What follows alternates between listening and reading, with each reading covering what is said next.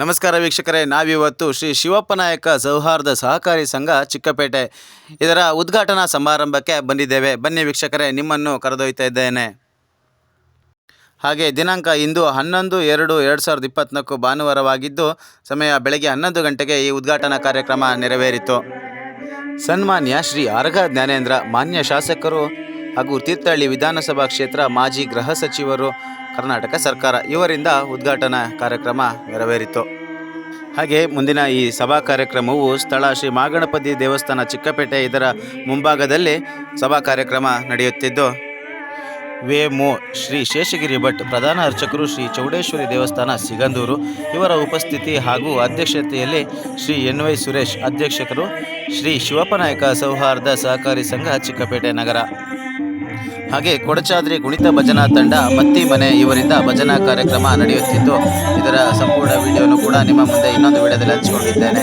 Video ತುಂಬ length ಆಗಿರೋದ್ರಿಂದ ಭಜನಾ ಕಾರ್ಯಕ್ರಮದ ಸಂಪೂರ್ಣ ಬೇರೆ ಮತ್ತೊಂದು ವಿಡಿಯೋದಲ್ಲಿ ಹಂಚಿಕೊಂಡಿದ್ದೀನಿ. ಈಗ ಸಭಾ ಕಾರ್ಯಕ್ರಮಕ್ಕೆ ಹೋಗೋಣ.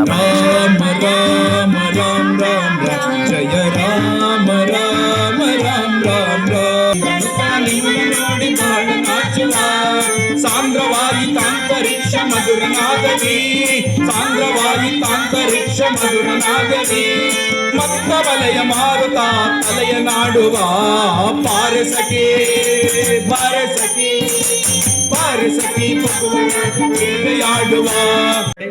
ಜೋರಾಗಿ ಒಮ್ಮೆ ಚಪ್ಪಾಳೆಯನ್ನು ತಟ್ಟುವ ಮೂಲಕ ಈ ಮಕ್ಕಳ ಮತ್ತು ಆ ಗುರು ಪರಂಪರೆಯನ್ನು ಪ್ರೋತ್ಸಾಹಿಸಬೇಕಾಗಿ ಮತ್ತೊಮ್ಮೆ ಕೇಳಿಕೊಳ್ತಿದ್ದೇನೆ. ತಾವೆಲ್ಲ ಜೋರಾಗಿ ಕುಳಿತಲ್ಲಿ ಒಮ್ಮೆ ಚಪ್ಪಾಳೆಯನ್ನು ತಟ್ಟಬೇಕಾಗಿ ಕೇಳಿಕೊಳ್ತಾ ಇದ್ದೇವೆ.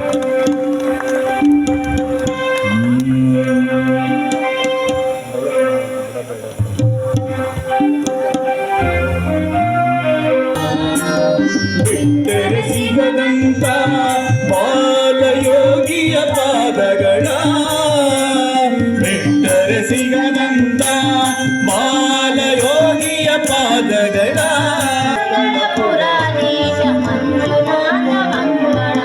ಧರ್ಮಸ್ಥಳ ಪುರಾಧೀಶ ಮಂಜುನಾಥ ಮಂಗಳಂ, ಶಂಕರಾಯ ಶಂಕರಾಯ ಶಂಕರಾಯ ಮಂಗಳಂ, ಶಂಕರಿ ಮನೋಹರಾಯ ಶಾಶ್ವತಾಯ ಮಂಗಳಂ, ಶಂಕರಿ ಮನೋಹರಾಯ ಶಾಶ್ವತ ಅಂತ ಎಲ್ಲರಿಗೂ ಸನ್ಮಂಗಲವನ್ನುಂಟು ಮಾಡಲಿ ಅಂತ ಹೇಳಿ ಬೇಡಿಕೊಳ್ಳುತ್ತಾ, ಇಂದಿನ ಶ್ರೀ ಶಿವಪ್ಪ ನಾಯಕ ಸೌಹಾರ್ದ ಸಹಕಾರಿ ಸಂಘ ನಿಗಮಿತ ಚಿಕ್ಕಪೇಟೆ ನಗರ ಇದರ ಉದ್ಘಾಟನಾ ಸಮಾರಂಭಕ್ಕೆ ನೀವೆಲ್ಲರೂ ಕೂಡ ನೆರೆದಿದ್ದೇವೆ. ಭಗವಂತ ಶ್ರೀ ಮಹಾಗಣಪತಿ ನಮಃ. ದೇವಾನುದೇವತೆಗಳಲ್ಲೇ ಮೊದಲು ಅರ್ಚಿಸುವ ಸರ್ವಶಕ್ತನು ಸಂಕಷ್ಟಹಾರನೂ ಆದ ಶ್ರೀ ಮಹಾಗಣಪತಿಯ ಪಾದಾರವಿಂದಗಳಿಗೆ ವಂದಿಸುತ್ತಾ, 2024 ಶುಭ ವರ್ಷದ ಉತ್ತರಾಯಣ ಪುಣ್ಯಕಾಲದಲ್ಲಿ ಶ್ರೀ ಶಿವಪ್ಪ ನಾಯಕ ಸೌಹಾರ್ದ ಸಹಕಾರಿ ಸಂಘದ ಉದ್ಘಾಟನಾ ಕಾರ್ಯಕ್ರಮಕ್ಕೆ ನೀವೆಲ್ಲರೂ ಸೇರಿದ್ದೇವೆ. ತಮ್ಮೆಲ್ಲರನ್ನ ಅತ್ಯಂತ ಪ್ರೀತಿಯಿಂದ ಈ ಕಾರ್ಯಕ್ರಮಕ್ಕೆ ಬರಮಾಡಿಕೊಳ್ಳುತ್ತಾ, ಇಂದಿನ ಸಭೆಗೆ ವಿಶೇಷ ಆಹ್ವಾನಿತರು ಅಭ್ಯಾಗತರು ಆದಂಥ ನಿಮ್ಮೆಲ್ಲರ ನೆಚ್ಚಿನ ಶಾಸಕರು, ಮಾಜಿ ಗೃಹ ಸಚಿವರು ಆದ ಸನ್ಮಾನ್ಯ ಶ್ರೀ ಆರಗ ಜ್ಞಾನೇಂದ್ರರವರು ಆಗಮಿಸಿದ್ದಾರೆ. ಹಾಗೆಯೇ ಇಂದಿನ ಈ ಸಭಾ ಕಾರ್ಯಕ್ರಮದ ಘನ ಉಪಸ್ಥಿತಿಯನ್ನು ವೇದಮೂರ್ತಿ ಪ್ರಧಾನ ಅರ್ಚಕರು ಆದ ಶ್ರೀಯುತ ಶೇಷಗಿರಿ ಭಟ್ರು ಸಿಗಂದೂರು, ಶ್ರೀ ಕ್ಷೇತ್ರ ಸಿಗಂದೂರು ಇವರು ಆಗಮಿಸಬೇಕಿತ್ತು, ಇನ್ನೇನು ಬಂದು ನಮ್ಮೊಂದಿಗೆ ಸೇರಿಕೊಳ್ಳಿದ್ದಾರೆ. ಹಾಗೆ ಈ ಕಾರ್ಯಕ್ರಮದ ಅಧ್ಯಕ್ಷರು ಹಾಗೂ ಶಿವಪ್ಪ ನಾಯಕ ಸಹಕಾರಿ ಸಂಘದ ಅಧ್ಯಕ್ಷರಾದ ಶ್ರೀ NY ಸುರೇಶ್ ಅವರು ಎಲ್ಲ ಅತಿಥಿ ಅಭ್ಯಾಗತರನ್ನು, Shri JM Karunakar Shetty superintendent of police Gulbarga ವಿದ್ಯುತ್ ಸರಬರಾಜು ಕಂಪನಿ ನಿಗಮಿತ ಕಲಬುರಗಿ, ಹಾಗೆ KV ಕೃಷ್ಣಮೂರ್ತಿ ಆದಿಮನೆ ಮ್ಯಾಮ್ಕೋಸ್ ನಿರ್ದೇಶಕರು ಹಾಗೂ ನಿರ್ದೇಶಕರು ಸಿರಿ ಸೌಹಾರ್ದ ಸಹಕಾರಿ ಸಂಘ ನಗರ, ಶ್ರೀ ರಾಮಪ್ಪ ಗೌಡ ಯರಗುಡಿಗೆ ನಿವೃತ್ತ ಪ್ರಾಂಶುಪಾಲರು ಕಮಲಾ ನೆಹರು ಕಾಲೇಜು, ಶ್ರೀ ಪ್ರಸನ್ನಕುಮಾರ್ ಉಪಾಧ್ಯಕ್ಷರು ಕರ್ನಾಟಕ ರಾಜ್ಯ ಸಂಯುಕ್ತ ಸೌಹಾರ್ದ ಸಹಕಾರಿ ಸಂಘ ಇವರು, ಹಾಗೂ ಶ್ರೀ KV ಸುಬ್ರಹ್ಮಣ್ಯ ಉಪಾಧ್ಯಕ್ಷರು ಶ್ರೀ ಶಿವಪ್ಪ ನಾಯಕ ಸೌಹಾರ್ದ ಸಹಕಾರಿ ಸಂಘ ಚಿಕ್ಕಪೇಟೆ ನಗರ, ಶ್ರೀಮತಿ ಸಂಗೀತಾ ಪ್ರಸನ್ನ ಅಧ್ಯಕ್ಷರು ಗ್ರಾಮ ಪಂಚಾಯತ್ ಮುಡುಗೊಪ್ಪ, ಶ್ರೀಮತಿ ಸುಮನಾ ಭಾಸ್ಕರ್ ಉಪಾಧ್ಯಕ್ಷರು ಗ್ರಾಮ ಪಂಚಾಯತ್ ಮುಡುಗೊಪ್ಪ, ಶ್ರೀ ಕರುಣಾಕರ್ ಶೆಟ್ಟಿ ಸದಸ್ಯರು ಗ್ರಾಮ ಪಂಚಾಯತ್ ಮುಡುಗೊಪ್ಪ, ಶ್ರೀ ಕುಮಾರ KB ಸದಸ್ಯರು ಗ್ರಾಮ ಪಂಚಾಯತ್ ಮುಡುಗೊಪ್ಪ, ಶ್ರೀ ಅರುಣ್ ಕುಮಾರ್ ಸದಸ್ಯರು ಗ್ರಾಮ ಪಂಚಾಯತ್ ಮುಡುಗೊಪ್ಪ, ಶ್ರೀ ಪವನ್ ಜೆ ಸದಸ್ಯರು ಗ್ರಾಮ ಪಂಚಾಯತ್ ಮುಡುಗೊಪ್ಪ, ಶ್ರೀ ವಿಶ್ವನಾಥ M ಸದಸ್ಯರು ಗ್ರಾಮ ಪಂಚಾಯತ್ ಮುಡುಗೊಪ್ಪ ನಗರ, ಶ್ರೀ ಜಾತಪ್ಪ ಸದಸ್ಯರು ಗ್ರಾಮ ಪಂಚಾಯತ್ ಮುಡುಗೊಪ್ಪ, ಶ್ರೀಮತಿ ಸುಮತಿ ಸದಸ್ಯರು ಗ್ರಾಮ ಪಂಚಾಯತ್ ಮುಡುಗೊಪ್ಪ, ಶ್ರೀಮತಿ ಮಮತಾ ಸದಸ್ಯರು ಗ್ರಾಮ ಪಂಚಾಯತ್ ಮುಡುಗೊಪ್ಪ, ಶ್ರೀಮತಿ ಸವಿತಾ ಸದಸ್ಯರು ಗ್ರಾಮ ಪಂಚಾಯತ್ ಮುಡುಗೊಪ್ಪ, ಶ್ರೀಮತಿ ನಿರ್ಮಲಾ ಸದಸ್ಯರು ಗ್ರಾಮ ಪಂಚಾಯತ್ ಮುಡುಗೊಪ್ಪ, ಶ್ರೀ ಬಿ ಮಂಜುನಾಥ್ ಯಡೂರು ನಿರ್ದೇಶಕರು ಶ್ರೀ ಶಿವಪ್ಪ ನಾಯಕ ಸೌಹಾರ್ದ ಸಹಕಾರಿ ಸಂಘ ಚಿಕ್ಕಪೇಟೆ, ಶ್ರೀ ಪುರುಷೋತ್ತಮ್ ಬಿ ಕಿಲಗಾರು ನಿರ್ದೇಶಕರು ಶಿವಪ್ಪನಾಯಕ ಸೌಹಾರ್ದ ಸಹಕಾರಿ ಸಂಘ ಚಿಕ್ಕಪೇಟೆ ನಗರ, ಶ್ರೀ ಕೆ.ವಿ. ಕವಿರಾಜ್ ಕಾನಬೇಲು ನಿರ್ದೇಶಕರು ಶಿವಪ್ಪನಾಯಕ ಸೌಹಾರ್ದ ಸಹಕಾರಿ ಸಂಘ ಚಿಕ್ಕಪೇಟೆ, ಶ್ರೀ ಎನ್.ಎಸ್. ದೇವರಾಜ್ ಸಾದ್ಗಲ್ಲು ನಿರ್ದೇಶಕರು ಸಹಕಾರಿ ಸಂಘ ಶಿವಪ್ಪನಾಯಕ ಚಿಕ್ಕಪೇಟೆ ಹಾಗೂ ಶ್ರೀ ಪ್ರಕಾಶ್ ಪಿ ರಾವೆ ನಿರ್ದೇಶಕರು ನಮ್ಮ ಸಹಕಾರಿ ಸಂಘ, ಹಾಗೆ ಶ್ರೀ ಸುರೇಶ್ ಎಸ್ ವಿ ಬಾವಿಕಟ್ಟೆ ನಿರ್ದೇಶಕರು ಶಿವಪ್ಪನಾಯಕ ಸೌಹಾರ್ದ ಸಹಕಾರಿ ಸಂಘ ಚಿಕ್ಕಪೇಟೆ ನಗರ, ಶ್ರೀ ಎಚ್ ಟಿ ಚಂದ್ರ ಹಲಸಿನಹಳ್ಳಿ ನಿರ್ದೇಶಕರು ಶಿವಪ್ಪನಾಯಕ ಸೌಹಾರ್ದ ಸಹಕಾರಿ ಸಂಘ ಚಿಕ್ಕಪೇಟೆ ನಗರ, ಶ್ರೀಮತಿ ಅಶ್ವಿನಿ ರಾಜೇಶ್ ಹಿರಿಮನೆ ನಿರ್ದೇಶಕರು ಶ್ರೀ ಶಿವಪ್ಪನಾಯಕ ಸೌಹಾರ್ದ ಸಹಕಾರಿ ಸಂಘ ಚಿಕ್ಕಪೇಟೆ ನಗರ, ಶ್ರೀಮತಿ ಸವಿತಾ ರವಿಕಾಂತ್ ಚಿಕ್ಕಪೇಟೆ ನಿರ್ದೇಶಕರು ಶಿವಪ್ಪನಾಯಕ ಸೌಹಾರ್ದ ಸಹಕಾರಿ ಸಂಘ ಚಿಕ್ಕಪೇಟೆ ನಗರ, ಶ್ರೀಮತಿ ಶುಭ ಜಗದೀಶ್ ಎಂಡೆಗೆದ್ದೆ ನಿರ್ದೇಶಕರು ಶಿವಪ್ಪನಾಯಕ ಸೌಹಾರ್ದ ಸಹಕಾರಿ ಸಂಘ ಚಿಕ್ಕಪೇಟೆ ನಗರ, ಶ್ರೀಮತಿ ಎನ್ ಸುಗುಣ ಅಶೋಕ್ ಕನ್ನಳ್ಳಿ ನಿರ್ದೇಶಕರು ಶ್ರೀ ಶಿವಪ್ಪನಾಯಕ ಸೌಹಾರ್ದ ಸಹಕಾರಿ ಸಂಘ ಚಿಕ್ಕಪೇಟೆ ನಗರ. ತಾವೆಲ್ಲರೂ ದಯಮಾಡಿ ವೇದಿಕೆ ಕಡೆ ಆಗಮಿಸಬೇಕು ಅಂತೇಳಿ ಕೇಳಿಕೊಳ್ಳುತ್ತಾ, ತಮ್ಮೆಲ್ಲರನ್ನ ಅತ್ಯಂತ ಪ್ರೀತಿಪೂರ್ವಕವಾಗಿ ಬರಮಾಡಿಕೊಳ್ಳುತ್ತಾ ಎಲ್ಲ ಪತ್ರಿಕಾ ಮಾಧ್ಯಮದವರು ಇಲಾಖಾ ಸಿಬ್ಬಂದಿಗಳು ಎಲ್ಲರನ್ನೂ ಕೂಡ ಅತ್ಯಂತ ಪ್ರೀತಿಯಿಂದ ಕರೆದುಕೊಳ್ಳುತ್ತಾ ಎನ್.ವೈ. ಸುರೇಶ್ ಅವರು ಎಲ್ಲರನ್ನ ವೇದಿಕೆ ಬರಮಾಡಿಕೊಳ್ಳಬೇಕಾಗಿ ಕೇಳಿಕೊಳ್ಳುತ್ತಿದ್ದೇನೆ. ಹಾಗೆ ಫಲಪ್ರದವಾಗಲಿ ಎಂದು ಬೇಡುತ್ತಾ ಪ್ರಾರ್ಥನೆಯೊಂದಿಗೆ ಕಾರ್ಯಕ್ರಮ ಆರಂಭಿಸುತ್ತಿದ್ದೇವೆ. ತಾವೆಲ್ಲರೂ ದಯಮಾಡಿ ಕುಳಿತುಕೊಳ್ಬೇಕು, ಪ್ರಾಂಗಣದ ಒಳಗಡೆ ಬರಬೇಕು ಅಂತ ಮತ್ತೊಮ್ಮೆ ಸಹಕಾರಿ ಬಂಧುಗಳ ಪರವಾಗಿ ಮತ್ತೊಮ್ಮೆ ವಿಜ್ಞಾಪನೆ ಮಾಡಿಕೊಳ್ಳುತ್ತಾ ಪ್ರಾರ್ಥನೆಯೊಂದಿಗೆ ಕಾರ್ಯಕ್ರಮ ಆರಂಭಿಸುತ್ತಿದ್ದೇವೆ. ಶ್ರೀಯುತ ಸುಧನ್ವ ಇವರಿಂದ ಪ್ರಾರ್ಥನೆಯನ್ನ ಮಾಡಬೇಕಾಗಿ ಕೇಳಿಕೊಳ್ತಾ ಇದ್ದೇವೆ. ಸುಧನ್ವ.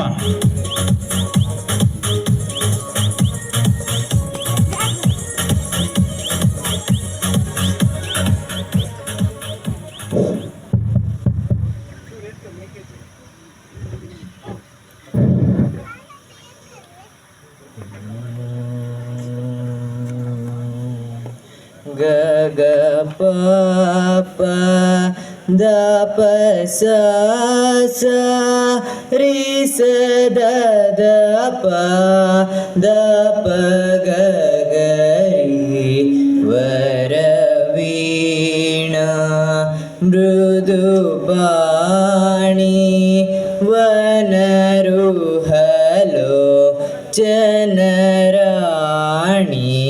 ಸುರಚಿರಂಬರವೇಣಿ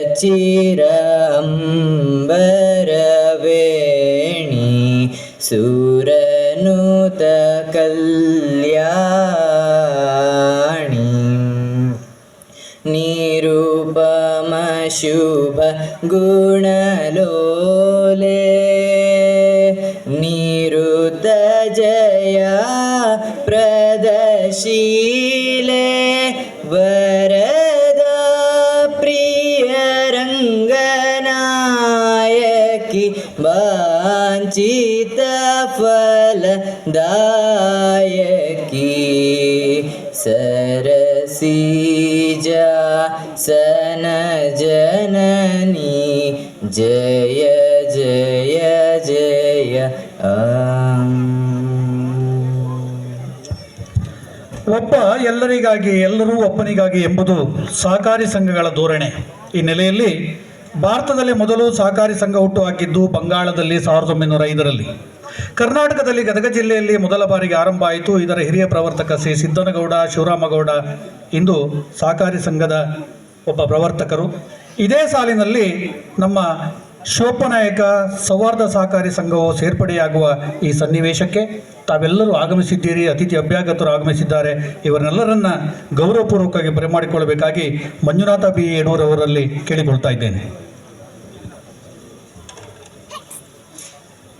ಆತ್ಮೀಯ ಎಲ್ಲ ಸಹಕಾರಿ ಬಂಧುಗಳೇ, ಇದೊಂದು ಶುಭದಂದರದಲ್ಲಿ ಶಿವಪ್ಪನಾಯಕ ಸೌಹಾರ್ದ ಸಹಕಾರ ಸಂಘ ಚಿಕ್ಕಪೇಟೆ ನಗರ ಇದರ ಕಾರ್ಯಕ್ರಮದ ಉದ್ಘಾಟನಾ ಸಮಾರಂಭ ನೆರವೇರ್ತಾ ಇದೆ. ಈ ಸಮಾರಂಭದ ವೇದಿಕೆಯಲ್ಲಿ ನಿಮ್ಮೆಲ್ಲ ಗಣ್ಯ ಅತಿಥಿಗಳು ಈಗಾಗಲೇ ಆಗಮಿಸಿರುತ್ತಾರೆ.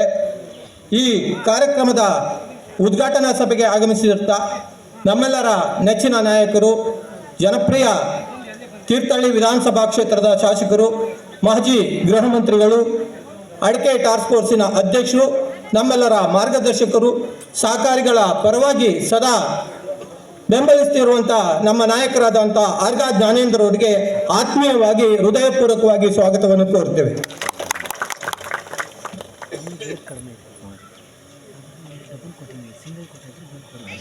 ಈ ಸಮಾರಂಭದ ವೇದಿಕೆಯಲ್ಲಿ ಇನ್ನೇನು ಕೆಲವೇ ಕ್ಷಣಗಳಲ್ಲಿ ಆಗಮಿಸಲಿರುವಂತಹ ಸಿಗಂದೂರು ದೇವಸ್ಥಾನದ ಪ್ರಧಾನ ಅರ್ಚಕರಾದಂಥ ಶೇಷಗಿರಿ ಭಟ್ರು ಇನ್ನೇನು ಕೆಲವೇ ಸಮಯದಲ್ಲಿ ಆಗಮಿಸುತ್ತಾರೆ. ಅವರಿಗೆ ಷೇರುದಾರರ ಪರವಾಗಿ, ಸಹಕಾರಿ ಬಂಧುಗಳ ಪರವಾಗಿ ಆತ್ಮೀಯವಾಗಿ ಸ್ವಾಗತವನ್ನು ಕೋರುತ್ತೇನೆ. ಈ ಸಮಾರಂಭದ ಅಧ್ಯಕ್ಷರು ನಮ್ಮ ಸ್ನೇಹಿತರು ಸಹಕಾರಿಗಳ ಯೋಚನೆ ಅಡಿಯಲ್ಲಿ ಈ ಸಭೆಯ ಅಧ್ಯಕ್ಷತೆಯನ್ನು ವಹಿಸಿಕೊಂಡು ಈ ಉದ್ಘಾಟನಾ ಸಮಾರಂಭವನ್ನು ನೆರವೇರಿಸಿಕೊಡಬೇಕು ಅಂತೇಳಿ ಅವರನ್ನು ಆತ್ಮೀಯವಾಗಿ NY ಸುರೇಶ್ ಅವರನ್ನು ಆತ್ಮೀಯವಾಗಿ ಹೃದಯಪೂರ್ವಕವಾಗಿ ಸ್ವಾಗತವನ್ನು ಕೋರುತ್ತೇನೆ.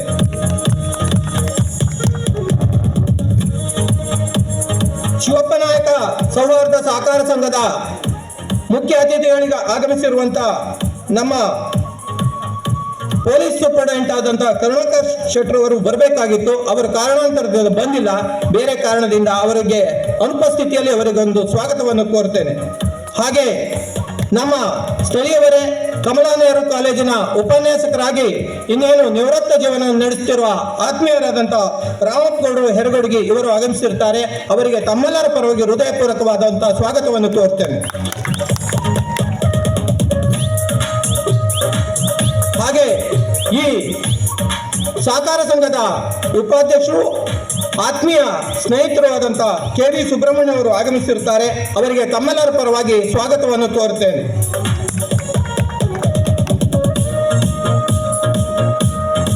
ಮುಡುಗಪ್ಪ ಗ್ರಾಮ ಪಂಚಾಯಿತಿಯ ಅಧ್ಯಕ್ಷಿಣಿಯಾದಂಥ ಸಂಗೀತಾ ಪ್ರಸನ್ನ ಅವರು ಆಗಮಿಸಿರುತ್ತಾರೆ. ಅವರಿಗೆ ಸಹಕಾರಿ ಬಂಧುಗಳ ಪರವಾಗಿ ಹೃದಯಪೂರ್ವಕವಾದಂತಹ ಸ್ವಾಗತವನ್ನು ಕೋರುತ್ತೇನೆ. ಮುಡುಗಪ್ಪ ಗ್ರಾಮ ಪಂಚಾಯಿತಿಯ ಉಪಾಧ್ಯಕ್ಷರಾದಂತಹ ಸುಮನಾ ಭಾಸ್ಕರ್ ಅವರು ಆಗಮಿಸಿರುತ್ತಾರೆ. ಅವರಿಗೆ ಈ ಸಮಾರಂಭಕ್ಕೆ ಹೃದಯಪೂರ್ವಕವಾದಂತಹ ಸ್ವಾಗತವನ್ನು ಕೋರುತ್ತೇನೆ. ಮುಡುಗಪ್ಪ ನಗರ ಗ್ರಾಮ ಪಂಚಾಯಿತಿಯ ಮಾಜಿ ಅಧ್ಯಕ್ಷರು ಹಾಲಿ ಸದಸ್ಯರು ಆದಂತಹ ಕರುಣಾಕರ್ ಶೆಟ್ಟರು ಆಗಮಿಸಿರುತ್ತಾರೆ. ಅವರಿಗೆ ತಮ್ಮೆಲ್ಲರ ಪರವಾಗಿ ಹೃದಯಪೂರ್ವಕವಾದಂತಹ ಸ್ವಾಗತವನ್ನು ಕೋರುತ್ತೇನೆ. ಕುಮಾರ್ KV ಇವರು ಗ್ರಾಮ ಪಂಚಾಯಿತಿಯ ಹಾಲಿ ಸದಸ್ಯರಾದಂತಹ ಕುಮಾರ್ KV ಅವರನ್ನು ಆತ್ಮೀಯವಾಗಿ ಸ್ವಾಗತಿಸುತ್ತೇನೆ.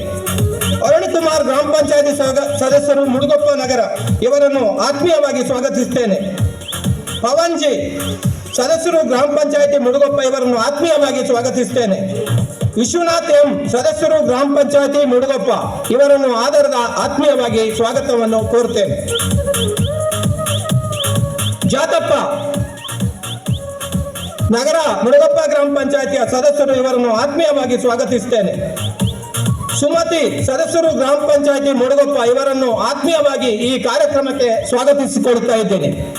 ಹಾಗೆ ನಮ್ಮ ಈ ವೇದಿಕೆಯಲ್ಲಿ ಆಸೀನರಾದಂಥ ನಮ್ಮ ಮ್ಯಾಮ್ಕೋಸ್ನ ನಿರ್ದೇಶಕರು ಆತ್ಮೀಯ ಸ್ನೇಹಿತರು ಆದಂಥ KV ಕೃಷ್ಣಮೂರ್ತಿ ಅವರು ಆಗಮಿಸಿರುತ್ತಾರೆ. ಸಹಕಾರಿ ಬಂಧುಗಳ ಪರವಾಗಿ ಅವರನ್ನು ಹೃದಯಪೂರ್ವಕವಾಗಿ ಸ್ವಾಗತಿಸಿಕೊಳ್ಳುತ್ತಾ ಇದ್ದೇನೆ.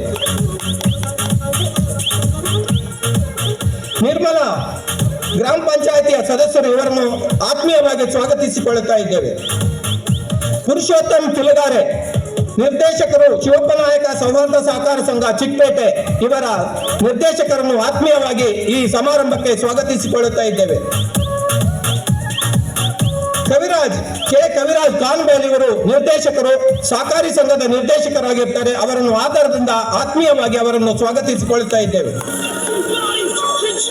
ದೇವರಾಜ್ ಸಾಧಗಲು ಇವರು ನಿರ್ದೇಶಕರಲ್ಲಿ ಒಬ್ಬರು. ಇವರನ್ನೂ ಸಹ ಈ ಕಾರ್ಯಕ್ರಮಕ್ಕೆ ಆಧಾರದಿಂದ ಸ್ವಾಗತಿಸಿಕೊಳ್ಳುತ್ತಾ ಇದ್ದೇವೆ. ಸವಿತಾ ಮುಡುಗಪ್ಪ ಗ್ರಾಮ ಪಂಚಾಯಿತಿಯ ಸದಸ್ಯರು ಇವರನ್ನು ಆತ್ಮೀಯವಾಗಿ ಈ ಸಮಾರಂಭಕ್ಕೆ ಸ್ವಾಗತಿಸಿಕೊಳ್ಳುತ್ತಾ ಇದ್ದೇನೆ. ಪ್ರಕಾಶ್ ರಾವೆ ಸ್ನೇಹಿತರು ಹಾಗೂ ಶಿವಪ್ಪ ನಾಯಕ ಸೌಹಾರ್ದ ಸಂಘದ ನಿರ್ದೇಶಕರಾಗಿರ್ತಾರೆ. ಇವರನ್ನು ಈ ಕಾರ್ಯಕ್ರಮಕ್ಕೆ ಆಧಾರದ ಆತ್ಮೀಯವಾಗಿ ಸ್ವಾಗತಿಸಿಕೊಳ್ಳುತ್ತಾ ಇದ್ದೇನೆ. ಸುರೇಶ್ SS ಬಾವಿಕಟ್ಟೆ ಇವರು ಸಹ ಈ ಸಹಕಾರಿ ಸಂಘದ ನಿರ್ದೇಶಕರಾಗಿರ್ತಾರೆ. ಅವರನ್ನು ಆಧಾರವಾಗಿ ಆತ್ಮೀಯವಾಗಿ ಹೃದಯಪೂರ್ವಕವಾಗಿ ಸ್ವಾಗತಿಸಿಕೊಳ್ಳುತ್ತಾ ಇದ್ದೇನೆ. ಚಂದ್ರು ಹಲಸಿನಹಳ್ಳಿ ಇವರು ಸಹ ನಿರ್ದೇಶಕರಲ್ಲಿ ಒಬ್ಬರು. ಇವರನ್ನು ಸಹ ಈ ಕಾರ್ಯಕ್ರಮಕ್ಕೆ ಆತ್ಮೀಯವಾಗಿ ಆಧಾರದವಾಗಿ ಸ್ವಾಗತಿಸಿಕೊಳ್ಳುತ್ತಾ ಇದ್ದೇವೆ. ಅಶ್ವಿನಿ ರಾಜೇಶ್ ಮಾಜಿ ತಾಲೂಕ್ ಪಂಚಾಯತಿ ಸದಸ್ಯರು, ಕರಿಮನೆ ಪಂಚಾಯಿತಿಯ ಸದಸ್ಯರು, ಹಾಲಿ ನಿರ್ದೇಶಕರಾದಂಥ ಅಶ್ವಿನಿ ರಾಜೇಶ್ ಅವರನ್ನು ಹೃದಯಪೂರ್ವಕವಾಗಿ ಸ್ವಾಗತಿಸಿಕೊಳ್ಳುತ್ತಾ ಇದ್ದೇವೆ. ಸವಿತಾ ರವಿಕಾಂತ್ ಚಿಕ್ಕಪೇಟೆ, ಇವರದು ಸಹ ನಮ್ಮ ಸಹಕಾರಿ ಸಂಘದ ನಿರ್ದೇಶಕರಲ್ಲಿ ಒಬ್ಬರಾಗಿರ್ತಾರೆ. ಅವರನ್ನು ಆತ್ಮೀಯವಾಗಿ ನಾವು ಈ ಸಮಾರಂಭಕ್ಕೆ ಸ್ವಾಗತಿಸಿಕೊಳ್ಳುತ್ತಾ ಇದ್ದೇವೆ. ಶುಭಾ ಜಗದೀಶ್ ಎಂಡಗೆದ್ದೆ, ಇವರು ನಿರ್ದೇಶಕರಲ್ಲಿ ಒಬ್ಬರು. ಇವರನ್ನು ಸಹ ನಮ್ಮ ಈ ಸಮಾರಂಭಕ್ಕೆ ಆತ್ಮೀಯವಾಗಿ ಸ್ವಾಗತಿಸಿಕೊಳ್ಳುತ್ತಾ ಇದ್ದೇವೆ. ಸುಗುಣ ಅಶೋಕ್, ಇವರು ಶಿವಪ್ಪನಾಯಕ ಸೌಹಾರ್ದ ಸಹಕಾರ ಸಂಘದ ನಿರ್ದೇಶಕರಲ್ಲಿ ಒಬ್ಬರು. ಇವರನ್ನು ಸಹ ಆತ್ಮೀಯವಾಗಿ ನಾವು ಸ್ವಾಗತಿಸಿಕೊಳ್ಳುತ್ತಾ ಇದ್ದೇವೆ. ಹಾಗೆ ಈ ಸಮಾರಂಭಕ್ಕೆ ಕೊಡ್ಚಾದ್ರಿ ಕುಣಿತ ಭಜನಾ ತಂಡದ ಎಲ್ಲ ಪ್ರಮುಖ ತಂಡದ ಮುಖ್ಯಸ್ಥರಿಗೂ ಹಾಗೂ ಭಜನಾ ತಂಡದ ನಿರ್ದೇಶಕರಿಗೂ ಎಲ್ಲರಿಗೂ ನಾವು ಈ ಸಂದರ್ಭದಲ್ಲಿ ಸ್ವಾಗತಿಸಿಕೊಳ್ಳುತ್ತಾ ಇದ್ದೇವೆ. ಹಾಗೆ ಈ ಸಮಾರಂಭದಲ್ಲಿ ಉಪಸ್ಥಿತರಾಗಿರುವಂತಹ ನಮ್ಮ ಮಾರ್ಗದರ್ಶಕರಾದಂತಹ ಕೊಳ್ಕಿ ಲಕ್ಷ್ಮೀನಾರಾಯಣವರನ್ನು ಸಹ ಆದರವಾಗಿ ಆತ್ಮೀಯವಾಗಿ ಸ್ವಾಗತಿಸಿಕೊಳ್ಳುತ್ತಾ ಇದ್ದೇವೆ. ಹಾಗೆ ನಮ್ಮ ಈ ಕಾರ್ಯಕ್ರಮದಲ್ಲಿ ಉಪಸ್ಥಿತರಾಗಿರುವ ಇದು ಪತ್ರಕರ್ತ ಮಿತ್ರರು ಹಾಗೂ ಟಿವಿ ಮಾಧ್ಯಮ ಮಿತ್ರರು ಆದಂಥ ಇವರನ್ನು ರವಿಬಿದನೂರ್ ಹಾಗೂ ರಾಘವೇಂದ್ರ ಇವರನ್ನು ಸಹ ಈ ಸಮಾರಂಭಕ್ಕೆ ಸ್ವಾಗತಿಸಿಕೊಳ್ಳುತ್ತಾ ಇದ್ದೇವೆ. ರಕ್ಷಣಾ ಇಲಾಖೆಯ ತಂಡದವರು ಈ ಸಮಾರಂಭದಲ್ಲಿ ಉಪಸ್ಥಿತರಿದ್ದಾರೆ. ಅವರಿಗೂ ಸಹ ಈ ಸಮಾರಂಭದ ಪರವಾಗಿ ಹೃದಯಪೂರ್ವಕವಾಗಿ ಸ್ವಾಗತಿಸಿಕೊಳ್ಳುತ್ತಾ ಇದ್ದೇವೆ. ಈ ಸಮಾರಂಭದಲ್ಲಿ ಉಪಸ್ಥಿತರಿರುವಂತಹ ನಮ್ಮ ಮಾರ್ಗದರ್ಶಕರು ಪ್ರಥಮ ದರ್ಜೆ ಗುತ್ತಿಗೆದಾರರು ಆದಂತಹ CV ಚಂದ್ರಶೇಖರ್ ಅವರು ಆಗಮಿಸಿರುತ್ತಾರೆ. ಅವರಿಗೆ ಹೃದಯಪೂರ್ವಕವಾದಂತಹ ಸ್ವಾಗತಿಸಿಕೊಳ್ಳುತ್ತಾ ಇದ್ದೇವೆ. ಪ್ರದೀಪ್ ನಿರ್ದೇಶಕರು, ಸಹಕಾರಿ ಸಂಘ ನಗರ ಇತರ ನಿರ್ದೇಶಕರು, ಇವರನ್ನು ಸಹ ನಾವು ಆತ್ಮೀಯವಾಗಿ ಸ್ವಾಗತಿಸಿಕೊಳ್ಳುತ್ತಾ ಇದ್ದೇವೆ. ಈ ಸಮಾರಂಭಕ್ಕೆ ಆಗಮಿಸಿದಂತ ಸಹಕಾರಿ ಬಂಧುಗಳು ಹಾಗೂ ಷೇರುದಾರ ಬಂಧುಗಳನ್ನು ಆತ್ಮೀಯವಾಗಿ ಹೃದಯಪೂರ್ವಕವಾದಂತಹ ಸ್ವಾಗತವನ್ನು ಕೋರ್ತಾ ಇದ್ದೇವೆ. ಹಾಗೆ ಈ ಸಮಾರಂಭದಲ್ಲಿ ಆಗಮಿಸಿದಂತಹ ಪುಟಾಣಿ ಮಕ್ಕಳು, ಮಾತೆಯರು, ಭಗಿನಿಯರು, ಬಂಧುಗಳು ಎಲ್ಲರನ್ನೂ ಸ್ವಾಗತಿಸಿಕೊಳ್ತಾ ಈ ಸಮಾರಂಭದ ಮುಂದಿನ ಕಾರ್ಯಕ್ರಮಕ್ಕೆ ಅನುವು ಮಾಡಿಕೊಡ್ತಿದ್ದೇವೆ. ಜೈ ಹಿಂದ್, ಜೈ ಸಹಕಾರಿ ಬಂಧುಗಳು. ಈ ಸಮಾರಂಭದ ನಿರೂಪಕರೊಬ್ಬರಾದಂಥ ನಮ್ಮ ಕಾಲೇಜಿನ ಉಪನ್ಯಾಸಕರು ಶ್ರೀಧರ್ ಶೆಟ್ಟರು, ಈ ಭಾಗದ ಒಂದು ಸಹಕಾರಿ ಬಂಧುಗಳೆಲ್ಲ ಆದಂತ ಶ್ರೀಧರ್ ಶೆಟ್ಟರನ್ನು ಸಹ ಆತ್ಮೀಯವಾಗಿ ಸ್ವಾಗತಿಸಿಕೊಳ್ತಾ ಇದ್ದೇವೆ. ನೆರೆದಂತ ಎಲ್ಲರನ್ನು ಅತ್ಯಂತ ಪ್ರೀತಿಯಿಂದ ಬರಮಾಡಿಕೊಳ್ಳುತ್ತಾ, ಬಂಧುಗಳೇ, ಕೆಳದಿಯಿಂದ ಕಾಸರಗೋಡಿನವರೆಗೆ, ಬಿದನೂರಿನಿಂದ ಮೈಸೂರಿನವರೆಗೆ ಬಹಳ ವಿಸ್ತಾರವಾದ ಪ್ರದೇಶವನ್ನು ಆಳಿದವ ಕೆಳದಿ ವಂಶದಲ್ಲಿ ಪ್ರಸಿದ್ಧನಾದಂತಹ ರಾಜ ಶಿವಪ್ಪ ನಾಯ್ಕ.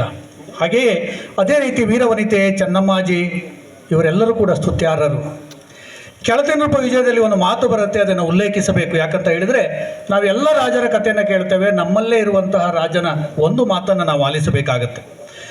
ಫಲವು ವ್ಯಕ್ತಿಗಳಿಂದೇ ರಿಪುಕುಲ ಭೈರವ ಶಿವ ನೃಪಾಲ ಗೆಣೆಯ ನೃಪರೀ ಕಲಿಯುಗದೊಳಗಿಲ್ಲ ಅವನಿಪ ಕುಲಕಂ ತಾಂ ತಿಲಕ ನೆನೆಸಿ ರಾರಾಜಿಸಿದಂ ಎಂದು ಅಂತಹ ಶಿವಪ್ಪ ನಾಯಕನ ಹೆಸರನ್ನು ಈ ಸಂಸ್ಥೆಗೆ ಇಡುವ ಉದ್ದೇಶ ಮತ್ತು ಈ ಸಂಸ್ಥೆಯನ್ನು ಹುಟ್ಟು ಹಾಕಿದ ಒಂದು ನಿರ್ದೇಶನ ಹಾಗೂ ಈ ಸಂಸ್ಥೆಯ ಮುಂದಿನ ಎಲ್ಲ ವಿಚಾರಗಳನ್ನು ಕುರಿತು ಪ್ರಾಸ್ತಾವಿಕವಾಗಿ ಮಾತಾಡಬೇಕು ಅಂತೇಳಿ ನಮ್ಮ ಈ ಶಿವಪ್ಪ ನಾಯಕ ಸೌಹಾರ್ದ ಸಹಕಾರಿ ಸಂಘದ ಅಧ್ಯಕ್ಷರಾಗಿರ್ತಕ್ಕಂಥ NY ಸುರೇಶ್ ಅವರಲ್ಲಿ ಕೇಳಿಕೊಳ್ತಾ ಇದ್ದೇನೆ.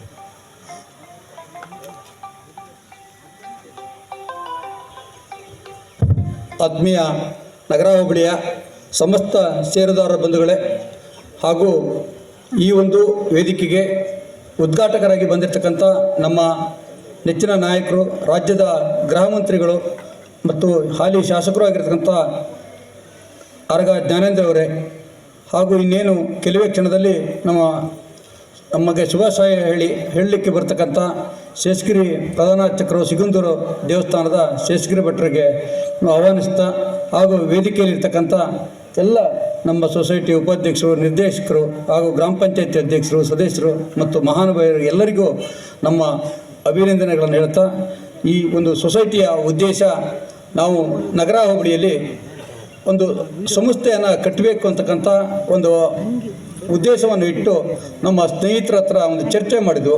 ಈ ಚರ್ಚೆಗೆ ನಮ್ಮ ಸ್ನೇಹಿತರು ಆಗಿರ್ತಕ್ಕಂಥ ಯೋಗೇಂದ್ರ ನಿಲ್ಸ್ಕಲ್, ಇವರು ಶಿವಮೊಗ್ಗದಲ್ಲಿ ವಾಸವಾಗಿದ್ದಾರೆ. ಅವರು ಈಗಾಗಲೇ ಕೆಲವು ಸೊಸೈಟಿಗಳನ್ನು ಅವರು ರಿಜಿಸ್ಟ್ರೇಷನ್ ಮಾಡಿಸ್ಕೊಡ್ತಕ್ಕಂಥ ವ್ಯವಸ್ಥೆ ಅವರು ಮಾಡ್ತಾ ಇದ್ದಾರೆ. ಹಾಗಾಗಿ ಅವ್ರ ಹತ್ರ ಕೇಳಿದಾಗ ಅವರು ಆಯಿತು, ನೀವು ಖಂಡಿತ ಇದಕ್ಕೆ ನಮ್ಮ ಸಂಪೂರ್ಣ ಸಹಕಾರ ಇದೆ, ಈ ಸೊಸೈಟಿಯನ್ನು ಬೆಳೆಸಿ ಹೀಗೆ ಈ ರೀತಿಯಲ್ಲಿ ನಾವು ಮಾಡ್ಬೋದು ಅಂಥೇಳಿ ಅವ್ರಿಗೆ ಸಲಹೆಯನ್ನು ಹೇಳಿದ್ರು. ಹಾಗಾಗಿ ಅವರ ಸಲಹೆ ಮೇಲೆ ನಾವೊಂದು ಸೊಸೈಟಿಯನ್ನು ನಾವು ಅವರು ಶಿವಮೊಗ್ಗದಲ್ಲಿ ಕೂತ್ಕೊಂಡು ಸುಮ್ಮನೆ ಚರ್ಚೆ ಮಾಡಿದ್ವಿ. ಮಾತಾಡಿದಾಗ ಈ ಸೊಸೈಟಿಗೆ ಏನು ಹೆಸರಿಡ್ಬೋದು ಅನ್ನೋದು ಮೊದಲನೇ ಪೀಠಿಕೆಯನ್ನು ಹಾಕಿದ್ವು. ಇಲ್ಲ, ನಾವೆಲ್ಲ ಯೋಚನೆ ಮಾಡೋದು ಯಾರೋ ದೇವರ ಹೆಸರಿಡೋದು ಇನ್ನೊಂದು ಹೆಸರು, ಆದರೆ ನಮ್ಮ ಕೆಳದಿಯಲ್ಲಿ ಹುಟ್ಟಿರ್ತಕ್ಕಂಥ ಒಬ್ಬ ರಾಜ, ಇಲ್ಲಿ ನಮ್ಮ ಸಂಸ್ಥಾನವನ್ನು ಆಳಿರ್ತಕ್ಕಂಥ ಒಬ್ಬ ಶಿವಪ್ಪ ನಾಯಕನ ಹೆಸರು ತಾಲೂಕಿನಲ್ಲಿ ಯಾರೂ ಇಟ್ಟಿರಲಿಲ್ಲ. ನಾವು ಭಾರಿ ಕಡೆ ಕೇಳಿದ್ವಿ, ಮತ್ತು ಬೇರೆ ತಾಲೂಕಿನಲ್ಲಿ ಇಟ್ಟಿರೋದು ನಮಗೆ ಗೊತ್ತಿಲ್ಲ. ನಮ್ಮ ಹೊಸನಗರ ತಾಲೂಕಿನಲ್ಲಿ ಪ್ರಥಮವಾಗಿ ಶಿವಪ್ಪ ನಾಯಕನ ನಾಮಕರಣ ನಮ್ಮ ಸೊಸೈಟಿ ಮೂಲಕ ಒಂದು ನಾಮಕರಣ ಮಾಡಬೇಕಂತಕ್ಕಂಥ ಯೋಚನೆಯನ್ನು ಅಲ್ಲೇ ಕೂತ್ಕೊಂಡು ಚರ್ಚೆ ಮಾಡಿದ್ವಿ. ಹಾಗಾಗಿ ಯಾಕೆ ಮಾಡಿದ್ವಿ ಅಂತ ಹೇಳಿದ್ರೆ, ಶಿವಪ್ಪ ನಾಯಕ ಒಂದು ಶಿಸ್ತಿನ ಶಿವಪ್ಪ ನಾಯಕ, ಅವನ ಆಡಳಿತ ಯಶಸ್ವಿಯ ರೀತಿಯಲ್ಲಿತ್ತು. ಜನರಿಗೆ ಸಹಾಯ ಹಸ್ತವನ್ನು ಕೊಡ್ತಾ ಇದ್ದ, ಜನರಿಗೆ ನ್ಯಾಯ ಕೊಡ್ತಾ ಇದ್ದ. ಯಾವ ಆಡಳಿತದಲ್ಲಿ ನ್ಯಾಯ ಮತ್ತು ಜನರಿಗೆ ರಕ್ಷಣೆ ಸಿಗ್ತದೋ ಅಂಥ ರಾಜ ಸುಭಿಕ್ಷೆಯನ್ನು ಕಾಣ್ತಾನೆ, ಮತ್ತು ಪ್ರಜೆಗಳು ಸಹಜವಾಗಿ ನೆಮ್ಮದಿಯನ್ನು ಉಸಿರನ್ನು ಪಡ್ತಾರೆ. ಹಾಗಾಗಿ ಆ ಶಿವಪ್ಪ ನಾಯಕ ಹೆಸರು ನಾಮಕರಣ ಮಾಡಿದರೆ ನಮಗೆ ಒಳ್ಳೆಯದು ಅಂತ ಕಾಣಿತು. ಹಾಗಾಗಿ ನಮ್ಮ ಯೋಚನೆ ಪ್ರಕಾರ ಅವರ ಹೆಸರನ್ನು ಇಲ್ಲಿ ಪ್ರತಿಷ್ಠಾಪನೆ ಮಾಡಿದ್ವಿ.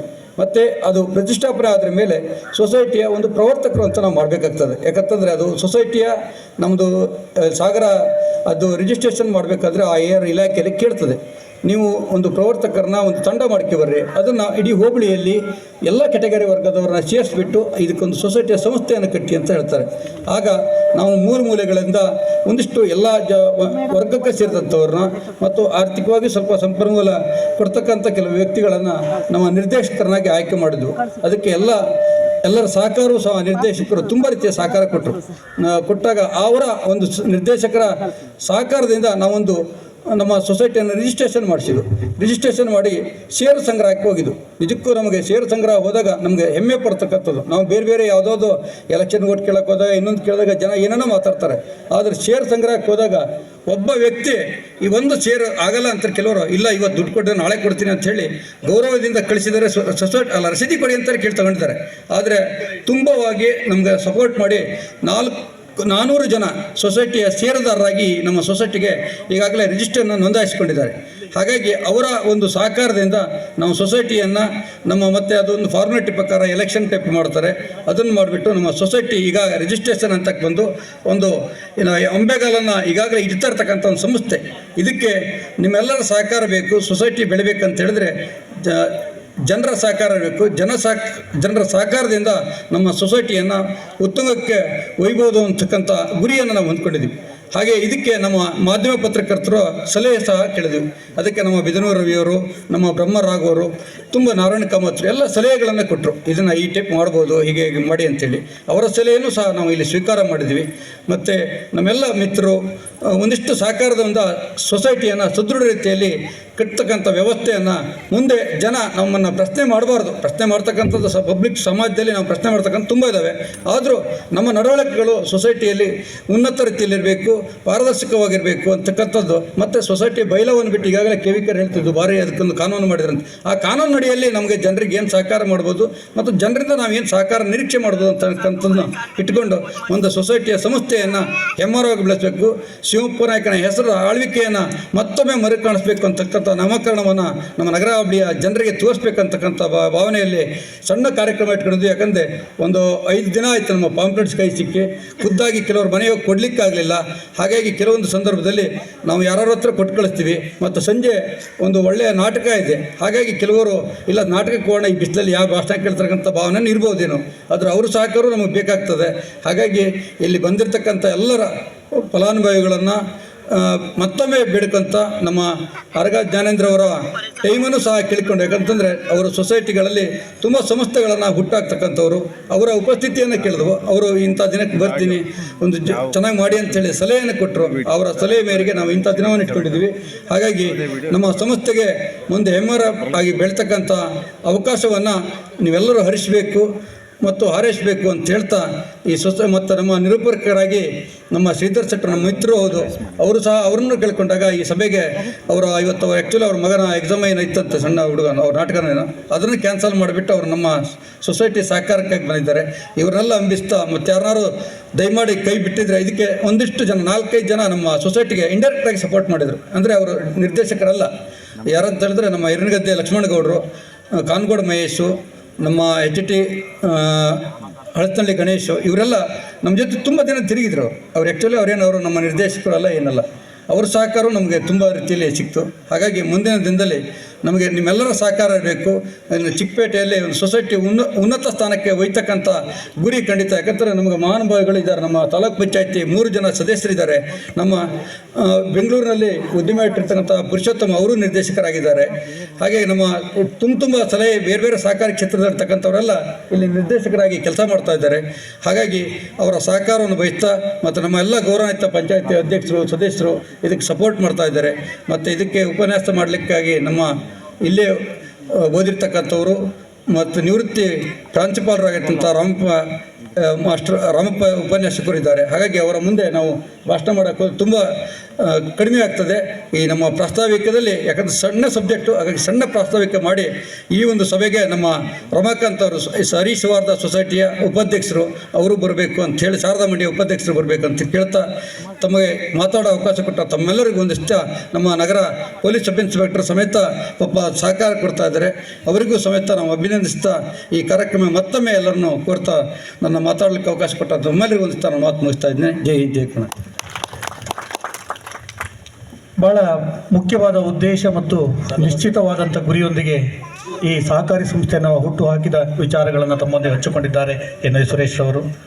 ಬಂಧುಗಳೇ, ಸೇವೆ ಎಂದರೆ ಸಂಪತ್ತನ್ನು ಮಾತ್ರ ಹಂಚಿಕೊಳ್ಳುವುದಲ್ಲ, ಇನ್ನೊಬ್ಬರ ಕಷ್ಟವನ್ನು ಹಂಚಿಕೊಳ್ಳುವುದು ಎಂಬ ಮಾತಿದೆ.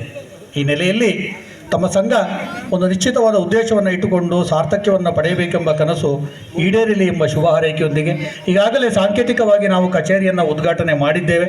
ಮಾನ್ಯ ಶಾಸಕರು ರಿಬ್ಬನ್ ಕಟ್ ಮಾಡುವ ಮೂಲಕ ಚಾಲನೆಯನ್ನು ನೀಡಿದ್ದಾರೆ. ಇದೀಗ ತಾವೆಲ್ಲರೂ ದಯವಿಟ್ಟು ನಿಂತಲ್ಲೇ ಎದ್ದು ನಿಂತುಕೊಳ್ಳಿ, ದೀಪವನ್ನು ಹಚ್ಚುವ ಮೂಲಕ ಚಾಲನೆ ನೀಡಬೇಕು ಅಂತ ಹೇಳಿ ಮಾನ್ಯ ಶಾಸಕರಲ್ಲಿ ಕಳಕಳಿಯಿಂದ ಕೇಳಿಕೊಳ್ಳುತ್ತಿದ್ದೇನೆ. ಶುಭವಾಗಲಿ. ಭಗವಂತ ಉತ್ತರೋತ್ತರ ಅಭಿವೃದ್ಧಿಯನ್ನು ಕರುಣಿಸಲಿ. ನಮ್ಮ ಮಕ್ಕಳಿಗೆ, ನಮ್ಮ ವಿದ್ಯಾಭ್ಯಾಸಕ್ಕೆ, ನಮ್ಮ ಕಷ್ಟ ಕಾರ್ಪಣ್ಯಗಳಿಗೆ ನೆರವಾಗಲಿ ಈ ಸಂಘ ಅಂತ ಹೇಳಿ ಭಗವಂತ ಮಹಾಗಣಪತಿಯಲ್ಲಿ ಬೇಡುತ್ತಾ, ಹಾಗೆ ವಿಶೇಷವಾಗಿ ಶಿವಪ್ಪ ನಾಯಕ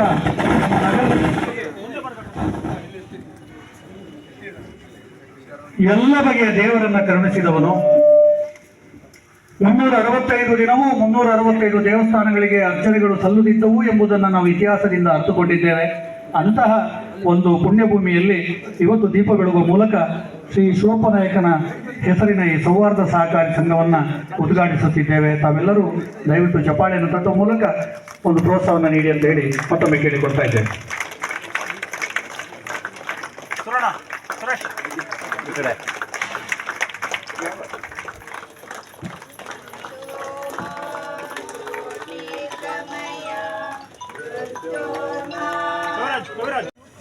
ಶಾಸಕರು, ಮಾಜಿ ಗೃಹ ಸಚಿವರು, ಕರ್ನಾಟಕ ಸರ್ಕಾರ ಇವರು ನಿಮ್ಮೆಲ್ಲರ ನೆಚ್ಚಿನ ನಾಯಕರು. ಸೋತಾಗ ಕುಗ್ಗದೆ, ಗೆದ್ದಾಗ ಬೀಗದೆ, ಅಧಿಕಾರ ಬಂದಾಗ ಅಹಂಕಾರ ಪಡದೆ ತನ್ನ ತತ್ವ ಮತ್ತು ಸಿದ್ಧಾಂತಗಳಿಗೆ ಬದ್ಧರಾಗಿ ಬಾಳಿದವರು. ಕವಿರಾಜ ಮಾರ್ಗಕಾರ ಒಂದು ಮಾತನ್ನು ಹೇಳುತ್ತಾನೆ ಬಂಧುಗಳೇ, ಕಸವರವೆಂಬುದು ನೆರೆ ಸೈರಿಸಲಾರ್ಪಡೆ ಪರವಿಚಾರಮಂ ಪರಧರ್ಮಮಂ ಅಂತಕ್ಕಂಥದ್ದು. ಮನುಷ್ಯನಿಗೆ ಚಿನ್ನ, ವಜ್ರ, ವೈಡೂರ್ಯ ಇತ್ಯಾದಿಗಳೆಲ್ಲವೂ ಬಾಹ್ಯ ಸೌಂದರ್ಯವನ್ನು ಕಟ್ಟಿಕೊಡಬಲ್ಲವೇ ವಿನಃ ಆಂತರಿಕವಾದಂಥ ಗೌರವವನ್ನು ಕೊಡುವುದು ಆತನ ಮನುಷ್ಯತ್ವಕ್ಕೆ, ಆತನಲ್ಲಿರ್ತಕ್ಕಂಥ ಮಾನವೀಯ ಕಳಕಳಿಗೆ. ಇಂದು ಅಂತಹ ಸಂಪದ್ಭರಿತವಾದಂಥ ನಾಯಕನನ್ನು ನಾವು ಪಡೆದಿದ್ದೇವೆ ಅಂತಕ್ಕಂಥದ್ದನ್ನು ಹೆಮ್ಮೆಯಿಂದ ಹೇಳುತ್ತಾ, ಈ ಕಾರ್ಯಕ್ರಮಕ್ಕೆ ಅವರು ಆಗಮಿಸೋದಕ್ಕಾಗಿ ಮತ್ತೊಮ್ಮೆ ಕೃತಜ್ಞತೆಯನ್ನು ಸಲ್ಲಿಸುತ್ತಾ ತಾವು ಈ ಕಾರ್ಯಕ್ರಮದ ಉದ್ಘಾಟನಾ ಮಾತುಗಳನ್ನು ಆಡಬೇಕಾಗಿ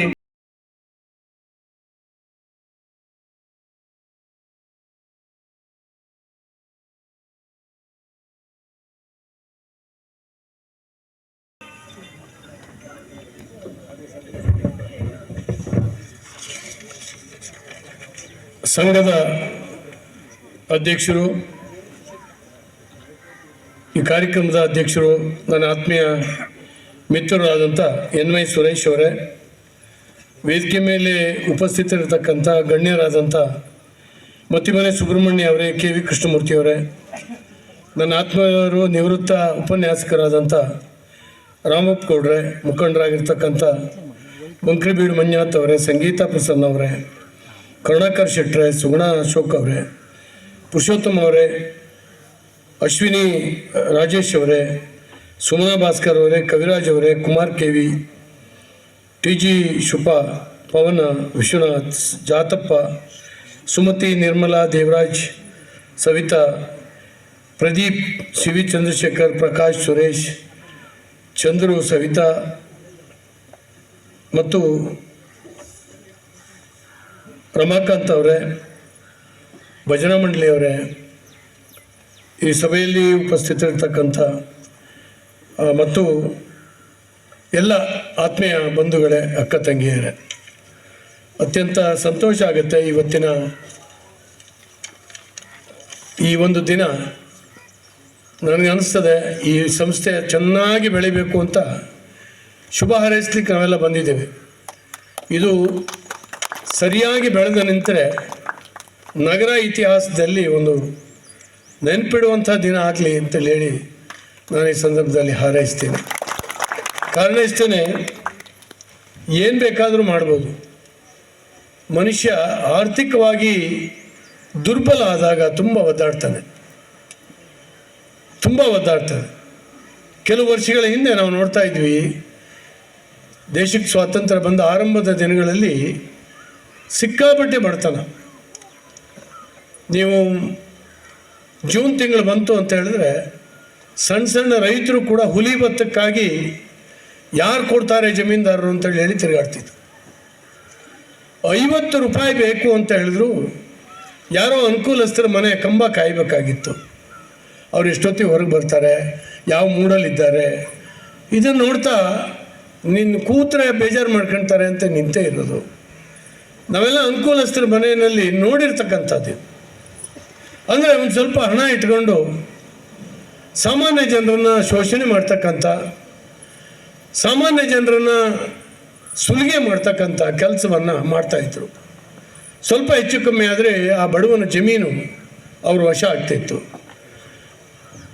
ಜಮೀನನ್ನು ಅಡು ಕೊಡ್ತಾಯಿದ್ರು, ದೀಡ್ ಕೊಡ್ತಾಯಿದ್ರು. ತನ್ನಲ್ಲಿರುವಂಥ ಆಭರಣಗಳನ್ನು, ಪಾತ್ರೆಗಳನ್ನು ತಗೊಂಡೋಗಿ ಅಡು ಹಾಕ್ತಾಯಿದ್ರು.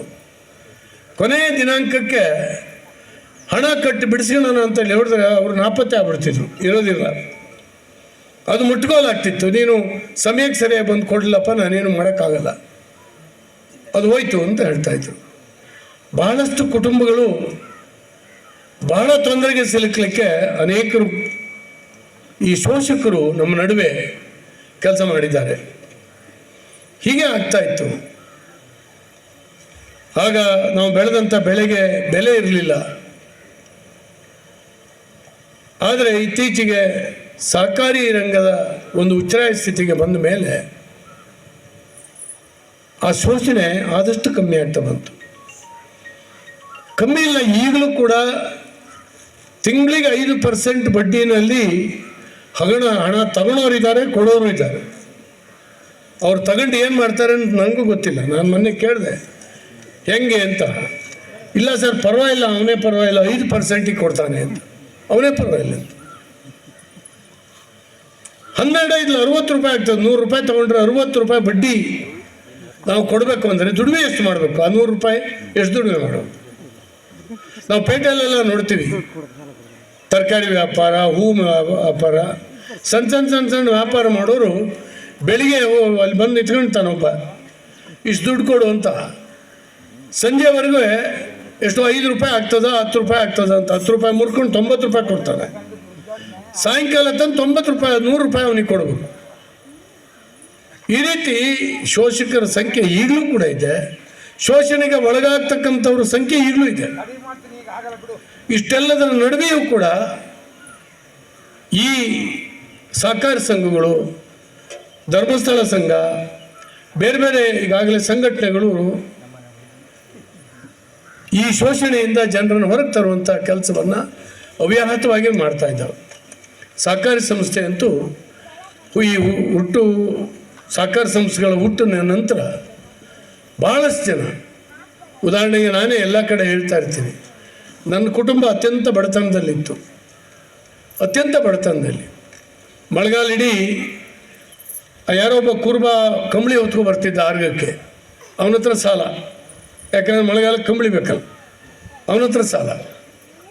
ಗದೆ ಕೊಯ್ಲಾದ ಕೂಡಲೇ ಫಸ್ಟ್ ಬರೋ ಮನೆ ಬಾಗಿಲಿ ಅವನೇ, ಮನೆ ನಂದು ಕೊಟ್ಬಿಡು ಅಂತ.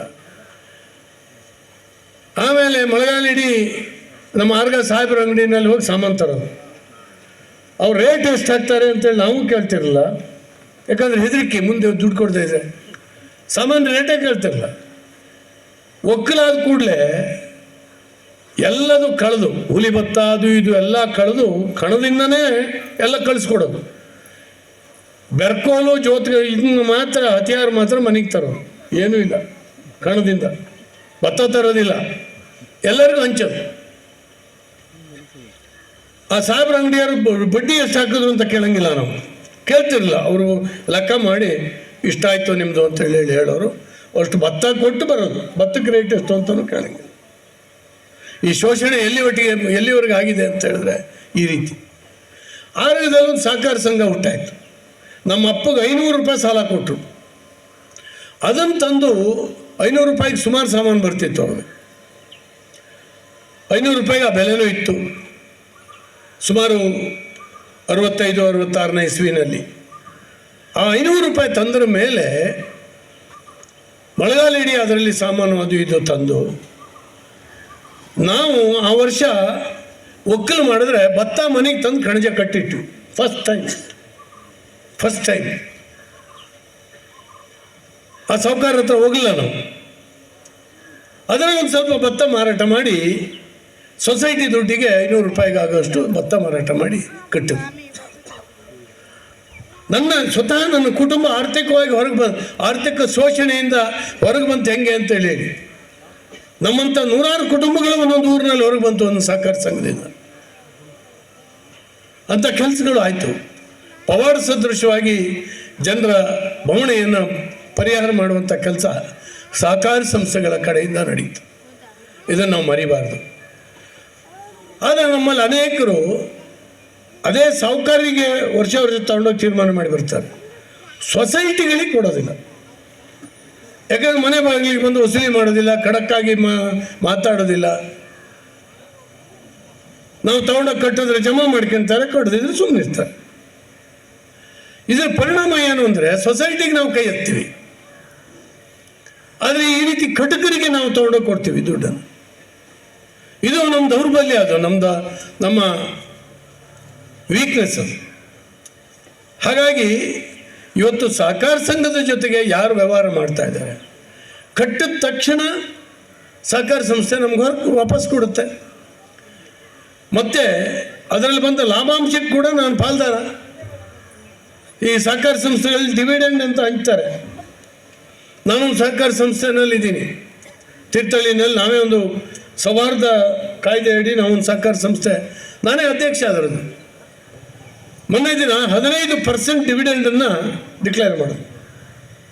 100 ರೂಪಾಯಿ ಶೇರ್ ಇಟ್ಟಂಥವ್ರಿಗೆ 15 ರೂಪಾಯಿ, 1,000 ರೂಪಾಯಿ ಶೇರ್ ಇಟ್ಟಂಥವ್ರಿಗೆ 150 ರೂಪಾಯಿ, 10,000 ಇಟ್ಟಂಥವ್ರಿಗೆ 1,500 ಕೊಟ್ಟಿದ್ದೀವಿ ಡಿವಿಡೆಂಡ್, ಲಾಭಾಂಶ ಕೊಟ್ಟಿದ್ದೀವಿ.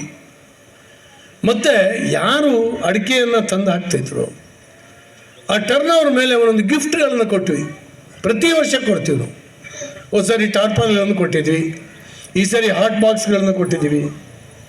ಸುಮಾರು 1,000 ರೂಪಾಯಿ ಮೌಲ್ಯದ ವಸ್ತುಗಳನ್ನು ನಾವು ಕೊಡ್ತೀವಿ. ಯಾಕಂದರೆ ಯಾವ ಸದಸ್ಯ ಅದರಲ್ಲಿ ಹಾಕಿ ಆ ಲಾಭ ಬರಲಿಕ್ಕೆ ಕಾರಣನೋ ಆ ಸದಸ್ಯನೇ ಒಂದಷ್ಟು ಟ್ರಾನ್ಸ್ಫರ್ ಮಾಡುವಂಥ ಕೆಲಸ. ಬಹುಶಃ ಅದೇ ಒಬ್ಬ ಪ್ರೈವೇಟ್ ಪರ್ಸನ್, ಒಬ್ಬ ಖಾಸಗಿ ವ್ಯಕ್ತಿ ಅಷ್ಟು ದುಡಿಮೆ ಮಾಡಿದರೆ ನಮ್ಗೆ ವಾಪಸ್ ಕೊಡ್ತಿರಲಿಲ್ಲ. ಸಹಕಾರ ಸಂಘ ಆಗಿದ್ದರಿಂದ ನಾವಲ್ಲಿ ಕೂತ್ಕೊಂಡು ತೀರ್ಮಾನ ಮಾಡ್ತೀವಿ, ಇದರಲ್ಲಿ ಒಂದಷ್ಟು ವಾಪಸ್ ನಮ್ಮ ಗ್ರಾಹಕರಿಗೆ ಕೊಡೋಣ ಅಂತ, ಕೊಡಬೇಕು. ಈ ರೀತಿಯಲ್ಲಿ ಸಹಕಾರ ಸಂಸ್ಥೆಗಳು ಬೆಳೀತವೆ. ನಾವು ಇಲ್ಲಿ ಪ್ರಾಮಾಣಿಕತೆಯ ಪ್ರಶ್ನೆ ಇದೆ. ಸಹಕಾರ ಸಂಘ ಬೆಳಿಬೇಕು ಅಂತ ಹೇಳಿದ್ರೆ ಅಧ್ಯಕ್ಷ ಅಲ್ಲಿ ಇರುವಂಥ ಯಾರೋ ಸಿಬ್ಬಂದಿ ಮುಖ್ಯ ಅಲ್ಲ. ನಾವೆಲ್ಲರೂ ಕೂಡ ಯೋಚನೆ ಮಾಡಬೇಕಾಗ್ತದೆ. ಯಾರೋ ಡಿಪಾಸಿಟ್ ಮಾಡ್ತಾರೆ, ಇಲ್ಲಿ ತಂದು ಹಣ ಡಿಪಾಸಿಟ್ ಮಾಡ್ತಾರೆ, ನಿಮ್ಮ ಶೇರಿನ ಹಣ ಇಲ್ಲಿರ್ತದೆ, ಅಥವಾ ಬೇರೆ ಬೇರೆ ಬ್ಯಾಂಕಲ್ಲಿ ಅಲ್ಲಿ ಇಲ್ಲಿ ಸೊಸೈಟಿ ಸಾಲ ತರುತ್ತೆ ಕಮ್ಮಿ ಬಡ್ಡಿಗೆ, ನಮಗೆ ಹಂಚ್ತಾರೆ. ಆ ಸಾಲನ ಕರೆಕ್ಟ್ ಮಾರ್ಚ್ ತಿಂಗಳು ಮುಗೀತಿದ್ದ ಹಾಗೇ ನಾವಿಲ್ಲಿ ತಂದು ಜಮಾ ಮಾಡಿಬಿಟ್ರೆ ನಾವು ಡಿಫಾಲ್ಟರ್ ಆಗೋದಿಲ್ಲ. ಹಣ ತಂದು ಬೇರೆ ಸಂಸ್ಥೆಯಲ್ಲಿ ನಮ್ಮ ಸೊಸೈಟಿ ಡಿಫಾಲ್ಟರ್ ಆಗೋದಿಲ್ಲ. ಎಲ್ಲ ವ್ಯವಹಾರ ಕ್ಲೀನ್ ಇರ್ತದೆ, ಲಾಭ ಬರ್ತದೆ. ಹಾಗಾಗಿ ಕೊಟ್ಟವ ಕೊಡಂಗಿ ತಗೊಂಡವ ವೀರಭದ್ರ ಅನ್ನೋಂಥ ಈ ಭಾವನೆಯನ್ನು ನಾವು ಬಿಡಬೇಕು. ಭಾವನೆಯನ್ನು ಬಿಡಬೇಕು. ಕೊಟ್ಟು ತಗೊಳ್ಳೋಂಥ ವ್ಯವಹಾರನ ನಾವು ಅಭ್ಯಾಸ ಮಾಡಬೇಕು. ನಾನು ಮೊನ್ನೆ ಒಬ್ಬನಿಗೆ ನಮ್ಮ ಸೊಸೈಟಿನಲ್ಲೇ ತಗೊಂಡಿದ್ದ, 5 ವರ್ಷದಿಂದ ಕೊಡಲಿಲ್ಲ ನಮಗಿದು ವಾಪಸ್ ದುಡ್ಡು. ನಾವೆಲ್ಲರೂ ಇದ್ದರೆ ಆ ದಾರಿ ಬಿಟ್ಟು ಎಲ್ಲರೂ ಹೋಗವ. ಫೋನಿಗೆ ಸಿಗದ ಮೊನ್ನೆ. ನಾನೊಬ್ಬ MLA ಅಂತ ಯೋಚನೆ ಮಾಡಲಿಲ್ಲ, ಸರಿಯಾಗಿ ಹೇಳಿದೆ ಅವನಿಗೆ. ಯಾಕಂದರೆ ಚೆನ್ನಾಗಿದ್ದಾನೆ ಅವನು, ಬಡವ, ಏನೋ ಅನ್ನಕ್ಕೆ ಗತಿ ಇಲ್ಲಪ್ಪ, ಏನೋ ಹಾಳಾಗಿದ್ದಾನೆ ಅಂದರೆ ಸರಿ, ಚೆನ್ನಾಗಿದ್ದಾನೆ, ಒಳ್ಳೆ ಅಡಿಕೆ ಆಗ್ತದೆ, ಕೊಡೋಕ್ಕೆ ಮನಸ್ಸಿಲ್ಲ. ಕೆಲವರಿಗೆ ದರಿದ್ರ ಭಾವನೆ, ಕೊಟ್ಟವನಿಗೆ ಕೊಡಬಾರ್ದು, ಕೈ ಎತ್ತಿಕೊಂಡು ಹೋಗ್ಬೇಕು, ಆ ಭಾವನೆ. ನಾನು ಹೇಳಿದೆ, ನೀನೊಬ್ಬ ಮರ್ಯಾದಸ್ಥಾನ ಮಾರಾಯ. ಈ ಕಾಲದಲ್ಲಿ ಈ ಅಡಿಕೆಗೆ ಒಂದು 45-50 ಸಾವಿರ ರೂಪಾಯಿ ರೇಟ್ ಇರುವಾಗ ನೀನು ಸಾಲ ತೀರಿಸಲಿಲ್ಲ ಅಂದರೆ ನೀನು ಉದ್ಧಾರ ಆಗ್ತೀಯ ಕೇಳಿದೆ. ನೀನು ಸೊಸೈಟಿ ಬಾಗಿಲಿಗೆ ಬಂದಾಗ ನಿನ್ನ ಹಿಂದೆ ಮುಂದೆ ಏನು ನೋಡಿದ್ರೆ, ನಿನ್ನ ಮುಖ ನೋಡಿದ್ರೆ ಪ್ರಾಮಾಣಿಕ ಅಂತ ಹೇಳಿ ನಮ್ಗೆ ಕಾಣ್ತು, ಕೊಟ್ಟಿದ್ದೀವಿ. ಗೌರವದಿಂದ ನೀನು ತಂದು ಕೊಡಬೇಕು ಅಂತ ಹೇಳಿದೆ. ಗೌರವದಿಂದ ಕಲ್ಸ್ಕೊಡು ನೀನು ಅಂತ. ಕೆಲವರಿಗೆ ಆ ಮರ್ಯಾದೆ ಗೌರವಗಳು ಇರೋದೇ ಇಲ್ಲ. ಯಾರಾದರೂ ದುಡ್ಡು ಕೊಡೋದೇ ನನಗೆ ಜಬಿ ಹಾಕೋಣಕ್ಕೆ ಅಂತ, ಅದರಲ್ಲಿ ದುಡಿಮೆ ಮಾಡಿ ನಾನು ವಾಪಸ್ ಕೊಡಬೇಕು ಅನ್ನುವಂಥದ್ದು ಇರಲ್ಲ. ಹಾಗಾಗಿ ಈ ಸಹಕಾರಿ ಸಂಸ್ಥೆಗಳನ್ನು ನಡೆಸೋರು ಗಟ್ಟಿಯಾಗಿರ್ಬೇಕು. ನಾವೇ ಯಾರಿಗಾರು ಕೊಡಿಸ್ಬೇಕು ಸಾಲನ, ಮತ್ತು ವಸೂಲಿಗೂ ನಾವೇ ಬದ್ಧರಾಗಿರ್ಬೋದು. ನೋಡಿ ಮಾರ್ರೆ, ನಾನು ಹೇಳಿದ್ದಕ್ಕೆ ಸೊಸೈಟಿಯಲ್ಲಿ ಕೊಡಿಸಿದ್ದೀನಿ ನಿಮಗೆ, ನೀನು ತೊಗೊಂಡೋಗಿ ಗೌರವದಿಂದ ಕೊಡು, ಇಲ್ಲಿ ನನ್ನ ಮರ್ಯಾದೆ ಹೋಗ್ತದೆ, ಕೊಡಬೇಕು. ಇವತ್ತು ಚೆಕ್ ಮಾಡಿಸ್ಕೊಳ್ತಾರೆ, ಪುಕ್ಷಾಟ ಕೊಡೋದಿಲ್ಲ. ನಿಮ್ಮದು ದಾಖಲಾತಿ ಮಾಡಿಸ್ಕೊಳ್ತಾರೆ, ನಿಮ್ಮ ಜಮೀನು ಅದು ಇದು, ಅದರ ಮೇಲೆ ಇವರ ಹೆಸರು, ಈ ಸೊಸೈಟಿ ಹೆಸರು ಬರ್ತದೆ. ಹೀಗಾಗಿ ಇವತ್ತು ಯಾವತ್ತಾರು ಒಂದು ಸರಿ ವಸೂಲಿ ಆಗ್ತದೆ. ಆದ್ದರಿಂದ ಆ ವಸೂಲಿ ಅವ್ರು ಮಾಡಲಿಕ್ಕೆ ನಮ್ಮ ಮನೆ ಬಾಗಿಲಿಗೆ ಬರೆದಿದ್ದ ಹಾಗೆ ಆ ಕೆಲಸವನ್ನು ಮಾಡಬೇಕು. ಮತ್ತು ಇದರಲ್ಲಿ ಕೆಲಸ ಮಾಡುವಂಥ ಡೈರೆಕ್ಟರ್ಸು ಭಾಳ ಕ್ಲೀನಾಗಿರ್ಬೇಕು. ನಾನು ಯಾಕೆ ಹೇಳ್ತಾ ಇದ್ದೀನಿ ಅಂದರೆ, ಇವತ್ತು 62 ಕೋಟಿ DCC ಬ್ಯಾಂಕಿಂದ ಮುಳುಗ್ತು. ಏನಾಯ್ತು ಹೇಳಿ? ಯಾರಿಂದ ವಸೂಲಿ ಮಾಡ್ತಾರೆ ಹೇಳಿ? 62 ಕೋಟಿ, ಒಂದೆರಡಲ್ಲ. ನಾನು ಒಬ್ಬನೇ ಅದರ ವಿರುದ್ಧ ಧ್ವನಿ ಎತ್ತಿದ್ದು. ಬೇಲೆ ಎದ್ದು ಹೊಲಮೆ ಅಂದರೆ ಬೇರೆ ಏನು ಮಾಡೋಕ್ಕಾಗುತ್ತೆ? ಇಲ್ಲಿ ಸೊಸೈಟಿ ಒಳಗಡೆನೇ ಇರೋರು ಯಾರೋ ತಂದು ಗೋಲ್ಡ್ ಕೊಡ್ತಾರೆ, ಅದನ್ನು ಅಡು ಹಾಕ್ಕೊಂಡು ಕೊಡ್ತಾರೆ. ಹಾಗಿಲ್ಲ, ಕಬ್ಬಣನ ಅಡು ಹಾಕ್ಕೊಂಡು ಅದಕ್ಕೆ ಚಿನ್ನದ ರೇಟನ್ನು ಬೆಲೆ ಕಟ್ಟಿ ಕೊಟ್ಟರೆ ಏನಾಗ್ಬೋದು ಹೇಳಿ?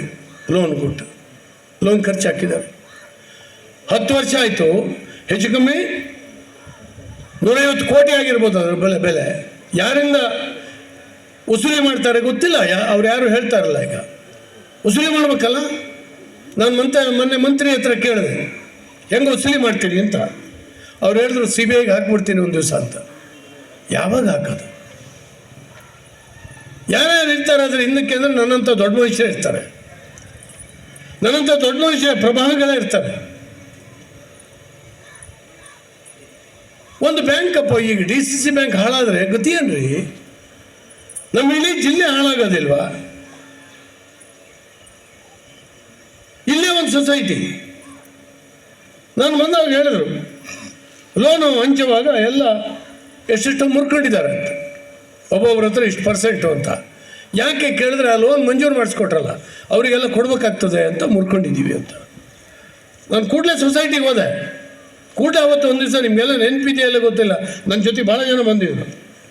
ಕೇಳಿದೆ, ಹುಷಾರಿಟ್ಗ, ಯಾಕೆ ಕೊಡೋದಿಲ್ಲ? ಇಲ್ಲ, ಸಂಘದ ಕಟ್ಟಡಕ್ಕೋಸ್ಕರ ಕಲೆಕ್ಟ್ ಮಾಡಿದ್ದೀನಿ. ಆಗ್ಲಪ್ಪ, ಕಲೆಕ್ಟ್ ಮಾಡಿದೆಯಲ್ಲ, ಜಮಾ ಖರ್ಚು ಎಲ್ಲಾಗಿದೆ? ಸೊಸೈಟಿ ಜಮಾ ಹಾಕಿದ್ದೀರಾ? ಲಕ್ಷಗಟ್ಟಲೆ ದುಡ್ಡು ನಿನ್ನ ಜೇಬಲ್ಲಿ ಹಂಗೆ ಇಟ್ಕೊಂಡೆ. ಒಂದೆರಡು ದಿವಸದಲ್ಲಿ ಜಮಾ ಮಾಡಿದೆ, ಮರ್ಯಾದೆಯಿಂದ ಆಯಿತು. ಇಲ್ಲದಿದ್ರೆ ನಾನು ಜನ ಕರ್ಕೊಂಡು ಬಂದು ಸಂಘದ ಬಾಗಿಲಲ್ಲಿ ಕೂತ್ಕೊಳ್ತೀನಿ. ಏನಾಗ್ತದೆ ಇವರೇ, ಅನೇಕ ಸರಿ ನಮ್ಮ ವೀಕ್ನೆಸ್ಗಳು, ನಾವು ಮಾತಾಡೋಕೆ ಭಯ, ನಮ್ಗೆ ನಾಳೆ ಏನು ಮಾಡಿಬಿಡ್ತೀವಿ. ಎಂತ ಮಾಡ್ತಾರೆ, ಎಂತ ಮಾತಾಡ್ತಾರೆ. ಈಗ ಉದಾಹರಣೆಗೆ ನಿನ್ನೆ ಜನರಲ್ ಬಾಡಿ ಇವರೇನೋ ತಪ್ಪು ಮಾಡಿದಾರಪ್ಪ, ಜನರಲ್ ಬಾಡಿಲಿ ನಿಂತ್ಕೊಂಡು ಹೇಳ್ಬೇಕಲ್ಲ ನೀವು, ನೋಡ್ರಿ ಇದು ಅಕೌಂಟ್ಸ್ ತಪ್ಪಿದೆ, ಇದು ಫಾಲ್ಟ್ ಇದೆ, ನೀವು ಸರಿ ಮಾಡ್ಕೊಳ್ಬೇಕು ಅಂತ ಹೇಳೋದಕ್ಕೂ ದಾಕ್ಷಿಣ್ಯ ಮಾಡ್ಕೊಂಡು ನೀವು ಕೂತ್ಕೊಳ್ಳೋದು. ಜನರಲ್ ಬಾಡಿ ಎಷ್ಟೊತ್ತಿಗೆ ಮುಗಿತದಪ್ಪ, ಎಷ್ಟೊತ್ತಿಗೆ ಊಟ ಹಾಕ್ತಾರೆ. ಕೆಲವರೆಲ್ಲ ಈಗ ನಾನ್ ವೆಜ್ ಊಟ ಶುರು ಮಾಡಿದ್ದಾರೆ ಸೊಸೈಟಿನ. ನಾನ್ ವೆಜ್ ಏನಾದರೂ ವಾಸನೆ ಬರ್ತಾ ಇದ್ದಂಗೆ ಒಂದು ಕಾಲ ಹತ್ಲಾಗೆ ಓಡಾಗಿ ಮೊದಲೇ ಪಂಕ್ತಿ ಕೂತ್ಕೋಬೇಕು ಅಂತ. ಇಲ್ಲಿ ಯಾರು ಕೇಳೋರಿಲ್ಲ, ಪ್ರಶ್ನೆ ಕೇಳೋರಿಲ್ಲ, ಸಮಸ್ಯೆ ಎತ್ತೋರಿಲ್ಲ, ಆಡಿಟ್ ರಿಪೋರ್ಟ್ ಬಗ್ಗೆ ಮಾತಾಡೋರಿಲ್ಲ. ನಾನು ಯಾರನ್ನು ಟೀಕೆ ಮಾಡಲಿಕ್ಕಾಗಿ ಹೇಳ್ತಾ ಇಲ್ಲ. ಒಂದು ಸಹಕಾರ ಸಂಸ್ಥೆ ಅದು ಖಾಸಗಿ ಸೊತ್ತಲ್ಲ, ಅದು ನಮ್ಮೆಲ್ಲರದ್ದು ಆಸ್ತಿ. ಇದು ಸಂಸ್ಥೆ ಅದು ಹಾಳಾಯಿತು ಅಂದರೆ ನಮ್ಮೆಲ್ಲರದು ಬದುಕು ಹಾಳಾದಂಗೆ ಆಗ್ತದೆ, ನಮ್ಮ ಶೇರ್ ಹೋಗ್ತದೆ. ನಾವು ಗಟ್ಟಿಯಾಗಿರಬೇಕು. ಎಲ್ಲಿವರೆಗೆ ಪ್ರಜ್ಞಾವಂತ ಷೇರುದಾರ ಇರ್ತಾನೆ ಅಲ್ಲಿಯವರೆಗೆ ಪ್ರಜ್ಞಾವಂತ ಆಡಳಿತ ಮಂಡಳಿ ಇರ್ತದೆ. ಪ್ರಜ್ಞಾವಂತ ಆಡಳಿತ ಮಂಡಳಿ ಎಲ್ಲಿವರೆಗೆ ಇರ್ತದೆ ಆ ಸಹಕಾರಿ ಸಂಘ ಅತ್ಯುನ್ನತವಾಗಿ ಬೆಳೀತದೆ, ಅತ್ಯುನ್ನತವಾಗಿ ಬೆಳೀತದೆ. ಎಷ್ಟು ಈ ಕೆಲವು ಸಹಕಾರಿ ಸಂಘಗಳು ನಾರ್ತ್ ಕೆನರಾಕ್ಕೆ ಹೋಗ್ಬೇಕು. ನಾನು ಹೋಗಿದ್ದೀನಿ, ನೋಡಿದ್ದೀನಿ. ಏನಿಲ್ಲ, ಮನೆಯಲ್ಲಿ ಇನ್ನೊಂದು ಸೌತ್ ಕೆನರಾದಲ್ಲಿದೆ, ನಾನು ಹೋಗಿದ್ದೆ. ಇಡುಕಿದು ಅಂತೇಳಿ ಹೇಳಿ ಒಂದು ಹಳ್ಳಿ ಇದೆ. ಅಲ್ಲಿ ಒಂದು ಪಂಚಾಯಿತಿ ಏರಿಯಾದಲ್ಲಿ 5 ಬ್ರಾಂಚ್ ಇದೆ ಅವ್ರದ್ದು. 5 ಬ್ರಾಂಚ್, 400 ಕೋಟಿನ ಅಲ್ಲ 400 ಕೋಟಿ ರೂಪಾಯಿ ವ್ಯವಹಾರ ಅವ್ರದ್ದು. ನೀವು ಯೋಚನೆ ಮಾಡಿ, ಒಂದು ಸಹಕಾರ ಸಂಘ 400 ಕೋಟಿ. ಅದು ಶತಮಾನೋತ್ಸವಕ್ಕೆ ನಮ್ಮನ್ನು ಕರೆದಿದ್ರು. ನಾನು ಅದನ್ನು ಹೋಗಿದ್ದೆ. ನನಗೆ ಅದ್ರ ರಿಪೋರ್ಟ್ ಕೇಳಿ ಅತ್ಯಂತ ಆಶ್ಚರ್ಯ ಆಯಿತು. ಅವ್ರು ಹೇಳಿದ್ರು, ಸರ್ ನಾವು DCC ಬ್ಯಾಂಕಿಗೆ ದುಡ್ಡು ಕೇಳಕ್ಕೆ ಹೋಗಲ್ಲ, ಬ್ಯಾಂಕಲ್ಲಿ ಬೇರೆ ಬೇರೆ ಬ್ಯಾಂಕಲ್ಲಿ ದುಡ್ಡು ತರೋದಿಲ್ಲ, ನಮ್ಮ ರೈತರೇ ತಂದು ನಮ್ಮ ಡಿಪಾಸಿಟ್ ಇಡ್ತಾರೆ, ನಮ್ಗೆ ಸಾಕು ಜಾಸ್ತಿ ಆಗುತ್ತದು. ಯಾಕೆ ಡಿಪಾಸಿಟ್ ಇಡ್ತಾರೆ ಹೇಳಿ? ಈ ಸೊಸೈಟಿನಲ್ಲಿ ಡಿಪಾಸಿಟ್ ಮಾಡಬೇಕು ಅಂತ ಹೇಳಿದ್ರೆ ಇಲ್ಲಿ ಇರೋರು ಗಣ್ಯರು ಇದ್ದಾರಲ್ಲ, ಇವ್ರ ಮೇಲೆ ನಂಬಿಕೆ ಭರವಸೆ ಮೇಲೆ ಒಬ್ಬ ಡಿಪಾಸಿಟ್ ತಂದು ಹಾಕ್ತಾನೆ. ತನ್ನ ದುಡಿಮೆ ಹಣ 1 ಲಕ್ಷ ರೂಪಾಯಿ ನನ್ನ ಮನೆಯಲ್ಲಿ ಇಟ್ಕೊಂಡ್ರೆ ಅದೇನು ಬೆಳೆಯೋದಿಲ್ಲ. ಇಲ್ಲಿ ತಂದು ಇಟ್ಟರೆ ಅದಕ್ಕೊಂದು 8%, 9%, 10% ಕೊಡ್ತಾರೆ. ಅದನ್ನು ಬಳಕೆ ಮಾಡ್ಕೊಂಡು ಆ ಸೊಸೈಟಿನ ಎತ್ತೋ ಕೆಲಸ ಮಾಡು. 10% ಬಡ್ಡಿನಲ್ಲಿ ಯಾರು ಬೇಕಾದ್ರೂ ಈಗ ದುಡ್ಡು ಕೊಡ್ತಾರೆ. ಒಟ್ಟು ನಾವು ನಂಬಿಕಸ್ಥರಾಗಿರ್ಬೇಕು, ಯಾರು ಬೇಕಾದ್ರೂ ಕೊಡ್ತಾರೆ. ಯಾಕಂದ್ರೆ ನಮ್ಮ ಬ್ಯಾಂಕ್ಗಳಲ್ಲಿ 7.5%, 6% ಕೊಡ್ತಾರೆ. ಸೀನಿಯರ್ ಸಿಟಿಸನಿಗೆ 7.5% ಅಂತ ಕಾಣಿಸ್ತದೆ FD. ನಮ್ಮ ಸೊಸೈಟಿನಲ್ಲಿ ನಾನು ಹೇಳ್ತೀನಿ ನಿಮಗೆ 10% ಕೊಡಿ, ನೀವು ಏನೂ ತೊಂದರೆ ಆಗೋದಿಲ್ಲ. ನೀವು ಸಾಲ 15%ಗೋ 14%ಗೋ 13%ಗೋ ಕೊಡ್ತೀರಿ. ಆ ಮಧ್ಯದ ಮಾರ್ಜಿನ್ನ ಲಾಭಾಂಶ. ಆ ಕೆಲಸ ಮಾಡುವಾಗ ಅವ್ರು ಇಡುಕಿದ್ದು ಸೊಸೈಟಿಯವ್ರು ಹೇಳಿದ್ರು, ನಾವು ಎಲ್ಲೂ ಕೂಡ ಸಾಲ ತರೋದಿಲ್ಲ. ನಮ್ಮ ಷೇರ್ದಾರರೇ ಕೆಲವರು ಅಡಿಕೆ ಮಾರಾಟ ಮಾಡಿ ತಂದು ಇಡ್ತಾರೆ, ಇಟ್ಕೊಳ್ರಿ ಮಾರಾರೆ ಅಂತ. ಕೆಲವರು ವಾಪಸ್ ಕೊಟ್ಟು, ಅಷ್ಟು ಭರವಸೆ, ನಂಬಿಕೆ. ಮತ್ತು ಆ ಷೇರ್ದಾರರಿಗೆ ಏನು ಅಗತ್ಯ ಇದೆ ಅದೆಲ್ಲ ಗೂಡ್ಸನ್ನು ಅಲ್ಲಿ ಇಡ್ತಾರೆ. ಅಲ್ಲಿ ದೊಡ್ಡ ವ್ಯಾಪಾರ. ಅಲ್ಲಿ ಇಲ್ದಿದ್ದನ್ನು ಅಂಗಡಿಲಿ ಹೋಗಿ ಕೊಂಡ್ಕೊಳ್ತಾನವ ಷೇರ್ದಾರ. ಇಷ್ಟು ಚೆನ್ನಾಗಿ ಪ್ರಜ್ಞಾವಂತಿಕೆಯಿಂದ ಅವರು ವ್ಯವಹರಿಸೋದ್ರಿಂದ ಆಗ್ತದೆ. ಎಷ್ಟು ಮಟ್ಟಿಗೆ ಅಂದರೆ ನಾನೊಂದು ನಾರ್ತ್ ಕೇಂದ್ರದಲ್ಲಿ ಒಂದು ಸೊಸೈಟಿ ನೋಡಿದೆ. ನಾನು ಕೂತ್ಕೊಂಡಾಗ ಒಬ್ಬ ರೈತರು ಫೋನ್ ಮಾಡ್ತಾರೆ, 10 ಮೂಟೆ ಹಿಂಡಿ ಕಳಿಸ್ಕೊಡ್ರಿ ಅಂತ. ತನ್ನ ಮನೆಗೆ ಬೇಕಾದಂಥ 10 ಮೂಟೆ ಹಿಂಡಿ ಸೊಸೈಟಿ ಇವರು ಒಂದು ಸಣ್ಣ ರಿಕ್ಷಾದ ಗೂಡ್ಸ್ ರಿಕ್ಷಾದಲ್ಲಿ ಹಾಕಿ ಆ ರೈತನ ಮನೆಗೆ ಕಳಿಸ್ತಾನೆ ನಾವು ಕಾರ್ಯದರ್ಶಿ. ಮನೇಲಿ ಕೂತ್ಕೊಂಡು ಫೋನ್ ಮಾಡಿದ್ರೆ ಇಲ್ಲಿ ಬರ್ತದೆ. ಇಡೀ ಮನೆ ವ್ಯವಹಾರವನ್ನೆಲ್ಲ ಆ ಸೊಸೈಟಿ ನೋಡ್ಕೊಳ್ಳುತ್ತೆ. ಅಡಿಕೆ ಆದ ಕೂಡಲೇ ಅಡಿಕೆ ಪ್ರೋಸೆಸ್ ಆದ್ರ ಮೇಲೆ ಅಡಿಕೆ ತರಲಿಕ್ಕೆ ಲಾರಿ ಕಳಿಸ್ತದೆ ಸೊಸೈಟಿ. ವಾಪಸ್ ತಂದು ಅಡಿಕೆನ ಮಾರಾಟ ಮಾಡಿ ಅವ್ರ ಹೆಸರಿಗೆ ಜಮಾ ಮಾಡುತ್ತೆ. ಪ್ರತಿಯೊಂದು ಒಬ್ಬ ಷೇರುದಾರನ ಇಡೀ ಫ್ಯಾಮಿಲಿ ಬೇಕು ಬೇಡಗಳನ್ನು ಪೂರೈಸುವ ಕೆಲಸಗಳನ್ನು ಸೊಸೈಟಿ ಮಾಡುತ್ತೆ. ನಾನು ಯಾಕೆ ಹೇಳ್ತಾ ಇದ್ದೀನಿ ಅಂದರೆ, ಒಂದು ಸಂಘಟನೆಯನ್ನು ಕಟ್ಟೋದು ಇವತ್ತು ಮೊದಲನೇ ಹೆಜ್ಜೆ ಅವ್ರದ್ದು. ಇವೆಲ್ಲ ಒಂದು ಕಲ್ಪನೆ ಆಗಿರಲಿ ನಿಮಗೆ. ಅತ್ಯಂತ ಉನ್ನತವಾದಂಥ ಸಹಕಾರ ಸಂಸ್ಥೆಯನ್ನು ಯಾರು ಹೆಂಗೆ ಕಟ್ಟಿದ್ದಾರೆ ಅನ್ನುವಂಥ ಕಲ್ಪನೆ ಇಲ್ಲಿದ್ದಂಥ ಡೈರೆಕ್ಟರ್ಗಳಲ್ಲಿ ಇರಬೇಕು, ಒಂದು ಕನಸಿರ್ಬೇಕು. ಕೇವಲ ಯಾರೋ ಒಂದು 100 ಜನಕ್ಕೆ ಸಾಲ ಕೊಟ್ಟೆ, ಸಾಲ ವಸೂಲಿ ಮಾಡಿದ್ರೆ ಅಲ್ಲ, ಇನ್ನಷ್ಟು ಮುಂದೆ ಹೋಗೋದು ಹೇಗೆ? ಒಂದು ಸಹಕಾರಿ ಸಂಸ್ಥೆ ಒಬ್ಬ ಮನುಷ್ಯನ ಆರ್ಥಿಕ ಚಟುವಟಿಕೆಯನ್ನು ಹೇಗೆ ಸಹಾಯ ಮಾಡ್ಬೋದು, ಇದನ್ನು ಯೋಚನೆ ಮಾಡಿದ್ರೆ ನಮ್ಮ ಊರು ಸಮೃದ್ಧಿ ಇರ್ತದೆ, ನಮ್ಮ ಊರು ಶಾಂತಿಯಿಂದ ಇರ್ತದೆ, ನಮ್ಮ ಜನರ ಕೈಯಲ್ಲಿ 4 ಕಾಸು ಓಡಾಡ್ತದೆ, ಆನಂದವಾಗಿ ಜೀವನ ಮಾಡಲಿಕ್ಕಾಗ್ತದೆ. ಅಂಥ ಶಕ್ತಿಯನ್ನು ನಮ್ಮ ಸಹಕಾರಿ ಕೊಡಬೇಕು. ಇದು ಸಹಕಾರ ಸಂಸ್ಥೆ ಆ ಒಂದು ಕಾಯ್ದೆ ಅಡಿ ರಚಿತವಾಗಿರ್ತಕ್ಕಂಥದ್ದಲ್ಲ.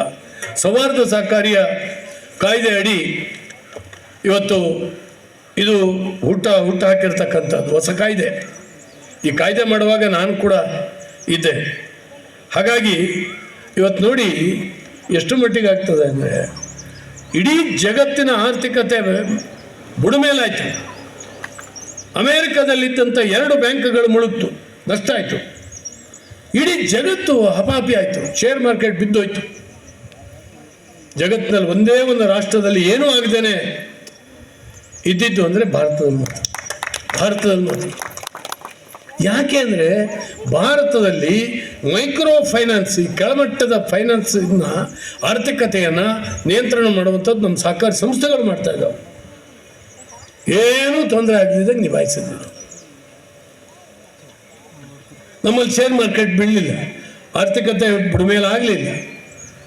ಇದು ತಾಕತ್ತಿವತ್ತು. ಹಾಗಾಗಿ ಇವತ್ತು ನೋಡಿ, ಕೇಂದ್ರ ಸರ್ಕಾರದಲ್ಲಿ ಅಗ್ರಿಕಲ್ಚರ್ ಡಿಪಾರ್ಟ್ಮೆಂಟಲ್ಲಿ ಇತ್ತು ಈ ಸಹಕಾರಿ ಮೊದಲು ಕೇಂದ್ರ ಸರ್ಕಾರದಲ್ಲಿ. ಇವತ್ತು ಸಹಕಾರಿ ಇಲಾಖೆಯನ್ನು ಪ್ರತ್ಯೇಕ ಮಾಡಿ ಅದರಲ್ಲಿ ನಮ್ಮ ಅಮಿತ್ ಶಾ ಅವರು ಕೇಂದ್ರದ ಮೊದಲನೆಯ ಸಹಕಾರಿ ಮಂತ್ರಿ. ಒಂದು ಇಲಾಖೆಗೆ ಮಂತ್ರಿ ಇರಲ್ಲ ಅದಕ್ಕೆ. ಯಾಕೆ ಅಂದರೆ ಇಡೀ ಸಹಕಾರಿ ರಂಗವನ್ನು ನಾವು ಬೆಳೆಸಬೇಕು, ಅದಕ್ಕೆ ಹಣ ಕೊಡಬೇಕು, ಸಹಾಯ ಮಾಡಬೇಕು. ಅದರಿಂದಾಗಿ ಕಟ್ಟಕಡೆಯ ಮನುಷ್ಯನ ಆರ್ಥಿಕತೆಯನ್ನು ಬಲಗೊಳಿಸಬೇಕು ಅನ್ನುವಂಥದ್ದು ಸಂಗತಿ. ಇವತ್ತು ನೋಡಿ, 24ನೇ ಇಸ್ವಿ ಕೊನೆ ಒಳಗಡೆ ರೈತನ ಆದಾಯವನ್ನು ದುಪ್ಪಟ್ಟುಗೊಳಿಸ್ತೇವೆ ಅಂತ ಹೇಳಿ ದೇಶದ ಪ್ರಧಾನಮಂತ್ರಿ ಹೇಳಿದ್ರು. ಕೇವಲ ಹೇಳಿದ್ದಲ್ಲ, FPOಗಳನ್ನು ಹುಟ್ಟಾಕಿದ್ದಾರೆ ಇಡೀ ದೇಶದಲ್ಲಿ. ನೀವು ಕೂಡ ಇಲ್ಲಿ ಮಾಡಬೇಕು, ನಗರದಲ್ಲಿ ಒಂದು FPO, ಫಾರ್ಮರ್ಸ್ ಪ್ರೊಡ್ಯೂಸರ್ಸ್ ಆಗಿದೆಯಲ್ಲ, ಹೊಸನಗರದಲ್ಲಿ ಆಗಿದೆ. ಷೇರ್ದಾರರು ಇಲ್ಲೂ ಕೂಡ ಇದ್ದಾರೆ. ಯಾಕೆಂದರೆ ನಾವು ಬೆಳೆಗಾರರು ಏನಿದ್ದೇವೆ, ನಾವು ಒಂದು ಕಂಪನಿ, ಅದು ಸೊಸೈಟಿ ಅಲ್ಲ, ಕಂಪನಿ ಆ್ಯಕ್ಟ್ ಅಡಿ ಅದು ರಿಜಿಸ್ಟ್ರೇಷನ್ ಆಗ್ತದೆ. ಎಷ್ಟು ಮಟ್ಟಿಗೆ ಅಂದರೆ, ಫಾರಿನಿಗೆ ನಮ್ಮ ವಸ್ತುಗಳನ್ನ, ಬೆಳೆದಂಥ ವಸ್ತುಗಳನ್ನ ವಿದೇಶಕ್ಕೆ ರಫ್ತು ಮಾಡಲಿಕ್ಕೆ ಕೂಡ ಲೈಸೆನ್ಸ್ ಕೊಡ್ತಾರೆ, ಆಮದು ಮಾಡ್ಕೊಳ್ಳಿಕ್ಕೆ ಲೈಸೆನ್ಸ್ ಕೊಡ್ತಾರೆ. ಸಾಮಾನ್ಯದಲ್ಲ, ರಫ್ತು ಆಮದು ಲೈಸೆನ್ಸ್ ಪಡೆಯೋಕ್ಕೆ ಭಾಳ ಕಷ್ಟ ಉಂಟು. ಆದರೆ FPOಗಳಿಗೆ ಇವತ್ತು ಕೊಡ್ತಾ ಇದೆ ಕೇಂದ್ರ ಸರ್ಕಾರ. ಹಾಗಾಗಿ ಬೆಳೆಗಾರ ಮತ್ತು ಬಳಕೆದಾರ ಇವರ ನಡುವಿನ ಅಂತರ ಕಮ್ಮಿ ಆಗಬೇಕು, ಮಧ್ಯವರ್ತಿಗಳ ಹಾವಳಿ ತಪ್ಪಬೇಕು. ನಾನು ಮೊನ್ನೆ ದಿನ ನಮ್ಮ ಇದು APMC ಮಿನಿಸ್ಟ್ರು ಬಂದಿದ್ರು. APMC ಆ್ಯಕ್ಟನ್ನು ಚೇಂಜ್ ಮಾಡಬೇಕು ಅಂತ ಹೇಳಿ ವಿಧಾನಸಭೆಯಲ್ಲಿ ಬಂತು. ಯಾಕೆ ಅಂದರೆ ಕೇಂದ್ರ ಸರ್ಕಾರ APMC ಕಾಯ್ದೆಯನ್ನು ತಿದ್ದುಪಡಿ ಮಾಡ್ತು ಹಿಂದೆ. ಅದಕ್ಕಾಗಿ ಇಲ್ಲಿ ದೊಡ್ಡ ಗಲಾಟೆ ತಿದ್ದುಪಡಿ ಮಾಡಬೇಕು ಅಂತ ವಿಧಾನಸಭೆಯಲ್ಲಿ ನಾನು ಹೆಚ್ಚು ಕಮ್ಮಿ 1.5 ಗಂಟೆ ವಾದ ಮಾಡಿದೆ. ಯಾತಕ್ಕಾಗಿ ತಿದ್ದುಪಡಿ ಮಾಡಬಾರ್ದು, ಕೇಂದ್ರ ಸರ್ಕಾರದ ಕಾಯ್ದೆ ಎಷ್ಟು ಚೆನ್ನಾಗಿದೆ ಅಂತ ಹೇಳಿದೆ. ನಾನು ಕೇಳಲಿಲ್ಲ, ಒಂಥರ ಪ್ರಿಜುಡಿಸ್. ಕೇಂದ್ರ ಸರ್ಕಾರ BJPದು ಅದು ಮಾಡಿದೆ, ನಾವು ಚೇಂಜ್ ಮಾಡಬೇಕು ಅಂತ ಮೊನ್ನೆ ಬಂದಾಗ ಹೇಳಿದೆ. ಈ ವಿಧಾನ ಪರಿಷತ್ನಲ್ಲಿ ನಮ್ಮದು ಮೆಜಾರಿಟಿ ಇತ್ತು, ಆ ಕಾಯ್ದೆಯನ್ನು ಕೆಡಗಿದ್ವಿ, ಕಾಯ್ದೆ ಪಾಸಾಗಕ್ಕೆ ಬಿಡಲಿಲ್ಲ. ಈಗ ಸದನ ಸಮಿತಿ ಮಾಡಿ ಮಂತ್ರಿಗಳ ಅಧ್ಯಕ್ಷತೆಯಲ್ಲಿ ಎಲ್ಲ ಕಳಿಸಿದ್ದಾರೆ. ಮೊನ್ನೆ ಶಿವಮೊಗ್ಗ ಬಂದೆ. ನಾನು ಹೇಳಿದೆ, ಅಲ್ಲಪ್ಪ, APMC ಒಳಗಡೆ ತಗೊಂಡೋದ್ರೆ ನನ್ನ 1 ಕ್ವಿಂಟಾಲ್ ಅಡಿಕೆ ಮಾರಾಟಕ್ಕೆ 1600 ರೂಪಾಯಿ ನಂಗೆ ಖರ್ಚು ಬರುತ್ತೆ. ಯೋಚನೆ ಮಾಡಿ, ನನ್ನ 1 ಕ್ವಿಂಟಾಲ್ ಅಡಿಕೆ ನಾನು ಮಾರಾಟ ಮಾಡಲಿಕ್ಕೆ, ಮಾರ್ಕೆಟ್ ಮಾಡಲಿಕ್ಕೆ 1600 ರೂಪಾಯಿ ನಾನು ಖರ್ಚು ಮಾಡ್ತೀನಿ. ದಲ್ಲಾಳಿ ಕಮಿಷನ್ನು, ಹಮಾಲಿ, ಟ್ರಾನ್ಸ್ಪೋರ್ಟೇಷನ್ನು, APMC ಸೆಸ್ಸು ಇವೆಲ್ಲವೂ ಹೋಗಿ 1600 ರೂಪಾಯಿ. ನಾನು ಕೇಳಿದೆ, ನಾನು ಅಲ್ಲಿ ರೈತ ಸಂಘದ ಮುಖಂಡರಿದ್ದರು ಕೆಲವರು, ಅವ್ರಿಗೆ ಗೊತ್ತೇ ಇಲ್ಲ ಇದು. ನಾನು ಹೇಳಿದೆ ರೈತ ಸಂಘದ ಮುಖಂಡರಿಗೆ, ಎಲ್ಲ ರೀ ನನಗೊಂದು ಸ್ವಾತಂತ್ರ್ಯ ಇರಬೇಕು, ನಾನು ಬೇಕು ಅಂತ ಹೇಳಿದ್ರೆ APMC ಒಳಗಡೆ ಮಾರಾಟ ಮಾಡು. ನನ್ನ ಮನೆ ಬಾಗಿಲಿಗೆ ಯಾರೋ ಒಬ್ಬ ಖರೀದಿ ಮಾಡೋಕ್ಕೆ ಬರ್ತಾನೆ, ಅಲ್ಲಿ ತೊಗೊಂಡೋದ್ರೆ 1600 ರೂಪಾಯಿ ನಿಂಗೆ ಖರ್ಚಾಗ್ತದಪ್ಪ, ನಿನಗೊಂದು 1000 ರೂಪಾಯಿ ಎಕ್ಸ್ಟ್ರಾ ಕೊಡ್ತೀನಿ ಅಂತಾನೆ. ನಾನು ಯಾಕೆ ಕೊಡಬಾರ್ದು? ಇವತ್ತು ಆ ಕಾಯ್ದೆ ಏನಾದರೂ ಚೇಂಜ್ ಆದರೆ ಕರ್ನಾಟಕ ರಾಜ್ಯದಲ್ಲಿ APMC ಹೊರಗಡೆ ನೀವು ಮಾರಾಟ ಮಾಡಿದ್ರೆ 3 ತಿಂಗಳು ಜೈಲು ನಿಮಗೆ, ಮತ್ತೆ ಎಷ್ಟೋ ಪೆನಾಲ್ಟಿ. ಈ ಕಾಯ್ದೆ ತರ್ತಾ ಇದೆ ಕರ್ನಾಟಕ ಸರ್ಕಾರ. ನಾನು ಹೇಳಿದೆ, ಯಾವ ಕಾರಣಕ್ಕೂ ನೀವು ತರಬಾರ್ದು, ರೈತನಿಗೆ ಈ ಸ್ವಾತಂತ್ರ್ಯ ನೀವು ಕೊಡಬೇಕು. ಅದಿಲ್ಲದೆ ಇದ್ರೆ ಏನು ರೀ ಇದು? ಹಿಂದೆಲ್ಲ ಹೆಬ್ಬೆಟ್ಟು ಹೊತ್ತಕ್ಕಂಥ ರೈತ ಇದ್ದ, ಅಳತೆ ತೂಕ ಗೊತ್ತಿರಲಿಲ್ಲ, ಅಳತೆ ಗೊತ್ತಿರಲಿಲ್ಲ, ಮಾರ್ಕೆಟ್ ಗೊತ್ತಿರಲಿಲ್ಲ. ಇವತ್ತು ನನ್ನಂಥ ಸಣ್ಣ ಬೆಳೆಗಾರನು ಒಂದು ತಕಡಿ ಇಟ್ಕೊಂಡಿದ್ದೆ ಮನೇಲಿ. ನಾನು ಮೂಟೆ ಮಾಡಿ ಕರೆಕ್ಟಾಗಿ 75 ಕಿಲೋ ಮೂಟೆ ಮಾಡಿ ಅಲ್ಲಿ ಕಳಿಸ್ತೀನಿ. 100 ಗ್ರಾಮ್ ವ್ಯತ್ಯಾಸ ಬಂದರೆ ನಾನು ಫೋನ್ ಮಾಡ್ತೀನಿ, ಯಾಕಪ್ಪ 100 ಗ್ರಾಮ್ ಯಾಕೆ ಕಮ್ಮಿ ಬಂದಿದೆ ಅಂತ. ಇಷ್ಟು ಬುದ್ಧಿವಂತರಾಗಿದ್ದೀವಿ ನಾವು ರೈತರು. ಇವತ್ತು ನಮಗೆ APMCನಲ್ಲಿ ಕಳಿಸಿ 1600 ರೂಪಾಯಿ ಎಕ್ಸ್ಟ್ರಾ ನಾವು ಖರ್ಚು ಮಾಡಬೇಕು ಅಂದರೆ ನೀವು ಯೋಚನೆ ಮಾಡೋದಕ್ಕೆ ನಾನು ಹೇಳಿದ್ದೆ, ಸರ್ಕಾರಗಳು ಎಂಥ ಮೂರ್ಖತನದ ಒಂದೊಂದ್ಸರಿ ನಿರ್ಣಯಗಳನ್ನು ತಗೊಳ್ತಾರೆ ಅಂತ.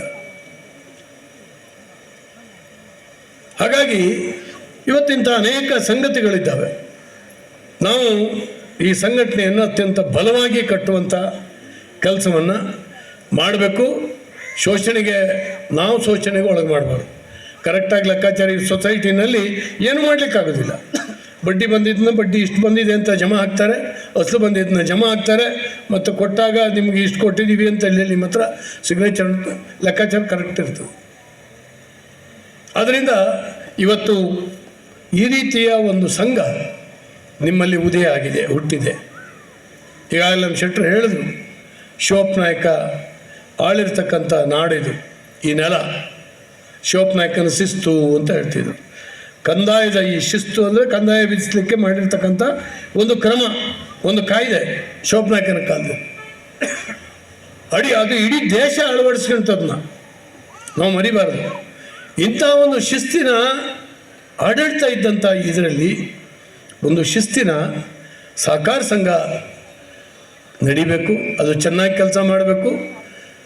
ಅದು ಈ ಭಾಗದ ಜನರನ್ನು ಆರ್ಥಿಕ ಶೋಷಣೆಯಿಂದ ಹೊರಗೆ ತರಬೇಕು. ಅವರ ಬದುಕಿಗೆ ಒಂದು ಆಶ್ರಯವಾಗಿ ನಿಲ್ಲಬೇಕು ಅನ್ನುವಂಥ ಮಾತನ್ನು ಈ ಸಂದರ್ಭದಲ್ಲಿ ಹೇಳ್ತಾ ಹೆಚ್ಚು ಮಾತನಾಡಲಿಕ್ಕೆ ಹೋಗೋದಿಲ್ಲ. ನನಗೆ 7-8 ಕಾರ್ಯಕ್ರಮಗಳಿದ್ದಾವೆ, ದಯವಿಟ್ಟು ಕ್ಷಮಿಸಿ. ನಾನು ಮಧ್ಯದಲ್ಲಿ ಹೋಗ್ತಾ ಇದ್ದೀನಿ, ಮುಂದುವರಿಸಿ ನೀವು ಸಭೆನ. ಒಳ್ಳೆಯದಾಗಲಿ, ನನ್ನ ಕಡೆಯಿಂದ ಉದ್ಘಾಟನೆ ಮಾಡಿಸಿದ್ದೀರಿ. ಹೇಳ್ತಾರೋ ಜ್ಞಾನೇಂದ್ರ ಅವರ ಅಮೃತ ಹಸ್ತದಿಂದ ಉದ್ಘಾಟನೆ ಆಯಿತು ಅಂತ. ಈ ಸೊಸೈಟಿ ಚೆನ್ನಾಗಿ ನಡೆದ್ರೆ ನನ್ನ ಹಸ್ತ ಅಮೃತ, ಚೆನ್ನಾಗಿ ನಡೀತಾ ಇದ್ದರೆ ನನ್ನ ಹಸ್ತ ಅಮೃತ ಹಸ್ತ ಆಗ್ತದೆ. ಹಾಗಾಗಿ ಎಲ್ಲರಲ್ಲಿ ನಿಮ್ಮಲ್ಲಿ ಬೇಡ್ಕೊಳ್ಳೋದು ನನ್ನ ಹಸ್ತ ಅಮೃತ ಆಗೋ ಹಾಗೆ ನೀವೆಲ್ಲರೂ ಮಾಡಿ. ನಾನೇ ಊರಿಗೆ ಬಂದಾಗಲೂ ಕೇಳ್ತಾ ಇರ್ತೀನಿ ಈ ಸಂಘ ಹೆಂಗೆ ನಡೀತಾ ಇದೆ ಅಂತೇಳಿ. ಚೆನ್ನಾಗಿ ನಡೀಲಿ. ಬಹಳ ಉತ್ಸಾಹಿಗಳು, ಬಹಳ ಪ್ರಾಮಾಣಿಕರು ಮತ್ತು ಸಾರ್ವಜನಿಕ ಬದುಕಿರುವಂಥ ಇವರೆಲ್ಲ ಸೇರಿ ಇವತ್ತು ಈ ಸಂಘ ಹುಟ್ಟಾಕ್ತಾರೆ. ನಿಮ್ಮ ಮೇಲೆ ಸಾವಿರಾರು ಕಣ್ಣುಗಳು ನೋಡ್ತಾ ಇದ್ದಾವೆ, ಹೆಂಗೆ ಮಾಡ್ತಾರೆ ಇದು ಅಂತ. ನೀವು ಮಾಡಿ ತೋರಿಸಿದ್ರೆ ಯಶಸ್ವಿ ಆಗಿಬಿಟ್ರೆ ಜನ ನಿಮ್ಗೆ ಅಭಿನಂದಿಸ್ತಾರೆ. ಆ ಕಾಲ ಬರಲಿ ಅಂತ ಹಾರೈಸಿ ನಾನು ಮಾತನ್ನು ಮುಗಿಸ್ತೇನೆ. ಧನ್ಯವಾದಗಳು ಸರ್. ಹುಲಿ ಭತ್ತದಿಂದ ಗೃಹಸ್ಥಾನದತ್ತ ಗೃಹ ಸಚಿವರಾಗಿ ಕಾರ್ಯವನ್ನು ನಿರ್ವಹಿಸಿ ನಮ್ಮ ಕ್ಷೇತ್ರಕ್ಕೆ ಕೀರ್ತಿಯನ್ನು ತಂದಿರತಕ್ಕಂಥ ಶುದ್ಧ ಹಸ್ತರು, ಅಮೃತ ಹಸ್ತರು ಆಗಿರ್ತಕ್ಕಂಥ ನಮ್ಮ ಮಾನ್ಯ ಶಾಸಕರು ಕಾರಣಾಂತರದಿಂದ ಈ ಕಾರ್ಯಕ್ರಮವನ್ನು ತೆರಳುತ್ತಿದ್ದಾರೆ. ತಮಗೆ ಅನಂತ ಧನ್ಯವಾದಗಳನ್ನು ಅರ್ಪಿಸ್ತಾ ಎಲ್ಲರ ಪರವಾಗಿ ಜೋರಾಗಿ ಒಮ್ಮೆ ಚಪ್ಪಾಳೆಯನ್ನು ತಟ್ಟುವ ಮೂಲಕ ಗೌರವಪೂರ್ವಕವಾಗಿ ತಮ್ಮನ್ನು ಬೀಳ್ಕೊಡ್ತಾ ಇದ್ದೇವೆ. ಅದೇ ರೀತಿ ಸಹಕಾರಿ ಸಂಸ್ಥೆಗೆ ಒಂದು ಕಿವಿಮಾತನ್ನು ಹೇಳಿದ್ದಾರೆ. ಸಾಲವನ್ನು ಕೊಂಬಾಗ ಹಾಲೋಗರ ಉಂಡಂತೆ ಸಾಲಿಗನು ಬಂದು ಎಳೆವಾಗ ಕಿಬ್ಬದಿಯ ಕೀಲು ಮುರಿದಂತೆ ಸರ್ವಜ್ಞ. ಎಲ್ಲ ವಿಚಾರಗಳನ್ನು ತಮ್ಮೊಂದಿಗೆ ಹಂಚಿಕೊಂಡದಕ್ಕಾಗಿ ಮತ್ತೊಮ್ಮೆ ಧನ್ಯವಾದಗಳನ್ನು ಹೇಳ್ತಾ, ಇನ್ನೋರ್ವರು ನಮ್ಮ ಅತಿಥಿ ಅಭ್ಯಾಗತರಾಗಿರ್ತಕ್ಕಂಥ ರಾಮಪ್ಪ ಗೌಡರು ಅವರನ್ನು ನಮ್ಮ ಸಂಘದ ಪರವಾಗಿ ತುಂಬ ಹೃದಯದಿಂದ ಗೌರವಿಸಬೇಕು ಅಂತೇಳಿ ಎನ್ ವೈ ಸುರೇಶ್ ಅವರಲ್ಲಿ ಮತ್ತು ಉಪಾಧ್ಯಕ್ಷ ಆಗಿರ್ತಕ್ಕಂಥ ಸುಬ್ರಹ್ಮಣ್ಯರವರಲ್ಲಿ ಎಲ್ಲರನ್ನ ಸೇರಿಸಿಕೊಂಡು ರಾಮಪ್ಪ ಗೌಡರನ್ನು ಗೌರವಿಸಬೇಕಂತ ಕೇಳಿಕೊಡ್ತಾ ಇದ್ದೇನೆ. ಆತ್ಮೀಯ ಸಹಕಾರಿ ಬಂಧುಗಳೇ,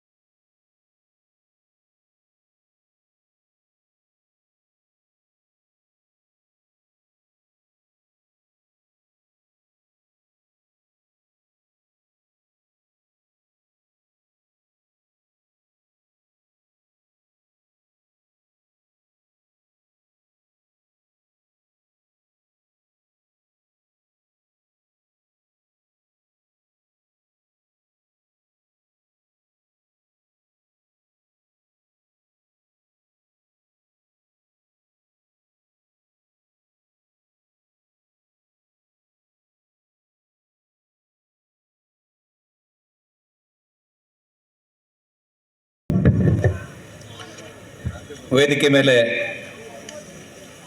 ಆಸೀನರಾಗಿರ್ತಕ್ಕಂಥ ಶಿವಪ್ಪ ನಾಯಕ ಸೌಹಾರ್ದ ಸಹಕಾರಿ ಸಂಘದ ಅಧ್ಯಕ್ಷರು ಆಗಿರ್ತಕ್ಕಂಥ ಶ್ರೀಯುತ ಎನ್ ವೈ ಸುರೇಶ್ ಅವರೇ, ಉಪಾಧ್ಯಕ್ಷರಾಗಿರ್ತಕ್ಕಂಥ ಶ್ರೀಯುತ ಸುಬ್ರಹ್ಮಣ್ಯ ಅವರೇ, ನಮ್ಮೆಲ್ಲರ ನೆಚ್ಚಿನ ರಾಮಪ್ಪ ಗೌಡ್ರೆ, ವೇದಿಕೆ ಮೇಲೆ ಆಸೀನರಾಗಿರ್ತಕ್ಕಂಥ ಗ್ರಾಮ ಪಂಚಾಯತಿಯ ಗೌರವಾನ್ವಿತ ಅಧ್ಯಕ್ಷರೇ, ಉಪಾಧ್ಯಕ್ಷರೇ ಹಾಗೂ ಎಲ್ಲ ಗೌರವಾನ್ವಿತ ಸದಸ್ಯರೇ ಹಾಗೂ ಶಿವಪ್ಪ ನಾಯಕ ಸೌಹಾರ್ದ ಸಹಕಾರಿ ಸಂಘದ ಎಲ್ಲ ನಿರ್ದೇಶಕ ಬಂಧುಗಳೇ, ಶಾರದಾ ಸೌಹಾರ್ದ ಉಪಾಧ್ಯಕ್ಷರಂತ ರಮಾಕಾಂತ್ರವರೇ, ವೇದಿಕೆ ಮೇಲೆ ಆಸೀನರಾಗಿರ್ತಕ್ಕಂತಹ ಎಲ್ಲ ಗಣ್ಯರೇ ಹಾಗೂ ವೇದಿಕೆಗೆ ಅಭಿಮುಖವಾಗಿ ಆಸೀನರಾಗಿರ್ತಕ್ಕಂಥ ಎಲ್ಲ ಬಂಧು ಭಗಿನಿಯರೇ, ಈಗಾಗಲೇ ನಮ್ಮ ಶಾಸಕರು ಸವಿಸ್ತಾರವಾಗಿ ಎಲ್ಲ ವಿಷಯವನ್ನು ಮಾತಾಡಿದ್ದಾರೆ. ಇವತ್ತು ನಗರದಲ್ಲಿ ಒಂದು ಹೊಸ ಸೌಹಾರ್ದ ಸಹಕಾರಿ ಶಿಸ್ತಿನ ಶಿವಪ್ಪ ನಾಯಕನ ಹೆಸರಿನಲ್ಲಿ ಉದ್ಘಾಟನೆಗೊಂಡಿದೆ. ಸುಮಾರು 1 ವರ್ಷಗಳ ಪ್ರಯತ್ನದ ಫಲ ಇದು. ಯಾವುದೇ ಸೌಹಾರ್ದವನ್ನು ಹುಟ್ಟುಹಾಕಬೇಕು ಅಂದರೆ 2 ತಿಂಗಳಲ್ಲಿ, 1 ತಿಂಗಳಲ್ಲಿ, 3 ತಿಂಗಳಲ್ಲಿ ಆಗೋದಿಲ್ಲ. ಸುಮಾರು 1 ವರ್ಷದಿಂದ ಪ್ರಯತ್ನವನ್ನು ಸುರೇಶ ಮತ್ತು ಅವರ ತಂಡದವರು ಪ್ರಯತ್ನವನ್ನು ಮಾಡಿದ್ದಾರೆ. ಶೇರ್ ಹಣವನ್ನು ಸಂಗ್ರಹ ಮಾಡಿದ್ದಾರೆ. ಇವತ್ತು ವಿದ್ಯುಕ್ತವಾಗಿ ಉದ್ಘಾಟನೆಗೊಂಡಿದೆ. ಮೊಟ್ಟ ಮೊದಲನೇದಾಗಿ ನಿಮ್ಮೆಲ್ಲ ಸಹಕಾರ ಬಂಧುಗಳಿಗೂ ಕೂಡ ಎಲ್ಲರಿಗೂ ಕೂಡ ಶುಭಾಶಯಗಳನ್ನು ತಿಳಿಸ್ತಾ ನಿಮ್ಮ ಸಹಕಾರಿ ಅತ್ಯಂತ ಯಶಸ್ವಿಯಾಗಲಿ ಅಂತ ಹಾರೈಸ್ತೇನೆ. ಜ್ಞಾನೇಂದ್ರ ಅವರು ಹೇಳಿದ ಹಾಗೆ ಒಂದು ಸೌಹಾರ್ದ ಸಹಕಾರಿ ಯಶಸ್ವಿ ಆಗಬೇಕು ಅಂದರೆ ಅದರಲ್ಲಿ ಇರ್ತಕ್ಕಂಥ ನಿರ್ದೇಶಕರು ಯಶಸ್ವಿಯಾಗಿ ಕೆಲಸ ಮಾಡಬೇಕು. ಇದರಲ್ಲಿ ಎಲ್ಲ ನಿರ್ದೇಶಕರು ಕೂಡ ಸ್ಲೀಪಿಂಗ್ ಪಾರ್ಟ್ನರ್ಸ್ ಯಾರೂ ಇಲ್ಲ. ಇದರಲ್ಲಿ ಎಲ್ಲರೂ ಕೂಡ ಕೆಲಸ ಮಾಡಬೇಕು. ನಿಮ್ಮೆಲ್ಲರ ಗುಡ್ ವಿಲ್ ಏನಿದೆ ಅದೇ ನಿಮ್ಮ ಸಂಘದ ಯಶಸ್ವಿಗೆ ಕಾರಣ. ಹಣಕಾಸು ವ್ಯವಹಾರ ಒಂದೇ ಮಾಡಬೇಕು ಅಂತಿಲ್ಲ. ಇವತ್ತು ನಮ್ಮಲ್ಲಿ ಏನಾಗಿದೆ ಅಂದರೆ ಸೌಹಾರ್ದ ಸಹಕಾರಿಗಳು ಶುರು ಆಯಿತು ಅಂದರೆ ಹಣಕಾಸು ವ್ಯವಹಾರ ಅಂತ ನಾವು ಭಾವಿಸ್ತೇವೆ. ಇವತ್ತು ಹಣಕಾಸು ವ್ಯವಹಾರ ಒಂದೇ ಆಗಬೇಕು ಅಂತಿಲ್ಲ. ಇವತ್ತು ಎಲ್ಲ ವ್ಯವಹಾರಗಳನ್ನು ನೀವು ಸ್ಟಾಂಪ್ ಪೇಪರ್ ಸೇಲ್ ಮಾಡ್ಬೋದು, ಇನ್ಶೂರೆನ್ಸ್ ವ್ಯವಹಾರ ಮಾಡ್ಬೋದು, ಅಡಿಕೆ ವ್ಯಾಪಾರ ಮಾಡ್ಬೋದು, ಡಿಪಾರ್ಟ್ಮೆಂಟಲ್ ಸ್ಟೋರ್ಸ್ ಮಾಡ್ಬೋದು, ಈ ಥರ ಎಲ್ಲ ವಿಧಗಳಲ್ಲಿ ಕೂಡ ಕೆಲಸಗಳನ್ನು ಮಾಡ್ಬೋದು. ಈ ಥರ ಎಲ್ಲ ಕ್ಷೇತ್ರಗಳಲ್ಲಿ ಕೆಲಸಗಳನ್ನು ಮಾಡಲಿಕ್ಕೆ ಸ್ವಲ್ಪ ಸಮಯ ಬೇಕಾಗ್ತದೆ. ಫಸ್ಟ್ 1 ವರ್ಷ 2 ವರ್ಷ ನಮ್ಮ ಕಾಲ ಮೇಲೆ ನಾವು ನಿಂತ್ಕೊಳ್ಬೇಕಾಗ್ತದೆ. ಸಮಯ ಬೇಕಾಗ್ತದೆ, ಜನರ ನಂಬಿಕೆಯನ್ನು ಪಡಿಬೇಕಾಗ್ತದೆ. ಇವತ್ತು ಸೌಹಾರ್ದ ಸಹಕಾರಿಗೆ ಅತ್ಯಂತ ಒಳ್ಳೆಯ ಈ ಸೌಹಾರ್ದ ಅಂತಕ್ಕಂಥ ಒಂದು ಒಳ್ಳೆಯ ಕಾನೂನನ್ನು ತಂದಿದ್ದು ಸಹಕಾರಿಗಳನ್ನ ಸ್ಥಾಪನೆ ಮಾಡಲಿಕ್ಕೆ. ಅದರ ಮೇಲೆ ಕೊಡ್ಲಿ ಪೆಟ್ಟು ಹಾಕುವಂಥ ಕೆಲವು ಯೋಜನೆಗಳನ್ನು ಸರ್ಕಾರ ಮೊನ್ನೆ ಸಂಪುಟದಲ್ಲಿ ಮಾಡಿದೆ. ಸಹಕಾರಿಯ ಹಿತದೃಷ್ಟಿಯಿಂದ ಸಹಕಾರಿಯ ಸದಸ್ಯರುಗಳು ಕನಿಷ್ಠ ವ್ಯವಹಾರವನ್ನು ಮಾಡಬೇಕು ಅಂತಿತ್ತು. ಇಷ್ಟು ವ್ಯವಹಾರಗಳನ್ನು ನೀವೇ ಸದಸ್ಯರಾಗಿರ್ತಕ್ಕಂಥ ಸೌಹಾರ್ದದಲ್ಲಿ ಇಷ್ಟು ಕನಿಷ್ಠ ವ್ಯವಹಾರವನ್ನು ಮಾಡಬೇಕು ಅಂತೇಳಿ ನಿನ್ನೆ ಏಕಾಏಕಿ ಅದನ್ನು ತೆಗೆದುಹಾಕಿದ್ದಾರೆ. ಇನ್ನೂ ಆಕ್ಟ್ ಆಗ್ಲಿಕ್ಕಿದೆ. ಅದು ಕನಿಷ್ಠ ವ್ಯವಹಾರ ಮಾಡಬೇಕಂತ ಅವಶ್ಯಕತೆ ಇಲ್ಲ. ಕನಿಷ್ಠ 2 ಸರ್ವ ಸದಸ್ಯರ ಸಭೆಗಳನ್ನು ಅಟೆಂಡ್ ಆಗಬೇಕು ಅಂತಿತ್ತು, ಅದನ್ನು ಕೂಡ ತೆಗೆದುಹಾಕ್ಲಿಕ್ಕಿದ್ದಾರೆ. ಬೇರೆ ಬೇರೆ ಒಂದಷ್ಟು ಚೌಕಟ್ಟನ್ನು ಜಾಸ್ತಿ ರೆಸ್ಟ್ರಿಕ್ಷನ್ನ ಸೌಹಾರ್ದ ಸಹಕಾರಿಗಳಿಗೆ ಮೊನ್ನೆ ಸಂಪುಟದಲ್ಲಿ ತೀರ್ಮಾನವನ್ನು ತಗೊಂಡಿದ್ದಾರೆ. ಅದನ್ನು ಆ್ಯಕ್ಟ್ ಆಗಿ ಬರುತ್ತದು. ಎಲ್ಲೋ ಒಂದು ಕಡೆ ತೊಂದರೆ ಆದರೂ ಕೂಡ ಅವೆಲ್ಲ, ಯಾಕೆಂದರೆ ನಾವು ಬೈಲಾದಡಿ ಆ್ಯಕ್ಟ್ ಅಡಿಯ ಕೆಲಸ ಮಾಡಬೇಕು, ಅವೆಲ್ಲವನ್ನ ಸೇರಿಸ್ಕೊಂಡು ಅತ್ಯಂತ ಒಳ್ಳೆಯ ಯಶಸ್ವಿಯಾಗಿ ಈ ಸೌಹಾರ್ದವನ್ನು ನೀವೆಲ್ಲರೂ ಮಾಡಬೇಕು. ಯಾಕೆಂದರೆ ನಗರದಲ್ಲಿ ಸ್ವತಃ ಇಲ್ಲಿ ಸೌಹಾರ್ದ ಬೇರೆ ಬೇರೆ ಕಡೆಯಿಂದ ಆದಂಥ ಸೌಹಾರ್ದಗಳಲ್ಲಿ ಬ್ರಾಂಚ್ ಇದೆ ಬಿಟ್ಟರೆ ಇಲ್ಲಿ ಸ್ವತಃ ಯಾವುದೇ ಸೌಹಾರ್ದ ಪ್ರಪ್ರಥಮವಾಗಿ ಒಂದು ಸೌಹಾರ್ದವನ್ನು ನೀವು ಹುಟ್ಟಾಕಿದ್ದೀರಾ. ನಿಜವಾಗ್ಲೂ ಶ್ಲಾಘನೀಯ. ಯಾಕೆಂದರೆ ನಮ್ಮ ಸುರೇಶ್ ಅವರು ಸ್ವಲ್ಪ ಆಗಲ್ಲ ಅಂದರೆ ಜಾಸ್ತಿ ಬೈತಾರೆ ಬಿಟ್ಟರೆ ಹಣಕಾಸಿನ ವ್ಯವಹಾರದಲ್ಲಿ ಬಹಳ ಪ್ರಾಮಾಣಿಕ. ಯಾಕೆ ನಾನು ನೋಡಿದ್ದೇನೆ, ಚುನಾವಣಾ ಸಮಯದಲ್ಲಿ ಬೇಕಾದ ಸಮಯದಲ್ಲಿ ನೋಡಿದ್ದೇನೆ. ಪ್ರಾಮಾಣಿಕರು ಅಂತ ಕೈಗೆ ಸಹಕಾರವನ್ನು ನೀಡಿದರೆ ಖಂಡಿತವಾಗ್ಲೂ ಈ ಸಂಸ್ಥೆ ಮೇಲು ಬರೋದರಲ್ಲಿ ಯಾವುದೇ ಅನುಮಾನ ಇಲ್ಲ. ಮತ್ತೆ ಜ್ಞಾನೇಂದ್ರ ಅವರು ಹೇಳಿದರು, ಅವರ ಅಮೃತ ಹಸ್ತದಿಂದ ಉದ್ಘಾಟನೆ ಅಂದರೆ ಅಮೃತ ಮಾಡ್ತಕ್ಕಂಥದ್ದು ನಿಮ್ಮಲ್ಲಿದೆ ಅಂತ ಹೇಳಿ. ಆದ್ರಿಂದ ಆ ಮಾತು ಸದಾ ನಿಮ್ಮ ಎಲ್ಲ ನಿರ್ದೇಶಕ ಬಂಧುಗಳ ಕಿವಿಯಲ್ಲಿ ಇರಲಿ. ನಮ್ಮ ಪುರುಷೋತ್ತಮ ಅಂತ ಎಲ್ಲರೂ ಇದ್ದಾರೆ, ದೊಡ್ಡ ದೊಡ್ಡ ವ್ಯಕ್ತಿಗಳು ಇದರಲ್ಲಿ ಡೈರೆಕ್ಟರ್ ಆಗಿದ್ದಾರೆ, ಮಂಜುನಾಥ್ ಇದ್ದಾರೆ, ಎಲ್ಲ ಗಣ್ಯರು, ಸಮಾಜದ ಗಣ್ಯರು ಈ ಒಂದು ಸೌಹಾರ್ದದಲ್ಲಿದ್ದಾರೆ. ಖಂಡಿತವಾಗೂ ಈ ಸೌಹಾರ್ದ ಯಶಸ್ವಿ ಆಗೋದ್ರಲ್ಲಿ ಅನುಮಾನ ಇಲ್ಲ.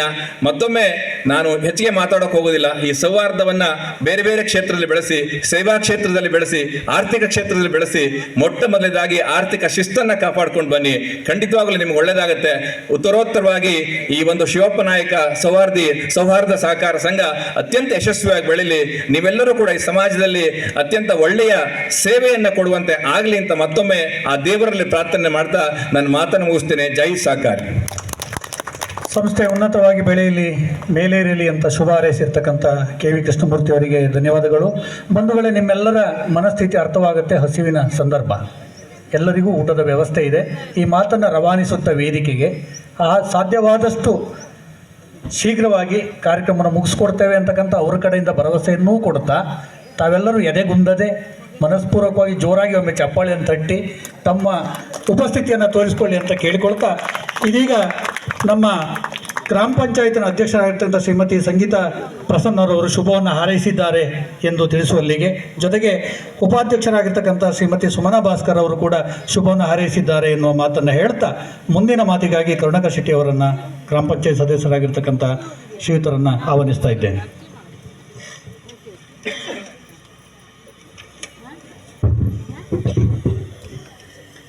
ಮೊದಲನೆಯದಾಗಿ ಶ್ರೀ ಮಹಾಗಣಪತಿಯ ಪಾದಕ್ಕೆ ವಂದಿಸುತ್ತಾ,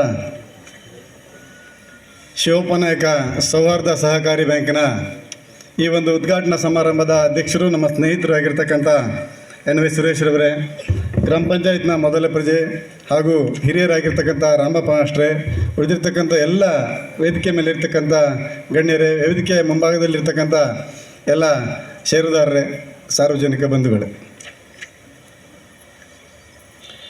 ಯಾವುದೇ ಒಂದು ಸಾರ್ವಜನಿಕ ಸಂಘ ಸಂಸ್ಥೆಯನ್ನು ಕಟ್ಟುವುದು ಸಹ ಅಷ್ಟು ಸುಲಭದ ಮಾತಲ್ಲ.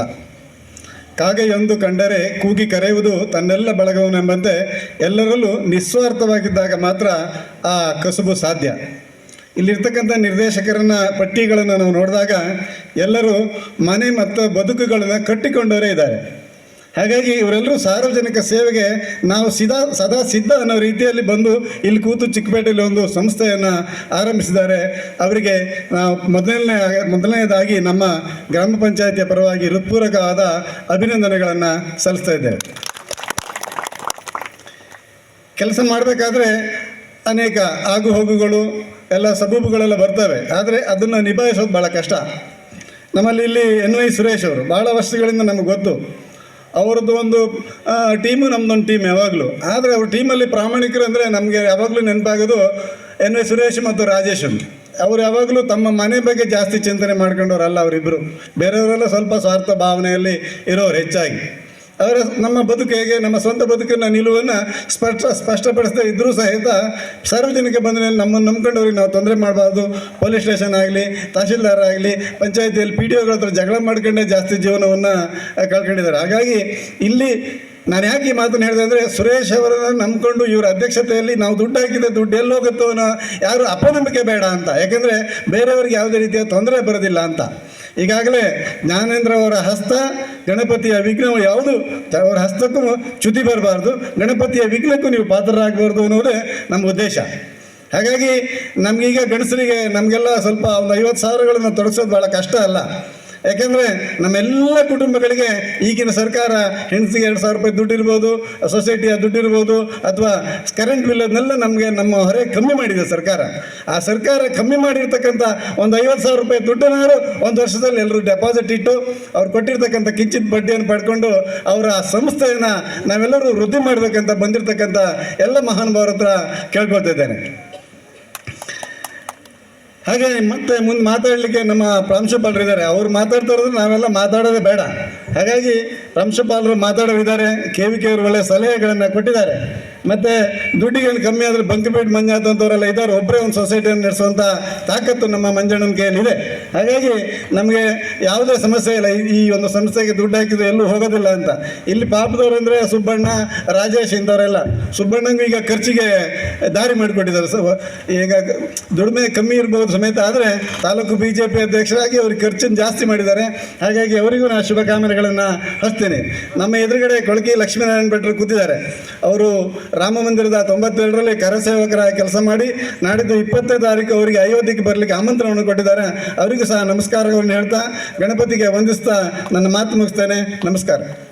ನಮ್ಮ ಸಲಹೆ ಸಹಕಾರವನ್ನು ಮತ್ತು ಜನತೆಗೆ ಆಶೋತ್ತರಗಳನ್ನು, ನಂಬಿಕೆಯನ್ನು ಹೇಳ್ತಾ ಶುಭ ಹಾರೈಸಿದ್ದೀರಿ. ಧನ್ಯವಾದಗಳು ಕರುಣಾಕರ್ ಶೆಟ್ಟರೆ. ಇದೀಗ ಇನ್ನೊಂದು ವಿಶೇಷವಾಗಿ ನಮ್ಮೊಂದಿಗೆ ಸಹಕರಿಸಿದವರನ್ನು ನಾವಿಲ್ಲಿ ನೆನಪಿಸಿಕೊಳ್ಳಲೇಬೇಕಾಗತ್ತೆ. ನಮ್ಮ ಸಹಕಾರಿ ಸಂಘದ ಪರವಾಗಿ ಈ ಸಹಕಾರಿ ಸಂಸ್ಥೆಯನ್ನು ಹುಟ್ಟುಹಾಕುವಲ್ಲಿ ಯೋಗೇಂದ್ರ ನಿಲ್ಸ್ಕಲ್ ಅವರು ಹೆಚ್ಚಿನ ಸಹಕಾರವನ್ನು ನೀಡಿದವರು. ಅವರು ಬಂದಿದ್ದಾರೆ ಅಂತ ಕಾಣುತ್ತೆ. ದಯವಿಟ್ಟು ವೇದಿಕೆ ಮುಂಭಾಗಕ್ಕೆ ಬರಬೇಕು, ಅವರನ್ನು ಗೌರವಿಸಬೇಕು ಅಂತ ಹೇಳಿ NI ಸುರೇಶ್ ಮತ್ತು ಉಪಾಧ್ಯಕ್ಷರಾಗಿರ್ತಕ್ಕಂಥ KV ಸುಬ್ರಹ್ಮಣ್ಯರವರಲ್ಲಿ ಕೇಳಿಕೊಳ್ತಾ ಇದ್ದೇನೆ. ಸರ್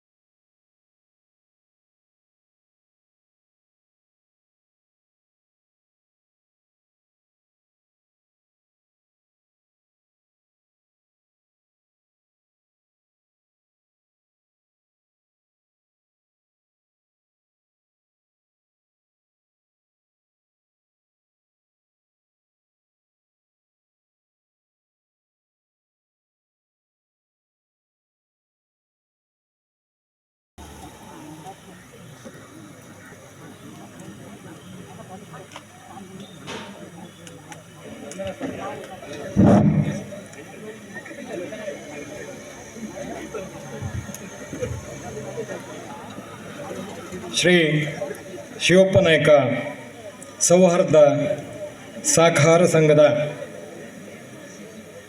ಉದ್ಘಾಟನೆಯ ಸಮಾರಂಭದ ಅಧ್ಯಕ್ಷರು ಹಾಗೂ ಈ ಸಂಘದ ಅಧ್ಯಕ್ಷರು ನನ್ನ ಗೆಳೆಯರಾದಂತಹ NY ಸುರೇಶ್ ಅವರೇ, ವೇದಿಕೆ ಮೇಲೆ ಆಸೀನರಾಗಿರ್ತಕ್ಕಂತಹ ಎಲ್ಲ ಅತಿಥಿ ಸಹಕಾರಿ ಬಂಧುಗಳೇ, ವೇದಿಕೆಯ ಮುಂಭಾಗದಲ್ಲಿ ಆಸೀನರಾಗಿರುವಂಥ ಹಿರಿಯ ಕಿರಿಯ ಸಹಕಾರಿ ಬಂಧುಗಳೇ, ಈಗಾಗಲೇ ಈ ಸಹಕಾರಿ ಸಂಘ ಉದ್ಘಾಟನೆಯಾಗಿ ಕಾರ್ಯಪ್ರವೃತ್ತರಾಗುವಂತಹ ದಿಕ್ಕಿನಲ್ಲಿ ಸಂಘ ಮುಂದುವರಿತಾ ಇದೆ. ಈ ಒಂದು ಸಂಘ ಒಂದು ಮಾಡೆಲ್, ಆದರ್ಶವಾದಂಥ ಒಂದು ಮಾದರಿಯಾದಂತಹ ಸಹಕಾರ ಸಂಘವಾಗಲಿ, ಈ ದೇಶದ ಸಹಕಾರಿ ಸಂಘಕ್ಕೆ ಒಂದು ಹಿರಿಮೆಯ ಗರಿಯನ್ನು ಮೂಡಿಸಲಿ, ಈ ಭಾಗದ ಎಲ್ಲ ಜನರಿಗೆ ಇದು ಹಲವು ರೀತಿಯ ಸಹಕಾರವನ್ನು ನೀಡುವುದರ ಮುಖೇನ ಒಂದು ಸುಖಿ ಸಾಮ್ರಾಜ್ಯ ಈ ಭಾಗದಲ್ಲಿ ನಿರ್ಮಾಣವಾಗಲಿ ಅಂಥೇಳಿ ಆಶಿಸ್ತಾ ಹಾರೈಸ್ತಾ, ಸಮಾರಂಭದಲ್ಲಿ ಒಂದೆರಡು ಮಾತುಗಳನ್ನು ಆಡೋದಕ್ಕೆ ಈ ಸಹಕಾರಿ ಸಂಘದ ವ್ಯವಸ್ಥೆ ಬಗ್ಗೆ ನಾನು ಇಚ್ಛಿಸ್ತಾ ಇದ್ದೇನೆ. ನನ್ನ ಪಕ್ಕದಲ್ಲಿ ಕುಳಿತಂತಹ ನಗರ ವಿದ್ಯಾಸಂಸ್ಥೆಯ ಅಧ್ಯಕ್ಷರು, ಮ್ಯಾಮ್ಕೋಸ್ನ ನಿರ್ದೇಶಕರಾಗಿರುವಂಥ KV ಕೃಷ್ಣಮೂರ್ತಿಯವರು ಆಗಾಗ್ಗೆ ಹೇಳ್ತಾ ಇದ್ರು, ನಿಮ್ಮನ್ನು ಕೊನೆಗೆ ಮಾತಿಗೆ ಕರೀತಾರೆ, ಭಾಷಣಕ್ಕೆ ಕರೀತಾರೆ ಹೀಗೆ ಅಂತ. ಯಾವುದೇ ಒಬ್ಬ ವ್ಯಕ್ತಿಯಾಗಲಿ ಎಲ್ಲರೂ ಮಾತನಾಡಿದ ಮೇಲೆ ಯಾವುದೇ ಸಭೆ ಸಮಾರಂಭದಲ್ಲಿ ಕೊನೆಯದಾಗಿ ಮಾತನಾಡುವುದು ಭಾಳ ಕಷ್ಟವೇ. ಎಲ್ಲರೂ ಮಾತನಾಡಿರ್ತಾರೆ, ಯಾವುದೇ ವಿಷಯ ಬಿಟ್ಟಿರೋದಿಲ್ಲ. ಎಲ್ರಿಗೂ ಬೇಸರ ಆಗ್ತಾ ಇದೆ, 2 ಗಂಟೆ ಆಗ್ತಾ ಇದೆ, ಹೊಟ್ಟೆ ಹಸಿವಾಗ್ತಾ ಇದೆ, ನಿಮ್ಮ ಮಾತು ಯಾರಿಗೆ ಬೇಕು, ನಮಗೆ ಹೊಟ್ಟೆ ತುಂಬಬೇಕು ಅನ್ನೋಂಥ ಮನೋಭಾವನೆಯಲ್ಲಿ ಇರ್ತಾರೆ. ಅಂಥ ಸ್ಥಿತಿಯಲ್ಲಿ ನನ್ನನ್ನು ವೇದಿಕೆಯಲ್ಲಿ ನಿಲ್ಲಿಸಿದ್ದಾರೆ. ನಾನು ಸ್ವಲ್ಪ ದಿನಗಳ ಹಿಂದೆ ರಿಪ್ಪನ್ಪೇಟೆಯಲ್ಲಿ ಒಂದು ಕಾರ್ಯಕ್ರಮಕ್ಕೆ ಹೋಗಿದ್ದೆ. ಭಾಳ ದೊಡ್ಡ ದೊಡ್ಡ ವ್ಯಕ್ತಿಗಳೆಲ್ಲ ಇದ್ದರು. ಅವ್ರದ್ದೆಲ್ಲರದ್ದು ಮಾತಾದ ಮೇಲೆ ಕೊನೆಯಲ್ಲಿ ನನಗೆ ಕರೆದರು. ನನಗೆ ಆಶ್ಚರ್ಯ ಆಯಿತು. ಸಾಮಾನ್ಯವಾಗಿ ಯಾವುದೇ ಕಾರ್ಯಕ್ರಮದಲ್ಲಿ ಸ್ವಾಮೀಜಿಗಳಿದ್ದರೆ ಎಲ್ಲರದ್ದು ಭಾಷಣ ಮುಗಿದ ಮೇಲೆ ಸ್ವಾಮೀಜಿ ಮಾತನಾಡಿಸ್ತಾರೆ. ಯಾಕೆ ಅಂತಂದರೆ ಸ್ವಾಮೀಜಿ ಮಾತನಾಡಿದ ಮೇಲೆ ಬೇರೆ ಯಾರೂ ಮಾತನಾಡಬಾರ್ದು ವೇದಿಕೆಯಲ್ಲಿ, ಆ ಕಾರ್ಯಕ್ರಮ ಅಲ್ಲಿಗೆ ಮುಗಿಬೇಕು ಅನ್ನೋಂಥದ್ರ ಸಂಕೇತ ಅದು. ಆದರೆ ನಾನಂತೂ ಸ್ವಾಮೀಜಿ ಅಲ್ಲ, ಒಬ್ಬ ಬಡ ಮೇಷ್ಟ್ರು. ಹಾಗಾಗಿ ನನಗೆ ಯಾಕೆ ಕೊನೆಯಲ್ಲಿ ಕರೀತಾರೆ ಅನ್ನುವಂಥದ್ದು ಒಂದು ಪ್ರಶ್ನಾರ್ಥಕವಾಗಿರ್ತಕ್ಕಂಥದ್ದು. ಸ್ನೇಹಿತರೆ, ಈ ಸಹಕಾರಿ ಸಂಘ, ಸಹಕಾರಿ ವ್ಯವಸ್ಥೆ ಅನ್ನುವಂಥದ್ದು ಭಾರತೀಯ ಸನಾತನ ಸಂಸ್ಕೃತಿ ಪ್ರತಿಪಾದಿಸ್ತಾ ಬಂದಿರುವಂತಹ ಜೀವನ ಮೌಲ್ಯಗಳಲ್ಲಿ ಈ ಸಹಕಾರಿ ತತ್ವ ಧ್ವನಿತವಾಗಿದೆ, ಅಡಗಿದೆ. ನೋಡಿ, ನಮ್ಮ ಸನಾತನ ಸಂಸ್ಕೃತಿ ಹೇಗೆ ಅಂತಂದರೆ ಪ್ರೀತಿ, ಪ್ರೇಮ, ದಯೆ, ಕರುಣೆ, ಅನುಕಂಪ, ವಾತ್ಸಲ್ಯ, ಮಮತೆ, ಸೇವೆ, ತ್ಯಾಗ ಇವುಗಳ ಆಧಾರಿತವಾದಂತಹ ಸರ್ವಜನೋ ಸುಖಿನೋ ಭವಂತು. ಇದು ನಮ್ಮ ಬದುಕಿನ ತಿರುಳು, ಇದು ನಮ್ಮ ಬದುಕಿನ ಒಂದು ಸಾರಾಂಶ. ಸಮಾಜದ ಎಲ್ಲ ವರ್ಗದ ಜನ ಸುಖವಾಗಿರಬೇಕು, ನೆಮ್ಮದಿಯಿಂದ ಬದುಕನ್ನು ಸಾಗಿಸಬೇಕು, ಸಂತೋಷದಿಂದ ಇರಬೇಕು, ಸ್ವಾಭಿಮಾನದಿಂದ ಬದುಕಬೇಕು, ಸ್ವಾವಲಂಬಿಗಳಾಗಬೇಕು ಅನ್ನುವಂಥದ್ದು. ಹಾಗಾಗಿ ಈ ಸಹಕಾರಿ ಸಂಸ್ಥೆಯ ಧ್ಯೇಯ ಏನು ಅಂತಂದರೆ, ಧ್ಯೇಯ ವಾಕ್ಯ ಏನು ಅಂತಂದರೆ, ನಾನು ಎಲ್ಲರಿಗಾಗಿ, ಎಲ್ಲರೂ ನನಗಾಗಿ, ನಾನು ಎಲ್ಲರಿಗಾಗಿ, ಎಲ್ಲರೂ ನನಗಾಗಿ. ಅಂದರೆ ನಾನು ಬೇರೆಯವರ ಹಿತಕ್ಕಾಗಿ ಶ್ರಮಿಸಬೇಕು, ಸಹಕರಿಸಬೇಕು, ಸಹಾಯವನ್ನು ಮಾಡಬೇಕು. ಅದಕ್ಕೆ ಪ್ರತಿಯಾಗಿ ಇಡೀ ಸಮಾಜ, ಇಡೀ ಜನ ನನ್ನ ಏಳಿಗೆಗಾಗಿ ಸಹಕರಿಸ್ತಾರೆ. ಹಾಗಾಗಿ ಸಹಕಾರಿ ಸಂಘದ ಒಂದು ಸಿಂಬಲ್ ನೋಡಿ, 2 ಕೈಗಳು ಸೇರುತ್ತೆ, ಹಸ್ತ ಸೇರುತ್ತೆ. ನೀವು ನನಗಿದ್ದರೆ ನಾನು ನಿಮಗೆ, ನಿಮ್ಮೊಂದಿಗೆ ನಾನಿದ್ದೇನೆ ಅನ್ನುವಂಥದ್ದು ಈ ಸಹಕಾರಿ ಸಂಘದ ಧ್ಯೇಯ. ಹಾಗಾಗಿ ಸಮಾಜದ ಸುಖಕ್ಕಾಗಿ, ಸಮಾಜದ ಏಳಿಗೆಗಾಗಿ, ಸಮಾಜದ ಉದ್ಧಾರಕ್ಕಾಗಿ, ಜನರ ಕಲ್ಯಾಣಕ್ಕಾಗಿ, ಜನರ ಕ್ಷೇಮಕ್ಕಾಗಿ ಅಸ್ತಿತ್ವಕ್ಕೆ ಬಂದಿರತಕ್ಕಂಥದ್ದು ಈ ಸಹಕಾರಿ ಸಂಸ್ಥೆಗಳು. ಸ್ವಾಭಿಮಾನ, ಜ್ಞಾನೇಂದ್ರ ಅವರು ಬಹಳ ಸವಿಸ್ತರವಾಗಿ ಹೇಳಿದರು. ಸ್ವಾಭಿಮಾನವನ್ನು ಕಳ್ಕೊಂಡು, ಆತ್ಮಗೌರವವನ್ನು ಕಳ್ಕೊಂಡು 5 ರೂಪಾಯಿಗೆ, 10 ರೂಪಾಯಿಗೆ, 100 ರೂಪಾಯಿಗೆ ಯಾರ್ಯಾರ ಮುಂದೆ ನಾವು ಭಿಕ್ಷೆ ಬಿಡ್ತಾ ಇದ್ದೀವಿ, ಸೊಂಟವನ್ನು, ಬೆನ್ನನ್ನು ಬಗ್ಗಿಸ್ತಾ ಇದ್ದೀವಿ, ತಲೆಯನ್ನು ಬಗ್ಗಿಸ್ತಾ ಇದ್ದೀವಿ, ಕಣ್ಣೀರನ್ನು ತರಿಸ್ಕೊಳ್ತಾ ಇದ್ದೀವಿ. ಅದು ತಪ್ಪಬೇಕು. ನನಗೇನು ಬೇಕು, ಹಣಕಾಸಿನ ನೆರವು ಬೇಕು, ಇನ್ನೊಂದು ವಸ್ತುಗಳು ಬೇಕು, ಸೇವೆಗಳು ಬೇಕು, ಅದನ್ನು ಇಂತಹ ಸಹಕಾರ ಸಂಘಗಳ ಮೂಲಕ ನಾನು ಪಡೆದುಕೊಳ್ಳುವುದು ಸಾಧ್ಯವಾದರೆ ಸ್ವಾಭಿಮಾನದಿಂದ, ಗೌರವದಿಂದ ತಲೆ ಎತ್ತಿ ನಾನು ಸಮಾಜದಲ್ಲಿ ನಡೆಯುವುದಕ್ಕೆ ಸಾಧ್ಯವಾಗ್ತದೆ. ಸ್ವಾವಲಂಬನೆಯ ಬದುಕು ನನ್ನದಾಗುತ್ತೆ. ಹಾಗಾಗಿ ರಾಷ್ಟ್ರಪಿತ ಗಾಂಧೀಜಿಯವರು ಹೇಳ್ತಾರೆ, ಭಾರತದಲ್ಲಿ ಪ್ರತಿಯೊಬ್ಬ ವ್ಯಕ್ತಿ ಸ್ವಾಭಿಮಾನದಿಂದ, ಸ್ವಾವಲಂಬನೆಯಿಂದ, ಸ್ವಾವಲಂಬನೆ ಅಂತಂದರೆ ಇವತ್ತು 100ಕ್ಕೆ 100ರಷ್ಟು ಯಾರೂ ಸ್ವಾವಲಂಬಿಗಳಾಗಿ ಬದುಕೋದಕ್ಕೆ ಸಾಧ್ಯವಿಲ್ಲ. ಬೇರೆಯವರನ್ನು ಆಶ್ರಯಿಸಲೇಬೇಕಾಗತ್ತೆ, ಬೇರೆಯವರ ಮುಂದೆ ನಾವು ಕೈ ಚಾಚಲೇಬೇಕಾಗತ್ತೆ, ಪ್ರತಿಯೊಬ್ಬರೂ ಕೂಡ.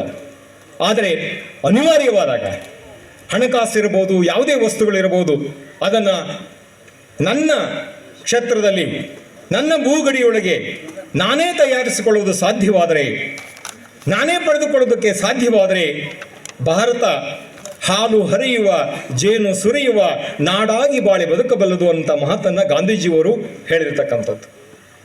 ಹಾಗಾಗಿ ಇವತ್ತು ನಾವೆಲ್ಲರೂ ನನ್ನ ಕುಟುಂಬವನ್ನು ಕಟ್ಟಬೇಕು, ಕುಟುಂಬದ ಎಲ್ಲರೂ ಚೆನ್ನಾಗಿರಬೇಕು, ಅಕ್ಕಪಕ್ಕದವರು ಚೆನ್ನಾಗಿರಬೇಕು ಅಂದರೆ ಸಹಕಾರಿ ಸಂಘಗಳು ಇವತ್ತು ಅನಿವಾರ್ಯ ಅನ್ನುವಂಥ ಸ್ಥಿತಿಯನ್ನು ತಲುಪಿದ್ದೇವೆ ನಾವು. ಒಂದಿಷ್ಟು ಮಾಹಿತಿಗಳನ್ನು ಕೊಡ್ತೇನೆ. ಇವತ್ತು ಸಹಕಾರಿ ಸಂಘ ಯಾವ ಮಟ್ಟದಲ್ಲಿ ಈ ದೇಶದಲ್ಲಿ ಬೆಳೀತಾ ಇದೆ ಅಂತಂದರೆ, ಹಾಗಾದರೆ ಸಹಕಾರಿ ಸಂಘಗಳು ಅಂತಂದರೆ ಏನು ಅನ್ನುವಂಥ ವ್ಯಾಖ್ಯಾನವನ್ನು ನಾವಿಲ್ಲಿ ನೋಡಬೇಕಾಗತ್ತೆ. ಒಂದು ನಿರ್ದಿಷ್ಟವಾದಂಥ ಗುರಿ ಸಾಧನೆಗಾಗಿ ಸ್ವಯಂ ಪ್ರೇರಣೆಯಿಂದ 100ಕ್ಕೆ 100ರಷ್ಟು ತನ್ನನ್ನು ಈ ಕ್ಷೇತ್ರದಲ್ಲಿ ತೊಡಗಿಸಿಕೊಂಡು ಕಾರ್ಯಪ್ರವೃತ್ತರಾಗುವಂತಹ ಒಂದು ವ್ಯವಸ್ಥೆ ಏನಿದೆ ಅದನ್ನು ನಾವು ಸಹಕಾರಿ ಸಂಘ ಅಂತ ಕರಿತೀವಿ. ನೋಡಿ, ಒಂದು ನಿರ್ದಿಷ್ಟವಾದಂಥ ಗುರಿ ಇದೆ, ನಿಮಗೆ ಒಂದು ಗುರಿ ಇದೆ, ನಿಮ್ಮ ಸಂಘಕ್ಕೆ ನಾನು ಈಗ ಮಾಡಬೇಕು, ಇದನ್ನು ಕಟ್ಟಬೇಕು, ಸಮಾಜವನ್ನು ಬಲಿಷ್ಠ ಮಾಡಬೇಕು ಅಂತ ಒಂದು ಗುರಿಯನ್ನು ಇಟ್ಟುಕೊಂಡಿದ್ದೀರಿ ನೀವು. ಯಾಕೆಂದರೆ ಗುರಿ ಇಲ್ಲದೆ ಇದ್ದರೆ ನಮ್ಮ ಬದುಕು ಏನಾಗುತ್ತೆ ಹೇಳೋದಕ್ಕೆ ಸಾಧ್ಯವಿಲ್ಲ. ಏಮ್ಲೆಸ್ ಲೈಫ್ ಇಸ್ ಬ್ರೇಕ್ಲೆಸ್ ವೆಹಿಕಲ್ ಅಂತ.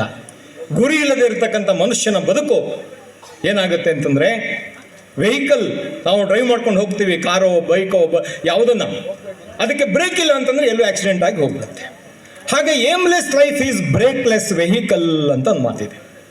ಹಾಗಾಗಿ ನಿರ್ದಿಷ್ಟವಾದಂತಹ ಗುರಿಯನ್ನು ಹೊಂದಿ ಸ್ವಯಂ ಪ್ರೇರಿತರಾಗಿ, ಆಗಲೇ ತಮಾಷೆಗೆ ಹೇಳ್ತಾ ಇದ್ರು, ಇವರಿಬ್ಬರನ್ನ ಹಿಡ್ಕೊಂಡು ಬಂದಿದ್ದೀವಿ ನಾವು ಈ ಸಂಘಕ್ಕೆ ಅಂತ. ಯಾರನ್ನೂ ಹಿಡ್ಕೊಂಡು ಬಂದಿಲ್ಲ ಇಲ್ಲಿ, ಎಲ್ಲರೂ ಸ್ವಯಂ ಪ್ರೇರಣೆಯಿಂದ ಈ ಸಮಾಜದಲ್ಲಿ ನಾನು ಏನಾದರೂ ಒಂದಿಷ್ಟು ಮಾಡಬೇಕು, ಜನರಿಗೆ ಸಹಾಯ ಮಾಡಬೇಕು, ಸಹಕಾರವನ್ನು ಮಾಡಬೇಕು ಅನ್ನೋಂಥ ಸ್ವಯಂ ಇಚ್ಛೆಯಿಂದ, ಪ್ರೇರಣೆಯಿಂದ 100ಕ್ಕೆ 100ರಷ್ಟು ಯಾರ್ದೋ ಸಂಘ ಅಧ್ಯಕ್ಷರಿದ್ದಾರೆ, ಸೆಕ್ರೆಟರಿ ಇದ್ದಾರೆ, ಅಥವಾ ಕಾರ್ಯಾಧ್ಯಕ್ಷರಿದ್ದಾರೆ, ಉಪಾಧ್ಯಕ್ಷರಿದ್ದಾರೆ, ಇದು ನಂದು ಅನ್ನುವಂಥ, ನನ್ನದಲ್ಲ ಅನ್ನುವಂಥ ಭಾವನೆಯಿಂದ ಇದ್ದರೆ ಬಹುಶಃ ಈ ಸಹಕಾರಿ ಸಂಘ, ಯಾವುದೇ ಸಹಕಾರಿ ಸಂಘ, ಯಾವುದೇ ಕ್ಷೇತ್ರ ಒಳಿತಾಗೋದಕ್ಕೆ, ಉನ್ನತಿಯನ್ನು ಸಾಧಿಸೋದಕ್ಕೆ ಸಾಧ್ಯವಾಗೋದಿಲ್ಲ.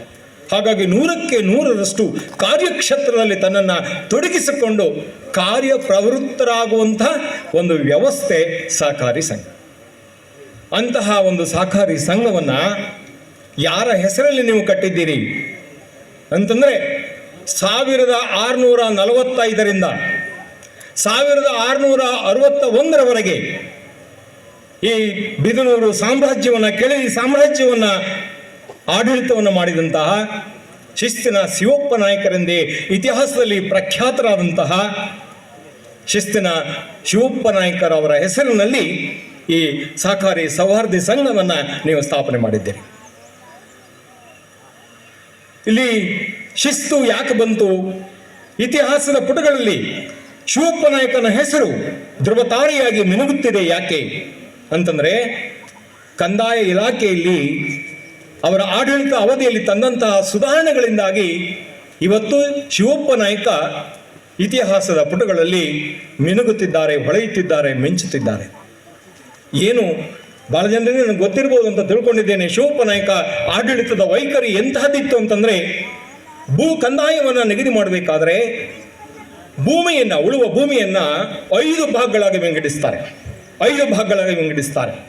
ಅತ್ಯಂತ ಫಲವತ್ತತೆಯನ್ನು ಹೊಂದಿರತಕ್ಕಂಥ ಭೂಮಿ, ಮಧ್ಯಮ ಫಲವತ್ತತೆಯನ್ನು ಹೊಂದಿರತಕ್ಕಂಥ ಭೂಮಿ, ಬೀಡು ಬಿಟ್ಟಿರ್ತಕ್ಕಂಥ ಭೂಮಿ, ಯಾವುದೇ ಪ್ರತಿಫಲವನ್ನು ಪಡೆಯುವುದಕ್ಕೆ ಸಾಧ್ಯವಿಲ್ಲದಿರತಕ್ಕಂಥ ಭೂಮಿ ಅಂತೇಳಿ ಭೂಮಿಯನ್ನು 5 ಭಾಗಗಳಾಗಿ ವಿಂಗಡಿಸ್ತಾರೆ. ಮತ್ತೆ ಕಂದಾಯವನ್ನು ವಿಧಿಸುವ ಪೂರ್ವದಲ್ಲಿ ಹೇಗೆ ಅಂತಂದರೆ, 5 ವರ್ಷಗಳ ಆ ಭೂಮಿಯಲ್ಲಿ ಎಷ್ಟು ಇಳುವರಿ ಬಂದಿತ್ತು ಅದನ್ನು ಸರಾಸರಿಯಾಗಿ ತೆಗೆದುಕೊಳ್ತಾ ಇದ್ರು, ಸರಾಸರಿಯಾಗಿ.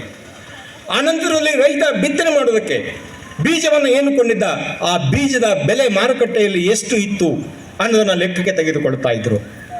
ಆ ನಂತರದಲ್ಲಿ ಕೃಷಿ ಮಾರುಕಟ್ಟೆಯಲ್ಲಿ ಆ ಉತ್ಪನ್ನಗಳಿಗೆ ಎಷ್ಟು ಬೆಲೆ ಇದೆ ಅವುಗಳನ್ನು ಲೆಕ್ಕಕ್ಕೆ ತೆಗೆದುಕೊಂಡು ಅದರ ಆಧಾರದ ಮೇರೆಗೆ ಭೂಮಿಯ ಕಂದಾಯವನ್ನು ನಿಗದಿಪಡಿಸುವಂತಹ ಒಂದು ವೈಜ್ಞಾನಿಕವಾದಂತಹ, ಒಂದು ಮಾದರಿಯಾದಂತಹ ನೀತಿಯನ್ನು ಜಾರಿಗೆ ತಂದಿರತಕ್ಕಂಥದ್ದು ಈ ಸಂಸ್ಥಾನವನ್ನು ಆಡಳಿತ ಮಾಡಿದಂತಹ ಶಿವಪ್ಪ ನಾಯ್ಕ. ಮತ್ತೆ ಅಡಿಕೆ ತೋಟಕ್ಕೆ ಕಂದಾಯವನ್ನು ನಿಗದಿ ಮಾಡಿರ್ತಕ್ಕಂಥದ್ದು ಹೇಗಿತ್ತು ಅಂತಂದರೆ, ಇದು ಸುಳ್ಳಲ್ಲ, ಸಂಶೋಧನೆ ಮಾಡಿರ್ತಕ್ಕಂಥ ಆಧಾರ ಗ್ರಂಥಗಳ ಆಧಾರದ ಮೇರೆಗೆ ನಾನು ಹೇಳ್ತಾ ಇದ್ದೇನೆ. ಅಡಿಕೆ ತೋಟಗಳಿಗೆ ಕಂದಾಯವನ್ನು ನಿಗದಿ ಮಾಡುವಾಗ ಶಿವಪ್ಪ ನಾಯ್ಕರೇ ಅಡಿಕೆ ತೋಟಗಳನ್ನು ಮಾಡ್ತಾ ಇದ್ರು. ಒಂದಿಷ್ಟು ಅಡಿಕೆ ತೋಟ ಅವರ ಇದರಲ್ಲಿ ಇತ್ತು, ಒಡೆತನದಲ್ಲಿತ್ತು. ಅವರು 1,000 ಅಡಿಕೆ ಮರವನ್ನು ಗಣನೆಗೆ ತೆಗೆದುಕೊಳ್ತಾ ಇದ್ರು. 1,000 ಅಡಿಕೆ ಮರವನ್ನು ಗಣನೆಗೆ ತೆಗೆದುಕೊಂಡು ಅಡಿಕೆ ಮರ 18 ಅಡಿ ಎತ್ತರ ಬೆಳೆದಿರಬೇಕು. 18 ಅಡಿ ಎತ್ತರ ಬೆಳೆದ 1,000 ಅಡಿಕೆ ಮರದಲ್ಲಿ ವಾರ್ಷಿಕವಾಗಿ ಎಷ್ಟು ಅಡಿಕೆ ಬೆಳೆಯುತ್ತಾನೆ ಅಥವಾ ಎಷ್ಟು ಇಳುವರಿ ಬರುತ್ತೆ ಅದರ ಆಧಾರದ ಮೇರೆಗೆ ಅಡಿಕೆ ಬೆಲೆಯನ್ನು ಮಾರುಕಟ್ಟೆಯಲ್ಲಿ ಗಣನೆಗೆ ತೆಗೆದುಕೊಂಡು ಅದರ ಮೇರೆಗೆ ಕಂದಾಯವನ್ನು ನಿಗದಿ ಮಾಡ್ತಾ ಇದ್ರು ಶಿವಪ್ಪ ನಾಯ್ಕ ಅವರ ಆಡಳಿತಾವಧಿಯಲ್ಲಿ. ಎಷ್ಟು ವೈಜ್ಞಾನಿಕವಾಗಿದೆ, ಎಷ್ಟು ವಾಸ್ತವಿಕವಾಗಿದೆ ಅದು ಅನ್ನೋದನ್ನು ನಾವು ಇವತ್ತು ನೋಡಬೇಕು. ಹಾಗಾಗಿ ಅವರು ತನ್ನ ಸಾಮ್ರಾಜ್ಯವನ್ನು ಬನವಾಸಿಯಿಂದ ಹಿಡಿದು ಕಾಸರಗೋಡಿನವರೆಗೆ ಈ ಭಾಗದಲ್ಲಿ ಹೊಳೆನರಸೀಪುರ, ಹಾಸನ, ಸಕರಾಯಪಟ್ಟಣ, ಕಡೂರು, ಹುಡುಗುಣಿ, ಸೊರಬ ನಗರ ಈ ಭಾಗದೆಲ್ಲ ಅವರು ತಮ್ಮ ದಂಡಯಾತ್ರೆಯ ಮೂಲಕ ಸಾಮ್ರಾಜ್ಯವನ್ನು ವಿಸ್ತರಿಸಿಕೊಂಡು ಹೋದರು. ಆದರೆ ಅವರ ದಂಡಯಾತ್ರೆಯಿಂದ ಅವರು ಪ್ರಖ್ಯಾತರಾಗಲಿಲ್ಲ, ಇತಿಹಾಸ ಪುರುಷನಾಗಲಿಲ್ಲ. ಅವರು ಆದದ್ದು ಅವರು ಕಂದಾಯ ಇಲಾಖೆಯಲ್ಲಿ ತಂದಂಥ ಸುಧಾರಣೆ ಏನಿದೆ ಅದರಿಂದಾಗಿ ಅವತ್ತು ಶಿವಪ್ಪ ನಾಯ್ಕ ಹೆಸರನ್ನು ಪಡೆದರು, ಶಿಸ್ತಿನ ಶಿವಪ್ಪ ನಾಯ್ಕ ಅಂತೇಳಿ. ಇವತ್ತು ಕೂಡ ಇತಿಹಾಸದ ಪುಟಗಳಲ್ಲಿ ಅವರು ಧ್ರುವತಾರೆಯಾಗಿ ಹೊಳೆಯುತ್ತಿದ್ದಾರೆ. ನಾವು ಇವತ್ತು ಅವರನ್ನು ಇಲ್ಲಿ ಕೋಟ್ ಮಾಡ್ತಾ ಇದ್ದೀವಿ. ಅಂತಹ ಮಹಾನ್ ವ್ಯಕ್ತಿಯ ಹೆಸರಿನಲ್ಲಿ ತಂದಿರತಕ್ಕಂಥ ಈ ಸಹಕಾರ ಸೌಹಾರ್ದ ಸಂಘ ಒಂದು ಮಾದರಿಯ ಸಂಘವಾಗಬೇಕು. 1862ರಲ್ಲಿ ಜರ್ಮನಿಯಲ್ಲಿ ರೈಫೀಸನ್ ಮತ್ತು ಸೂಲ್ಜ್ ಅನ್ನುವಂಥ ಇಬ್ಬರು ವ್ಯಕ್ತಿಗಳು ಒಂದು ಸಹಕಾರ ಸಂಘವನ್ನು ಸ್ಥಾಪನೆ ಮಾಡ್ತಾನೆ.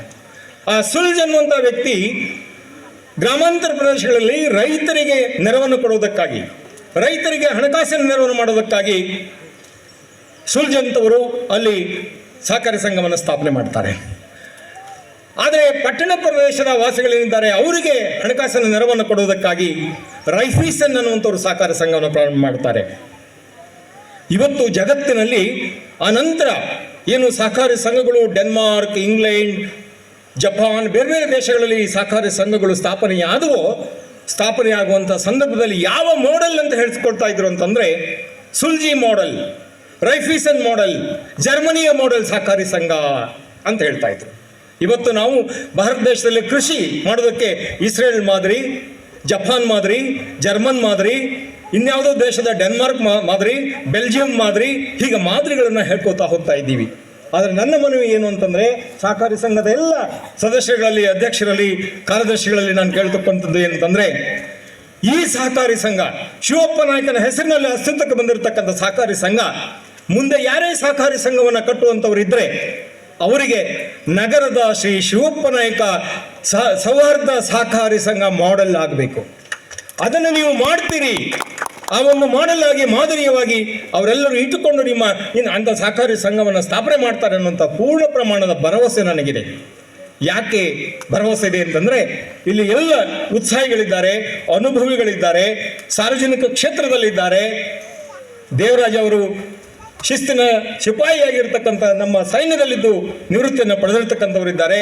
ಅನೇಕರು ಅನೇಕ ರೀತಿಯ ಅನುಭವಗಳನ್ನು ಹೊಂದಿರತಕ್ಕಂಥವರು ಇಲ್ಲಿದ್ದೀರಿ. ಒಂದು ಮಾತಿದೆ, experience is greater than any other degrees ಅಂತ. ಅನುಭವದ ಮುಂದೆ ಯಾವ ಪದವಿಗಳು ಶೂನ್ಯ, ಅನುಭವ. ಹಾಗಾಗಿ ಅಂಥ ಅನುಭವವನ್ನು ಹೊಂದಿರತಕ್ಕಂತಹ ಸಾಧಕ ಬಾಧಕಗಳನ್ನು ಕಂಡಿರ್ತಕ್ಕಂಥವ್ರು ನೀವೆಲ್ಲ ಇದ್ದೀರಿ. ಈ ಸಹಕಾರಿ ಸಂಘ ಆಕಾಶದೆತ್ತರಕ್ಕೆ ಏರಲಿ, ಈ ಭಾಗದ ಜನರಿಗೆ ಉಪಯೋಗವಾಗಲಿ ಅಂತ ಮಾತನ್ನು ಹೇಳ್ತಾ, ಕವಿರಾಜ್ ಮತ್ತು ಸುರೇಶ್ ಅವರು ಹೇಳಿದರು, ನಮ್ಮ ಪ್ರಯತ್ನ ಕಳೆದ 1 ವರ್ಷದ ಹಿಂದಿನಿಂದ ಆಗ್ತಾ ಇದೆ ಅಂತ ಹೇಳಿ. ಆದರೆ ಏನೇನೋ ಕಾರಣಕ್ಕೆ ನಮಗೆ ಪ್ರಾರಂಭ ಮಾಡಲಿಕ್ಕೆ ಆಗಲಿಲ್ಲ ಅಂತ ಹೇಳಿ ನಿರಾಶರಾಗಬೇಡಿ, ಬೇಸರಗೊಳ್ಳಬೇಡಿ. ಯಾಕೆ ಈ ಮಾತನ್ನು ಹೇಳ್ತಾ ಇದ್ದೀನಿ ಅಂತಂದರೆ, ನೀವೆಲ್ಲ ಕೇಳಿರ್ಬೋದು, ಶ್ರೇಷ್ಠ ವಿಜ್ಞಾನಿ ಲೂಯಿ ಪಾಶ್ಚರ್, ಕೇಳಿದಿರ ಲೂಯಿ ಪಾಶ್ಚರ್ ಹೆಸರು? ಹುಚ್ಚುನಾಯಿಗೆ ಕಡಿತ ಆದಾಗ ಮನುಷ್ಯನಿಗೆ ಆ ಹುಚ್ಚುನಾಯಿ ಕಡಿತದಿಂದಾಗುವಂಥ ರೋಗವನ್ನು ಗುಣಪಡಿಸೋದಕ್ಕೆ ಔಷಧಿಯನ್ನು ಕಂಡಿಡಿದಂಥ ಮಹಾನ್ ವಿಜ್ಞಾನಿ ಲೂಯಿ ಪಾಶ್ಚರ್. ಲೂಯಿ ಪಾಶ್ಚರ್ ಮೊದಲನೇ ಬಾರಿಗೆ ಸಂಶೋಧನೆಯನ್ನು ಮಾಡಿ ಲ್ಯಾಬ್ನಲ್ಲಿದ್ದು ಪ್ರಯೋಗವನ್ನು ಮಾಡಿ ಅನೇಕ ವರ್ಷಗಳ ಆದಮೇಲೆ ಅದರ ರಿಸಲ್ಟ್ನಲ್ಲಿ ಅವರು ವಿಫಲರಾಗ್ತಾರೆ. ಆಗ ಅವರ ಎಲ್ಲ ಸಹೋದ್ಯೋಗಿಗಳು, ಅವರ ಎಲ್ಲ ಸ್ನೇಹಿತರು, ಮೇಲೆ ಬೇರೆ ಬೇರೆ ಭಾಗದಲ್ಲಿರ್ತಕ್ಕಂಥ ವಿಜ್ಞಾನಿಗಳು ಅವರನ್ನು ಬಹಳ ತುಚ್ಛವಾಗಿ ಕಾಣ್ತಾರೆ, ಟೀಕೆ ಮಾಡ್ತಾರೆ, ಟಿಪ್ಪಣಿ ಮಾಡ್ತಾರೆ. ಅವನೇ ದೊಡ್ಡ ಹುಚ್ಚ, ಅವನು ಹುಚ್ಚನಾಯಿಗೆ ಇನ್ನೇನು ಔಷಧಿಯನ್ನು ಕಂಡುಹಿಡಿದಾನಂತ ಹೇಳಿ ಟೀಕೆ ಮಾಡ್ತಾರೆ. 4-5 ದಿನ ನಿದ್ರೆ ಮಾಡೋದಿಲ್ಲ, ಊಟ ಮಾಡೋದಿಲ್ಲ. ಒಂದು ದಿನ ಮಲಗಿರ್ತಾರೆ, ರಾತ್ರಿ 12 ಗಂಟೆಗೆ ಇನ್ನೇನು ನಾನು ಆತ್ಮಹತ್ಯೆಯೊಂದೇ ನನಗೆ ಪರಿಹಾರ ಅಂತ ಹೇಳಿ ನಿರ್ಧಾರ ಮಾಡಿದವರು ತಕ್ಷಣಕ್ಕೆ ಏನೋ ಜ್ಞಾನೋದಯವಾಗಿ ಆ ಮಲಗಿದಂತಹ ಜಾಗವನ್ನು ಎದ್ದು ಕಾಲಲ್ಲಿ ತುಳಿತಾರೆ. ತುಳಿದು ನನ್ನ ಬದುಕಿನಲ್ಲಿ 3 ನಿರ್ಧಾರಗಳನ್ನು ತೆಗೆದುಕೊಂಡು ನಾನು ಇವತ್ತು ಯಶಸ್ವಿ ಆಗ್ತೀನಿ ಅಂತ. ಏನು? ಮನಸ್ಸು ಮಾಡು, ಕರ್ತವ್ಯ ನಿಷ್ಠನಾಗು, ಕಾದು ನೋಡು ಅಂಥೇಳಿ. ಯಾವುದೇ ಕೆಲಸ ಮಾಡಬೇಕಾದ್ರೆ ನಾನು ಮನಸ್ಸು ಮಾಡಬೇಕು, ಯಾಕಾಗಲ್ಲ, ನನಗೆ ಸಾಧ್ಯ ಇದು ಅನ್ನುವಂಥ ನಿರ್ಧಾರವನ್ನು ತೆಗೆದುಕೊಳ್ಬೇಕು. ಮನಸ್ಸು ಬಹಳ ಮುಖ್ಯ. ಆಮೇಲೆ ಕರ್ತವ್ಯ ನಿಷ್ಠನಾಗು. ಬರೀ ಮನಸ್ಸು ಮಾಡಿ ನಾನು ಮಾಡ್ತೇನೆ ಅಂತಲ್ಲ, ನನ್ನನ್ನು ನಾನು ಆ ಕ್ಷೇತ್ರದಲ್ಲಿ 100ಕ್ಕೆ 100ರಷ್ಟು ಹೇಳಿದೆ. ನಾನು ಸಹಕಾರಿ ಸಂಘ 100ಕ್ಕೆ 100ರಷ್ಟು ನಾನು ಅದರಲ್ಲಿ ತೊಡಗಿಸ್ಕೊಳ್ಬೇಕು. ಕರ್ತವ್ಯ ನಿಷ್ಠನಾಗು. ಆಮೇಲೆ ಕಾದು ನೋಡು ಫಲಿತಾಂಶ. ನಾನು ಮನಸ್ಸು ಮಾಡಿದ್ದೇನೆ, ಆ ಕ್ಷೇತ್ರದಲ್ಲಿ ನಾನು ದುಡಿದಿದ್ದೇನೆ, ಕಾದು ನೋಡುವಂಥದ್ದೇನು? ಫಲ ಸಿಕ್ಕೇ ಸಿಗುತ್ತೆ. ಹಾಗಾಗಿ ಲೂಯಿ ಪಾಶ್ಚರ್ ಆ 3 ನಿರ್ಧಾರಗಳನ್ನು ತೆಗೆದುಕೊಂಡು ಮತ್ತೆ ಪ್ರಯೋಗವನ್ನು ಮುಂದುವರಿಸ್ತಾರೆ. ಅವರು ಯಶಸ್ವಿಯಾಗ್ತಾರೆ. ಇವತ್ತು ಹುಚ್ಚುನಾಯಿ ಕಡಿತಕ್ಕೆ ಔಷಧಿಯನ್ನು ಕಂಡುಹಿಡಿದಂತಹ ವಿಜ್ಞಾನಿಗಳಲ್ಲಿ ಒಬ್ಬರಾಗಿ ವಿಜ್ಞಾನದ ಇತಿಹಾಸದಲ್ಲಿ ಮೇರು ಸ್ತರದಲ್ಲಿದ್ದಾರೆ.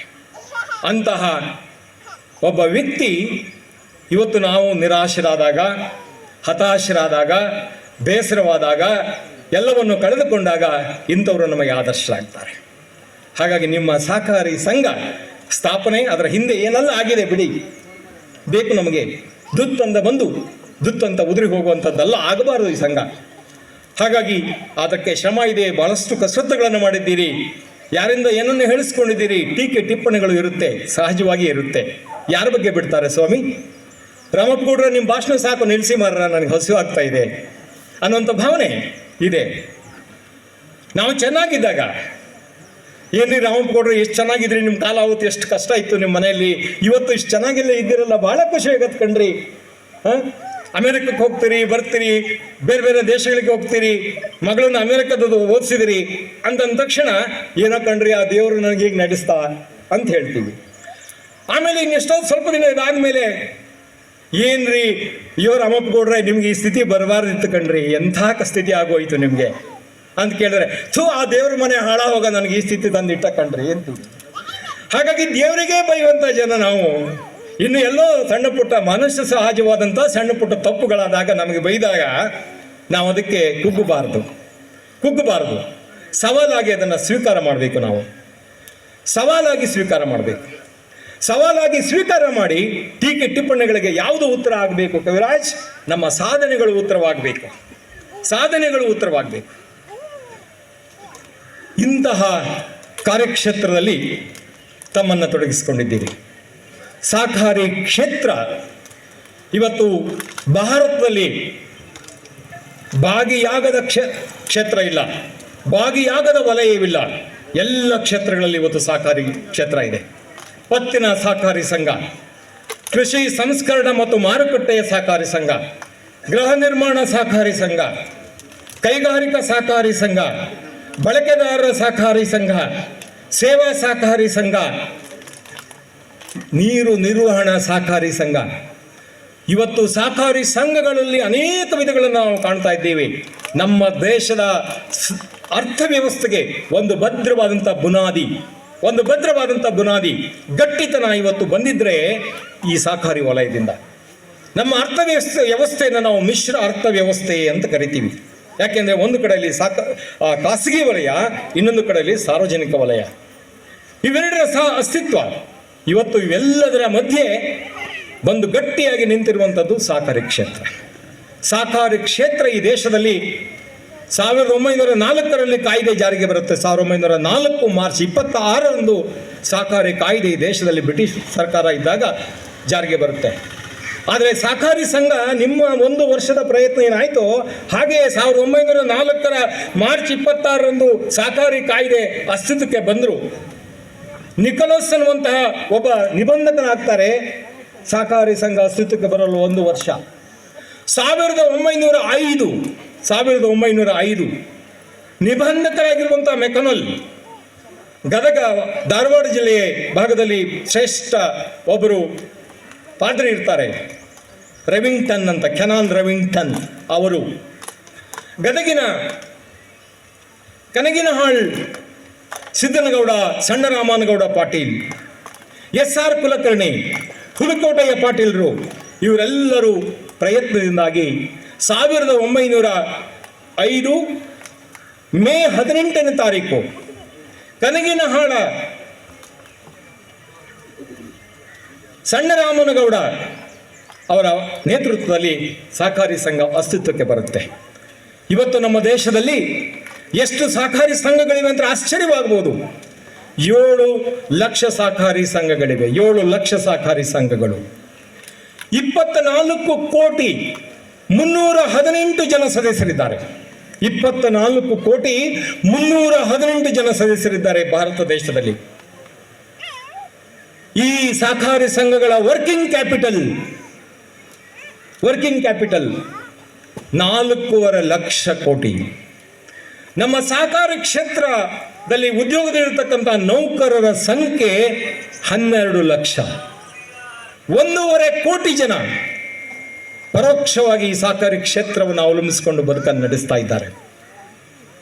ಜೊತೆಗೆ ನಮ್ಮ ದೇಶದ ಸಕ್ಕರೆ ಉತ್ಪಾದನೆ ಇದೆಯಲ್ಲ, ಸಕ್ಕರೆ ಫ್ಯಾಕ್ಟರಿಗಳು, ಅದರಲ್ಲಿ 46ರಷ್ಟು ಸಕ್ಕರೆ ಉತ್ಪಾದನೆ ಸಹಕಾರಿ ವಲಯದಿಂದ ಉತ್ಪಾದನೆ ಆಗ್ತಾ ಇದೆ.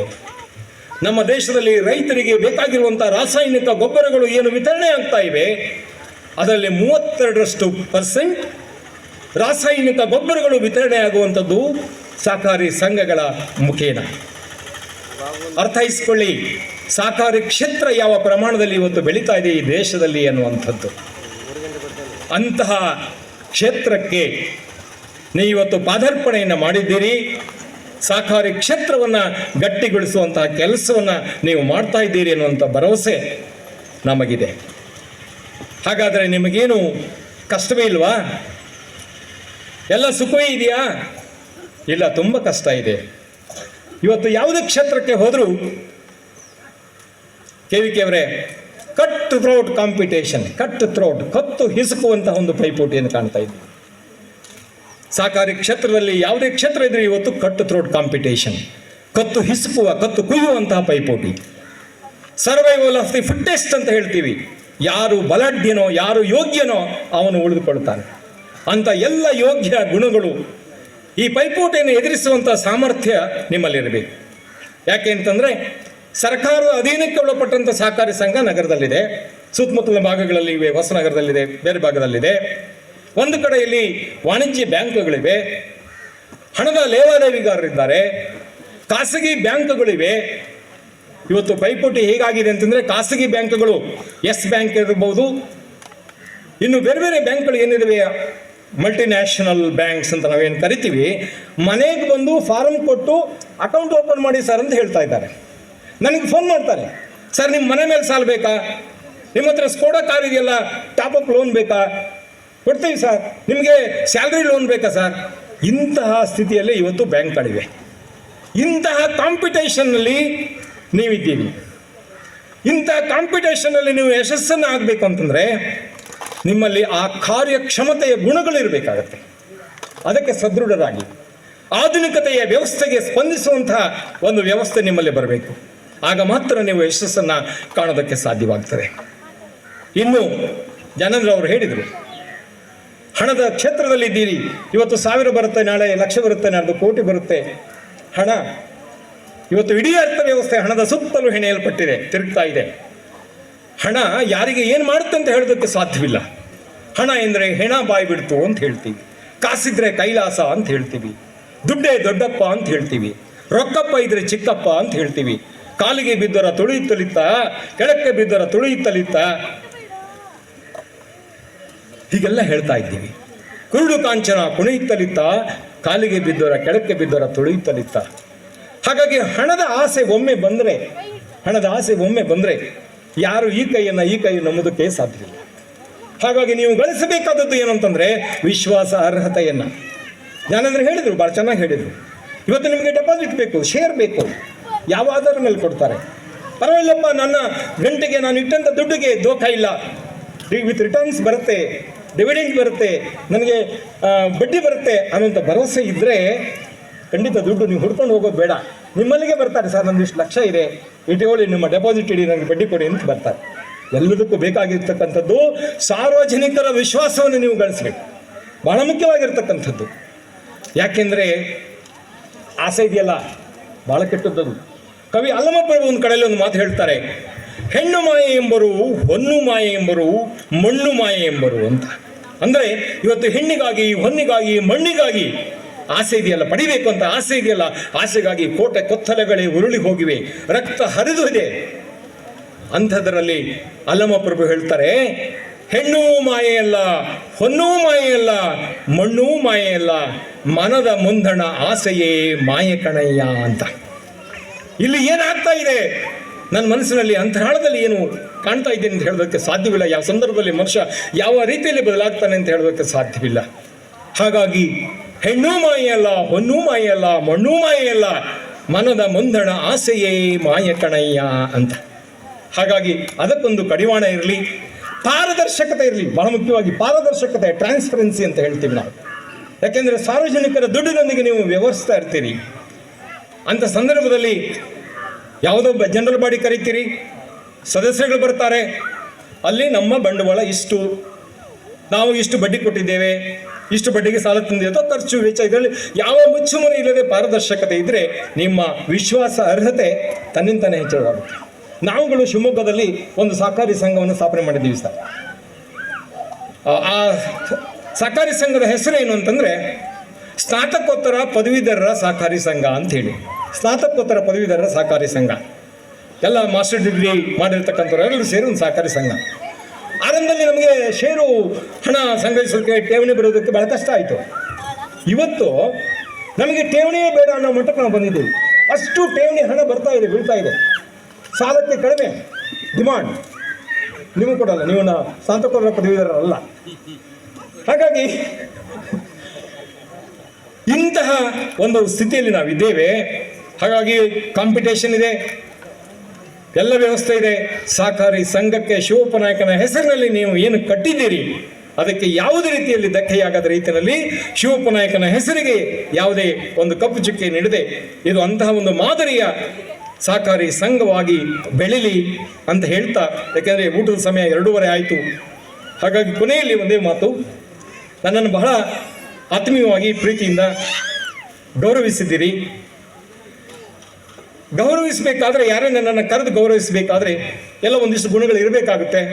ಯಾರೋ ದಾರಿ ಹೋಕರನ್ನೆಲ್ಲ ಕರೆದು ಗೌರವಿಸೋದಕ್ಕಾಗೋದಿಲ್ಲ. ಹಾಗಾಗಿ ನನ್ನಲ್ಲಿರುವಂಥ ಯಾವುದೋ ಗುಣಗಳನ್ನು ನೀವು ಗುರುತಿಸಿ ಇಲ್ಲಿ ಗೌರವಿಸಿದ್ದೀರಿ. ಗೌರವಿಸುವುದರ ಹಿಂದೆ ಈ ಮಾತಿದೆ, ಅವನಾರವ ಎಂದೆನದೆ, ಇವ ನಮ್ಮವನೆಂದು ಪರಿಗಣಿಸಿ ನನ್ನನ್ನು ಈ ಕಾರ್ಯಕ್ರಮಕ್ಕೆ ಆಹ್ವಾನಿಸಿ ನಿಮ್ಮೊಂದಿಗೆ ಇಷ್ಟೊಂದು ವಿಚಾರಗಳನ್ನು, ನನಗೆ ಬಹಳ ಸಮಯ ಇದ್ದಿದ್ರೆ ಇನ್ನೂ ಮಾತನಾಡೋದು ಭಾಳ ಇದೆ. ಯಾಕೆಂದರೆ ಮೇಸ್ಟ್ರಿಗೆ ಗಂಟೆ ಹೊಡೆದಿನ ಮಾತ್ರ ನಿಲ್ಲಿಸಲ್ಲ, ಅವರು ಹಸಿವು ಆಗ್ತಾ ಇದೆ. ಹಾಗಾಗಿ ನನ್ನನ್ನು ಕರೆದು ನಿಮ್ಮೊಂದಿಗೆ 4 ಮಾತುಗಳನ್ನು ಹಂಚಿಕೊಳ್ಳೋದಕ್ಕೆ ಅವಕಾಶ ಮಾಡಿಕೊಟ್ಟಿದ್ದೀರಿ. ಅತ್ಯಂತ ಸಜ್ಜನಿಕೆಯಿಂದ ಸಹೃದಯತೆಯಿಂದ ತಾವೆಲ್ಲ ನನ್ನ ಮಾತುಗಳನ್ನು ಕೇಳಿದ್ದೀರಿ. ಹಾಗಾಗಿ ವೇದಿಕೆಯಲ್ಲಿ ಆಸೀನರಾಗಿರುವಂತಹ ಎಲ್ಲ ಗಣ್ಯರಿಗೆ, ಸಾಕಾರ ಬಂಧುಗಳಿಗೆ, ವೇದಿಕೆಯ ಮುಂಭಾಗದಲ್ಲಿ ಆಸೀನರಾಗಿರುವಂತಹ ಎಲ್ಲ ಸಜ್ಜನರಿಗೆ, ಸಾಕಾರಿ ಬಂಧುಗಳಿಗೆ ನನ್ನ ಹೃದಯಪೂರ್ವಕವಾದಂತಹ ವಂದನೆಗಳನ್ನು ಸಲ್ಲಿಸ್ತಾ ಮತ್ತೊಮ್ಮೆ ಈ ಶಿಸ್ತಿನ ಶಿವಪ್ಪ ನಾಯಕನ ಹೆಸರಿನಲ್ಲಿ ಅಸ್ತಿತ್ವಕ್ಕೆ ಬಂದಿರತಕ್ಕಂಥ ಈ ಸಾಕಾರಿ ಸಂಸ್ಥೆ ಒಂದು ಮಾದರಿಯ ಸಂಸ್ಥೆಯಾಗಲಿ, ಈ ಭಾಗದ ಜನರ ಎಲ್ಲ ಕಷ್ಟಗಳು, ಇದರ ಮೂಕಿನ ಭವನಗಳು ನಿವಾರಣೆ ಆಗಲಿ ಅಂತ ಒಂದು ಮಾದರಿಯ ಸಹಕಾರಿ ಸಂಘವಾಗಲಿ ಆಗಿ ಹೊರಹೊಮ್ಮಲಿ ಅಂತ ಹೇಳಿ ಆಶಿಸ್ತಾ ತಮ್ಮೆಲ್ಲರಿಗೆ ವಂದಿಸಿ ನನ್ನ ಮಾತುಗಳನ್ನು ಮುಗಿಸ್ತೇನೆ. ನಮಸ್ಕಾರ. ಧನ್ಯವಾದಗಳು ಹಿರಿಯರಾಗಿರ್ತಕ್ಕಂಥ ರಾಮಪ್ಪ ಗೌಡರಿಗೆ. ಇದೀಗ ಈ ಬೆಳಗಿನಿಂದ ನಮಗೆ ಕಾರ್ಯಕ್ರಮವನ್ನು ಒದಗಿಸಿ ಒಂದು ಒಳ್ಳೆಯ ವಾತಾವರಣವನ್ನು ನಿರ್ಮಾಣ ಮಾಡಿಕೊಟ್ಟವರು ನಮ್ಮ ಕೊಡಚಾದ್ರಿ ಭಜನಾ ತಂಡ ಮತ್ತಿಮನೆ. ಈ ಎಲ್ಲರ ಪರವಾಗಿ ಅಧ್ಯಕ್ಷರಾಗಿರ್ತಕ್ಕಂಥ ಸುಜಾತ ಎಸ್ ಮತ್ತಿಮನೆ ಅವರನ್ನು ವೇದಿಕೆ ಆಹ್ವಾನಿಸುತ್ತಿದ್ದೇನೆ. ಅದೇ ರೀತಿ ಕೊಳಕಿ ಲಕ್ಷ್ಮಣರವರು ದಯವಿಟ್ಟು ವೇದಿಕೆ ಬರಬೇಕು ಅಂತ ಹೇಳಿ ಕೇಳಿಕೊಳ್ತಿದ್ದೇನೆ. ಹಾಗೆ ಎಲ್ಲ ಪಂಚಾಯತ್ ಅವರ ಪರವಾಗಿ ಅಧ್ಯಕ್ಷರಾಗಿರ್ತಕ್ಕಂಥ ಶ್ರೀಮತಿ ಸಂಗೀತಾ ಪ್ರಸನ್ನ ಅವರನ್ನು ವೇದಿಕೆ ಮುಂಭಾಗಕ್ಕೆ ಬರಬೇಕು ಅಂತ ಹೇಳಿ ಕೇಳಿಕೊಳ್ತಾ ಇದ್ದೇನೆ. ಇಲ್ಲಿಯ ತನಕ ನಮ್ಮ ಸಹಕಾರಿ ಉದ್ಘಾಟನಾ ಸಮಾರಂಭದ ನಿರೂಪಕರಾಗಿ ನಿರೂಪಣೆ ಮಾಡಿದಂಥ ನಮ್ಮ ಉಪನ್ಯಾಸಕರಾದಂಥ ಶ್ರೀಧರ್ ಶೆಟ್ಟಿ ಅವರು ವೇದಿಕೆಗೆ ಬರಬೇಕು, ನಮ್ಮ ಕಿರುಕಾಣಿಕೆಯನ್ನು ಸ್ವೀಕಾರ ಮಾಡಬೇಕು ಅಂತೇಳಿ ವಿನಂತಿ ಮಾಡಿಕೊಡ್ತೇನೆ.